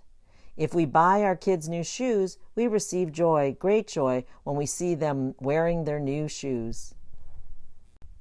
Let us envision ourselves having breakfast with God. We sit down with our Heavenly Father at the table. We are his children. The Spirit himself testifies with our spirit that we are God's children. Romans 8:16. God is King, so we are all princes and princesses. Do not be afraid, little flock, for your Father has been pleased to give you the kingdom. Luke 12:32. And he said, "Truly I tell you, unless you change and become like little children, you will never enter the kingdom of heaven." Matthew 18:3. Let us put our royal cape on, wear our crowns, and keep our signet ring on our finger. As we sit down with our Abba Father, he will ask us, "What are your plans for today?" We share with him the things we intend to enjoy during the day. He will also ask us what grand plans we have for our future. Let us tell him our desires, our biggest plans, and ask him for help. When breakfast is finished, he blesses us. Go in love and have fun. As we go through our day, let us do so with authority. Have fun and keep our crown on. We are free to enjoy this day. Leave the bigger plans and the how it will happen for God to create. If we lose our glory for a moment, we just stand back up and put our crown back on. He reminds us to keep our royal crown on at all times. Then he can see us and be with us throughout the day. Most mornings, I stand as I am leaving the breakfast table and say, "I leave it up to you, God, to wow me." Every single day is a new creation. Every day we are new. In the morning, Lord, you hear my voice. In the morning I lay my requests before you and wait expectantly. Psalms 5:3. Every morning let us lay out a new white tablecloth to have breakfast with God. Yesterday's tablecloth is rolled up and thrown out. Please ask yourself, what shall I do today to allow more peace in my life? What am I willing to empty from my pockets before starting new? What if this is the only day I have? What will it look like? Therefore, if anyone is in Christ, he is a new creation. The old has passed away. Behold, the new has come. 2 Corinthians 5:17. An investor was instituting legal proceedings against my friend's husband and his two partners on a stagnant investment. This lawsuit was for $600,000. My friend had adamantly written down that they were going to win a financial settlement she can handle. That was all there was to it. It was moving her way, and she said, "I shall settle today because I can accomplish everything I desire." Period. This lawsuit was to be settled even before choosing the jury. When they arrived at the court that day, the other party offered to settle for $300,000. They all convened in the hallway. The two partners said, "No way." They went back into the court. The attorneys were trying to keep it from going to trial. Their next offer was $200,000. The two partners said, "No, we will go to trial." They were ready to choose the jury at that point, and when the defendants made one last settlement attempt for $100,000, split three ways, $33,333.33 was her only obligation. Her side accepted, and the case was settled out of court. It ended quite favorably, as she had asked. A friend's husband had invested in a piece of property when the economy collapsed in 2008 and property values plummeted. The property was now worth only 10 cents on the dollar. The bank was owed $100,000 on a property now worth $10,000. There was little means for paying this amount owed to the bank. My friend's husband was forced to close his office and was no longer able to communicate with investors or bankers. Consequently, he depended on his wife to negotiate on his behalf. The bank desired this project off their books. They were seeking some kind of fair settlement. The banker called my friend one day and said, "Just offer something ridiculous." She said, "What does that mean?" And he repeated, "Just make an offer, a ridiculous offer." She questioned what a ridiculous offer on a $100,000 debt was. She asked a couple of her business friends who suggested $10,000 to $15,000 as a fair offer. Her creation power kicked in at that point, and she declared that her ridiculous offer was $2,500. The banker said, "I'll check with my people and call you back." The next day he called to say, "They accepted your offer of $2,500. A miracle for sure. My daughter took German in college for one semester. One day after taking an exam, she returned home and realized she had forgotten to turn it in. She was almost in tears because she had studied so diligently for the test. She asked me, "Mom, what can I do?" I asked her, "What are you seeking?" She replied, "I wish for this test to be handed in to the teacher." I encouraged her to state her ultimate desire. Do you think God requires a piece of paper to give you an A? Is 100% in the grade book what you are really looking for? She answered, "Yes, Mom." I proposed, "Let us ask God and His universe in writing for 100% in the grade book." She wrote it down. 2 weeks later, when the teacher handed back the test, she said to my daughter, "I am missing your test. I know you were here, and since you are the best student in the class, I put 100% in the grade book." The words the teacher spoke back to my daughter are the exact words she wrote down. "As you believe and ask, so shall it be." Step 4. Be calm. Align your head with your heart. This is the most important step. In order to attract or manifest, the calmer we are and the more peace we welcome into our life, the easier things flow towards us. The more peaceful and calm we are, the more we increase our ability to receive. Let us be in a relaxed state to recognize and receive our blessings. Let us align our emotions with our desired feelings, allowing both to head in the same direction. The road of creation flows in one direction only. The universe is divinely inspired to flow with a hypnotic rhythm in one direction. In nature, everything flows in one direction at a time. For example, the planets rotate and revolve in only one direction. Vines grow consistently in the same direction around a tree, and rivers flow from the mountains to the sea or a lake. Our emotions may tend to be affected by other people with our desire to please them, while our gut feelings are attached to God's almighty power. Honoring our first gut feeling is an area where most of us can use some practice. We know what is right for us. Let us stay true to our righteous gut feelings.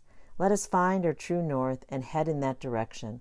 Let us choose to develop a clear awareness by paying renewed attention to our gut.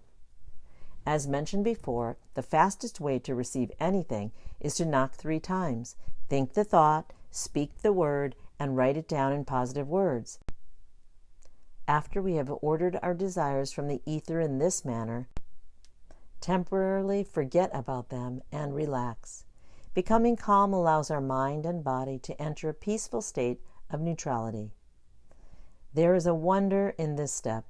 Sit back and relax. Your order has been sent out and confirmed. The delivery is on its way. It is as easy as dining out at a restaurant. We choose our food from the menu, place our order, relax, and just expect the order to show up. Does wondering if our food will be delivered have an influence on the speed of the delivery? Most often we are so busy talking to our friends that our food just shows up. When it comes, we may even be surprised at what we ordered. I am often asked if it is necessary to ask repetitively to reaffirm the same request. Remember times when we are in the car and the kids keep asking every 3 minutes, "Are we there yet?" The repetitive askings has zero influence on how fast we arrive. God has perfect hearing. He hears us the first time. We are His children. This is the confidence we have in approaching God, that if we ask anything according to His will, He hears us. And if we know that He hears us, whatever we ask, we know that we have what we asked of Him. 1 John 5:14 and 15. The question is, do we have enough self-confidence to listen to ourselves? Whenever my youngest daughter loses something, she keeps very calm. For example, she has a small souvenir rock the size of a thumb from Belize that she values a lot. She has lost it many times because she carries it around in her pocket and sets it down in places. Over the years, it has been lost in the car or in the hotel rooms. Whenever this happens, she tells herself, "It's okay, I'll find it." Many times lost and found, she still has the rock to this day. A woman in my town was contacted by the county and asked to remove certain bushes because they were outlawed recently. She inquired as to who was to pay for the removal. She was told that she herself was responsible to pay the expenses. She hung up the phone, she calmed herself, focused her thoughts, called the county back, and declared to them that they may happily remove the bushes for free and enhance her yard. She was told by the county again to take care of it herself. The next morning, county workers rang her doorbell, and she saw that the bushes had been removed and new plants had been put in their place for free. Her calm confidence attracted her desire immediately. Let us transmit our ideas with clarity to the universe. Building a safety net or having a plan B may confuse the process. Continuously have confidence in our declared goals. Otherwise, we may create and call in confusion. Our just-in-case plans B, C, D, and so on are only there to make us feel better. God always creates it right the first time. The calmer we are, the more clearly our frequencies transmit. Let us focus on our breath, relax our breathing, smile and keep calm. Let it go and let life flow. Be in peace. All is well. For God is not a God of confusion, but of peace. 1 Corinthians 14:33. Step 5. Take action. Focus on your breath. It is our joy in this creation to call in what we do desire. As with the satellite signal, if our GPS device is out of range, sometimes all that is necessary is to move our car just a bit to receive the signal. If we feel that we are disconnected in any way from the power, and we feel that we desire help to receive the signal, we can simply exhale and gently relax. Any action we take is a perfect action. I simply exhale. This calming motion helps regain neutrality. Let us be aware of our breath in the moment. Let us take 3 deep breaths and only focus on our inhalation and our exhalation. Let us do it right now. Relax and soften your shoulders. Gently touch your tongue to the roof of your mouth. Breathe in and out through your nose. Take a full breath deep in your diaphragm. Push your belly out as you inhale. Push your bottom down into your chair. Imagine the oxygen reaching every cell in your body. Softly hold your breath a short moment. Flatten your belly as you exhale gently. Relax your shoulders even more. Repeat this breathing pattern 3 times. Inhale deeply. Exhale fully. Inhale deeply. Exhale fully. Inhale deeply. Exhale fully. Throughout the day, repeat this pattern as often as you wish. When we breathe deeply into our diaphragm, the lymph system is able to move the toxins out of our system. In this sense, deep breathing will move both our physical waste and our mental waste, helping us to become more calm. Lack of peace makes our body acidic, whereas being aligned and calm enhances the alkaline state of the body. Most of our body's functions, such as our digestion, are beautifully maintained when the body is alkaline. Being in constant fight or flight mode may keep us acidic. The frontal lobe is the area of the brain responsible for decision making. It functions best when we are calm. God is in our breath.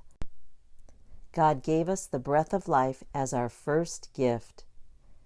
Then the Lord God formed the man of dust from the ground and breathed into his nostrils the breath of life, and the man became a living creature. Genesis 2:7. This breath of life is source light energy.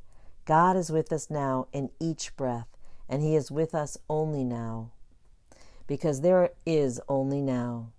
Relax, let go, and let God embrace you. Remember, God created us as human beings. Somehow we reimagined ourselves as human doings. The Spirit of God has made me. The breath of the Almighty gives me life. Job 33:4.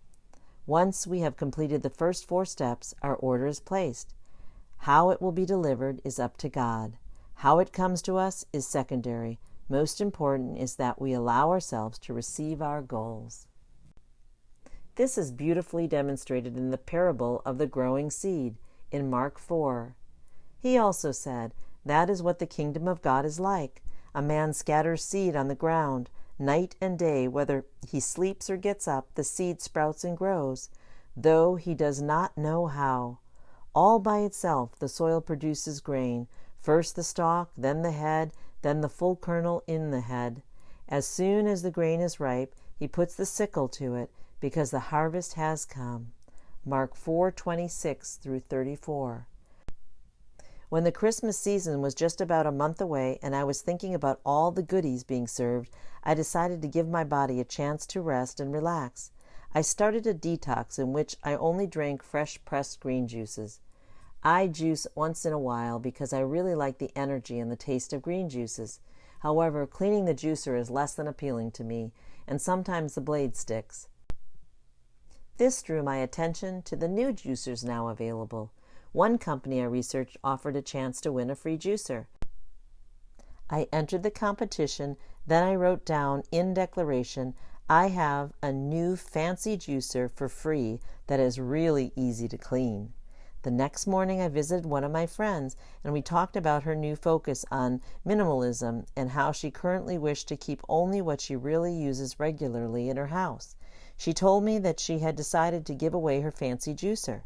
She had only used it 3 times, because she prefers her blender. That day, I won my free, easy-to-clean juicer from my girlfriend. After we place our order, let us relax and surrender, knowing that the universe has the how in the works. Let us release all our thoughts regarding our order and trust that it will be delivered. One night, many years ago, I was dressed to go out with my friends as a snowstorm dropped 6 inches of fresh snow on our Wisconsin home. As I was about to leave the house, my mother asked me, "Are you going somewhere? The driveway is snowed in and our street is full of snow." I calmly declared my desire to go dancing and prayed for a quick resolution. Then I put on my boots, grabbed a shovel, and stood in the driveway, saw the city snowplow coming by, whistled loudly, waved my arm to direct them up our driveway. With one sweep, our driveway was plowed. Then the snowplow went back on the road to plow our street. I immediately walked back inside and switched my boots to my dancing shoes. My mother asked me, "Are you done shoveling the driveway already?" I replied, "It's all done." She went to the door and to her amazement found our driveway plowed and the street clear. All she said to me was, "You've done it again." With a smile on my face, I went dancing. After we place numerous orders, we're in practice, and our trust in the universe will continually develop. Just breathe. All that is required is to be calm and to breathe. Give thanks to the Lord, for He is good. His love endures forever. Psalm 118:1. This psalm marks the middle of the Bible and reminds us to sing praise unto Him. Let us hymn Him daily and watch our life grow miraculously. Every loving, aligned action taken to bless and be blessed through our word or deed is the perfect action. Let love power us. Step 6. Lead with love. Let us love ourselves first. The first commandment in the New Testament says, "Love the Lord your God with all your heart and with all your soul, and with all your mind and with all your strength." Mark 12:30. The second commandment in the New Testament says, "Love your neighbor as yourself. There is no commandment greater than these." Mark 12:31.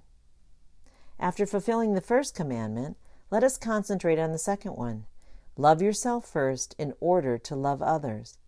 Prior to an airplane taking off, the flight attendant reminds us that in the event of an emergency, to first put on our own air mask before we assist others. Why do the airlines remind us to help ourselves first? Another example to show this is through using our bank account. Money is first deposited in our account before writing good checks. Yet another way to put this, we can only jump in after a swimmer to rescue them if we are capable swimmers ourselves. First our cup shall be full before it runneth over. This demonstrates that the latter part of God's second commandment, "As you love yourself," is mandatory before we can fulfill the first part of the commandment.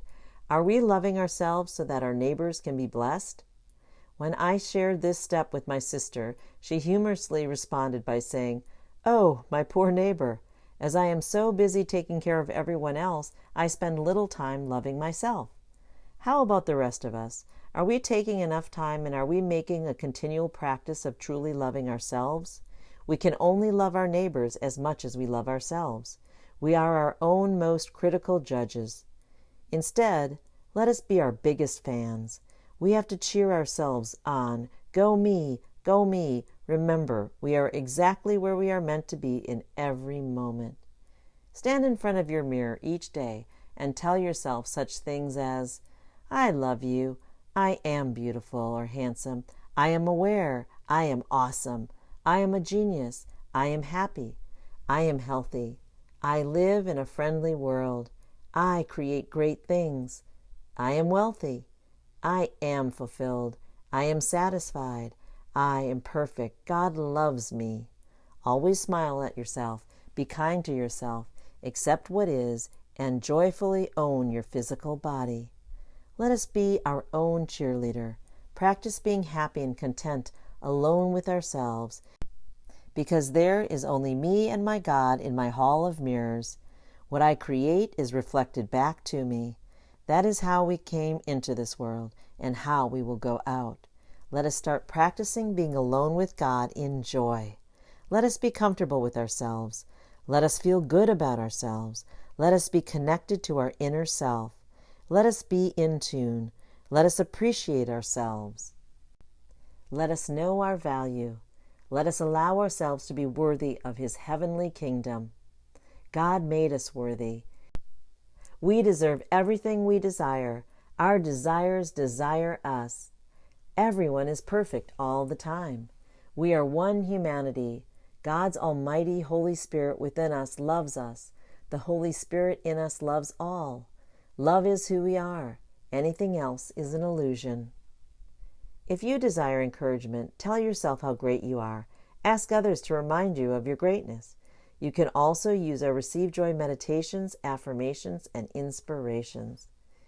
Since we have total control over our emotional choices, we first shall understand that love is our option. Believing and having faith in ourselves is a choice. Whatever stands in front of us in our lives, we always have choices because we always have control over our actions and our reactions. Where we focus our intention is our choice and most important decision. Focus on the delicious, plump, juicy, full bunches of grapes in our lives and leave the dry, shriveled raisins alone. Focus on the positive charge of every atom. The negative charge is mandatory for the balance of the universe. It is our choice where we focus and where our focus goes. The attitude we choose while we focus makes a big difference. The emotion we put behind our focused intentions accelerates or slows down the receiving process. One day, when I was in the middle of my 5-minute couch time, discussed in detail in Part 3, an interesting thought came to me. I love myself so much. I deserve loving neighbors. They love me. How can I create loving neighbors? Maybe my focus when I moved in more than 15 years ago was internal. Now I choose to broaden my blessings and start over. Because I practiced to love myself so much over the years, I ask the universe to allow whatever is necessary for my neighbors to love me as much as I love myself. The very next morning, a for sale sign went up in their yard. Those former neighbors desirably moved away. I love my new neighbors, and they love me. The more we love ourselves, the friendlier our world becomes. Let us love ourselves with grace. Step 7. Bless everyone and everything with love and gratitude. Dr. Emoto's work with water samples shows us that all water in and around us is imprintable. Thus, with our kind words and positive intentions, our world has the opportunity to be transformed into a kind, loving, friendly place. To do this, bless everyone and everything with love and gratitude by saying, "Thank you and bless you." Thank you and bless you, God. Thank you and bless you, family. Thank you and bless you, friends. Thank you and bless you, my country. Thank you and bless you, all humanity. I love you. Bless all water to imprint it with good.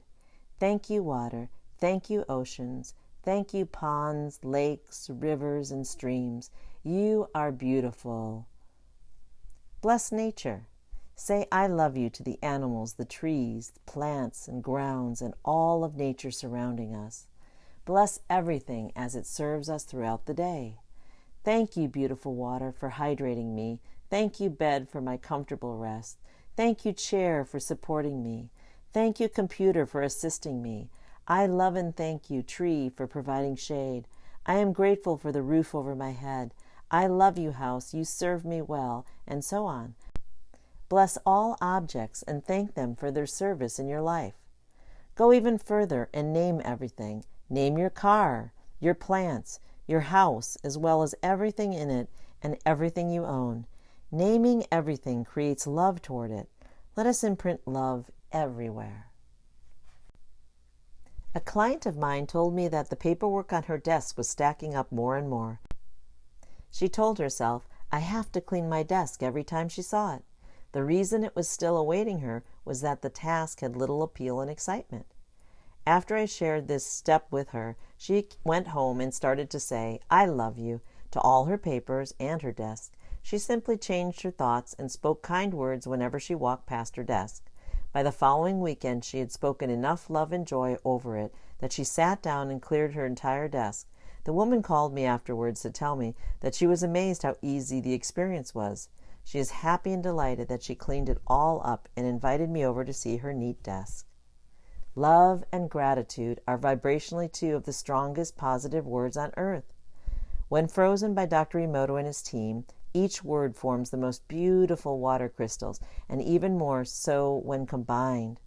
Water showed Dr. Emoto that the powerful vibrations of sincere love and gratitude create a strong resonance that will purify or restructure water into balance and harmony. The pure vibrational resonance of the words love and gratitude have effects similar to the vibrations high-frequency electrolysis devices have on purifying water. When we decide to focus on love and gratitude, it immediately changes our emotional state. When we decide to look at every event or person with love and gratitude, our feelings toward them can only be positive. Again, it is our choice to bless everything and everyone. Remember, all that is in our lives, be it in the past, present, or future, is our own co-creation. Please take a moment to make a list of all that you are grateful for in this moment and add to it continually. Always remember to even be thankful for the obvious. Do you have eyes to see the beauty around you? Do you have a mouth to speak blessings? Do you have ears to listen to the joy that surrounds you? Do you have feet to walk on? Do you have a heart to love? Let us have fun with another writing exercise. I call it praying through your life. Fold a paper in half vertically. Open it up again.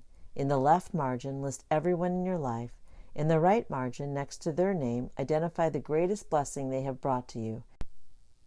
Write 1 or 2 good words that define the blessing of that person in your life.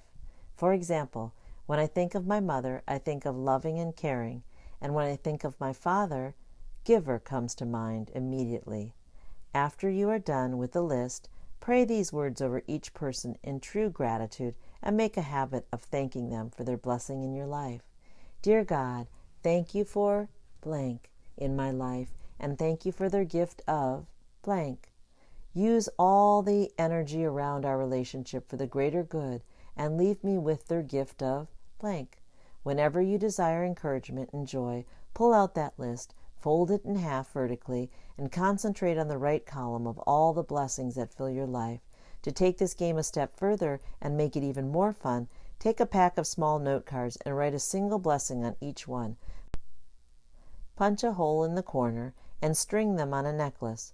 Wear the necklace and feel all the blessings in your life penetrate your heart. Receive Joy offers an online class called Let's Begin, where this exercise and other exercises from this book are shown step by step to inspire you to create your own necklace. The following is my friend's story shared as a true reminder that the first step in any manifestation is to come from a place of gratitude. Shortly after I moved to St. Petersburg, Florida in 1999, my wonderful husband gifted me with a beautiful 3-carat marquise diamond ring. He saw it in the window of a jewelry store near our favorite grocery provider and invited me to go and take a look. Of course, I, like most women, said yes to such a gesture and went home with my new beautiful ring. We moved to New Mexico in 2009, and 5 years later we were back visiting Florida to see friends. My husband again walked by the same jewelry store and saw a lovely diamond ring in the same window.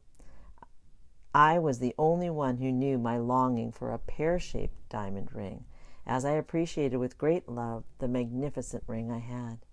He returned to our friend's home where we were staying and excitedly told me, "Let's go back to our jewelry store and bring the checkbook." The lovely 3-carat pear-shaped diamond ring fit perfectly on my hand. The jeweler had just put the ring in the window the previous day and was happy to take my marquise diamond ring in trade for a small payment. I gratefully and joyfully walked out of the store with the sparkling ring on my finger. It was such a loving gesture from my husband, and it reminds me every day to be grateful for all the blessings I have in my life. Create simple ways to be a blessing to everyone around you. Partake in simple acts of kindness daily. Write a note of thank you or a kind note on the memo line in every check you write and every credit card receipt you sign. Acknowledge the people you meet throughout the day. Smile and say hello to everyone you see, even those standing next to you in the elevator. Wave at the parking attendants as you drive by the gatehouse. Choose to be friendly with people who are serving you. Allow somebody with fewer items to check out in front of you at the register. When driving, happily allow the car next to you to merge in front of your car. Smile and give a thank you wave when somebody lets you merge in front of them. On the way into the store, return an empty shopping cart and push the cart to the storefront when you are done. Pick up trash when you see it lying around. Open the door for the elderly or anybody.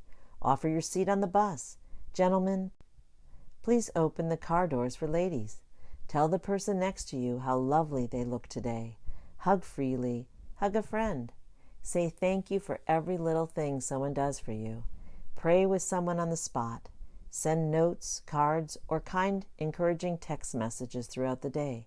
A few positive, kind words go a long way. Train yourself to be a good listener.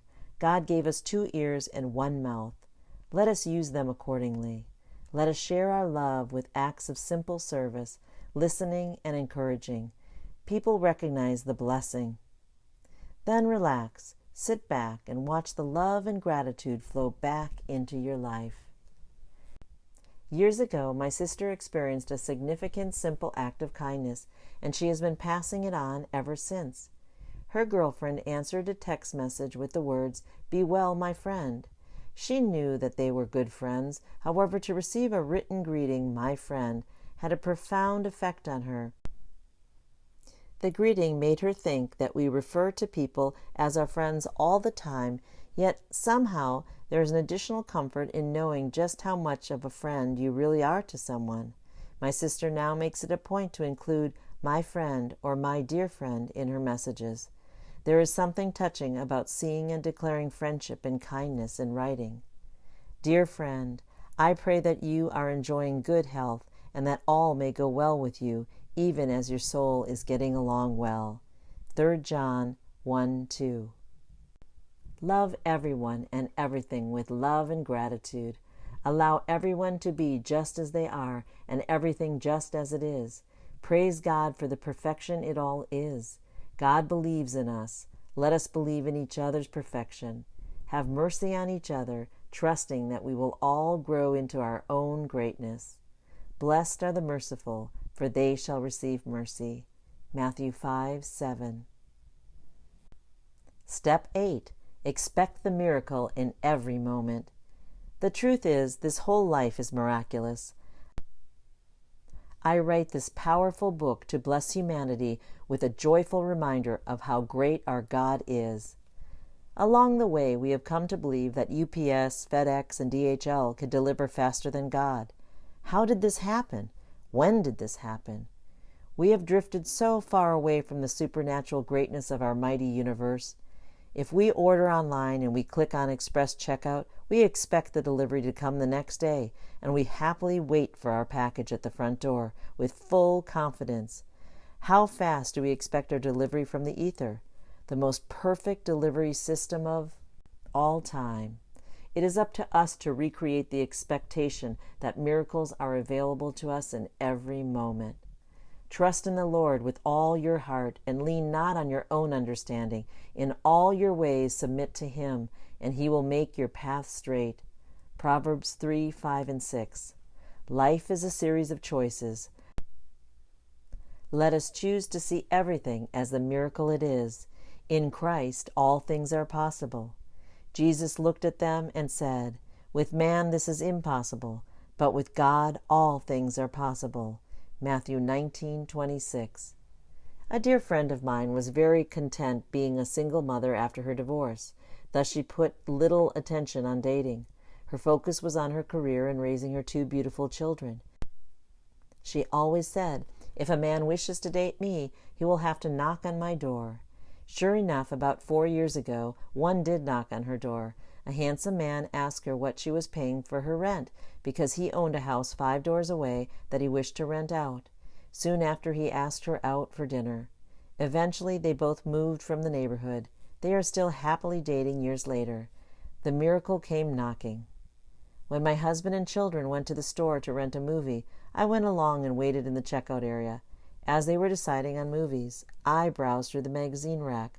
I picked one up, opened it, and on that very page I saw a picture of 2 of my closest friends attending a ball.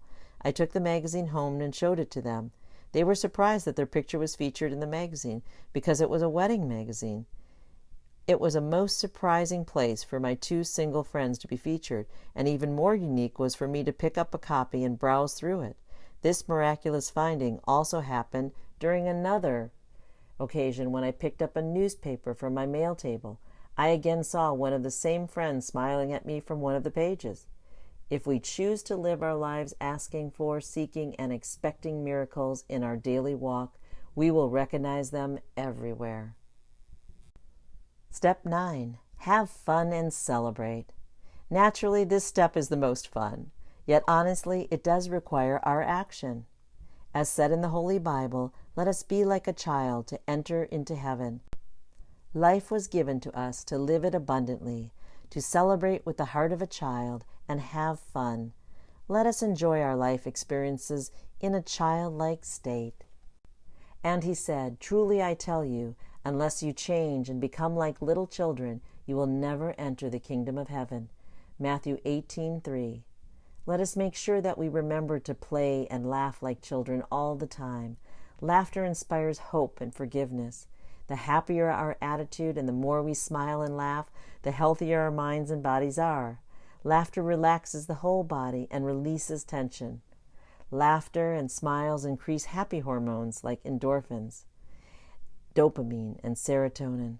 Among other health benefits, it has been proven that the habit of laughing improves the function of our blood vessels, boosts the immune system, and also burns calories.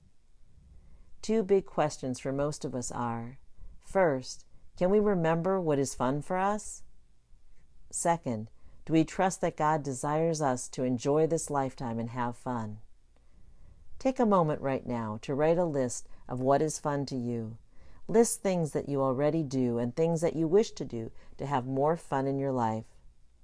Every day, pick up one suggestion and spend 15 minutes or more taking action toward your goal of experiencing joy from your list and reimagining your dreams. Continually add to your list of fun. Please inspire us by sharing your fun ideas. Pause this recording, pick up your pen, and write your fun list now. I collected some celebration ideas to share. Fun ideas: have tea, meditate, light candles, sing, listen to your favorite music, inspirational healing frequencies, island music, or good mood songs. Do crafts like needlepoint, knitting, scrapbooking, jewelry. Redecorate your home. Create something with your hands. For example, an outdoor garden where you plant seeds and take pride in watching them grow. Make funny envelopes or art journals, a vision board. Write a book. Create a picture book or a mini book. Spend time with family. Go outside or play games. Play with your pets. Connect with friends. Go out. Call them or have them over at your place. Buy flowers. Smell them and notice their vivid colors and beauty. Have fun with food. Have an organic treat. Bake cookies. Cook something new. Make popcorn the old-fashioned way in a pan. Make a pizza from scratch. Be active. Take a walk or hike, dance through your house, jump on a trampoline, do your favorite exercise such as yoga, horseback riding, bowling, tennis, kayaking, swimming. Be relaxed. Enjoy a massage or a spa treatment of your choice. Enjoy nature, mountains, beaches, forests, rivers, lakes, waterfalls, hot springs, salt grottos, islands. Be mesmerized by crabs on the beach. Watch the sunset with a picnic. Shop or just meander through favorite stores. Bookstores, kitchen stores, office supply stores, paper and craft stores. Go on vacation. Travel. Go to a theme park. Stay overnight in a hotel. Take a city trip. Learn something new, possibly a new language for your trip. Laugh from deep down in your belly and welcome tears of joy that come to your eyes. Surround yourself with people with a good sense of humor or an ability to tell funny stories that make you laugh. Share funny stories so other people laugh. Have a fun photo shoot. Actively belong to a community, church, gym, book club, miracle group, meditation circle. Start your own group, for example, a movie group, a book group, or so on. Manifest things. Let us ask ourselves, how can we celebrate every day? Let us create our own individual board game. If we create each space on our board of our Receive Joy game, Life of Fun, then whatever number we roll with the dice is a winner. We can go forward or backward on the game board, and we will always win something wonderful. If we write each fun card ourselves, then we are happy with every card in the deck. Receive Joy offers an online class called Let's Begin, where the creation of the game of fun and other exercises from this book are shown step by step to inspire you to create your own game of fun and even more. Email us at ask@receivejoy.com for a free document with further instructions. When we pick up our pen to script our life and include everything that is fun, exciting to us, and satisfies our wildest dreams, then life is always a winning game. This is the day that the Lord has made. Let us rejoice and be glad in it. Psalm 118:24. Let us live every moment in the present and ask ourselves how we can celebrate our life in this moment. There is only the present moment. Let us allow ourselves to have fun. Most of us wait rather than take action to allow our dreams to come true.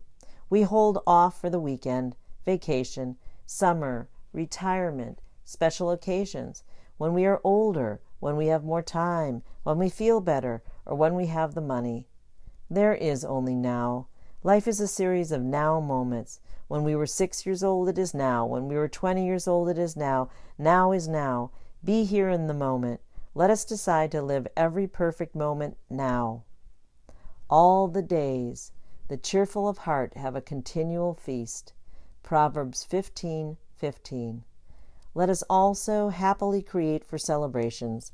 When a close friend of my daughter turned 16, we chose to joyfully celebrate her birthday with a tea party.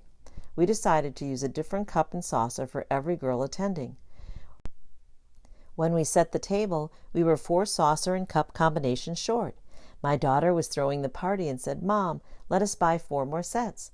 I asked her how much money she had to buy the 4 sets. She said, "I have $8 to spend, which means I have $1 for each cup and each saucer."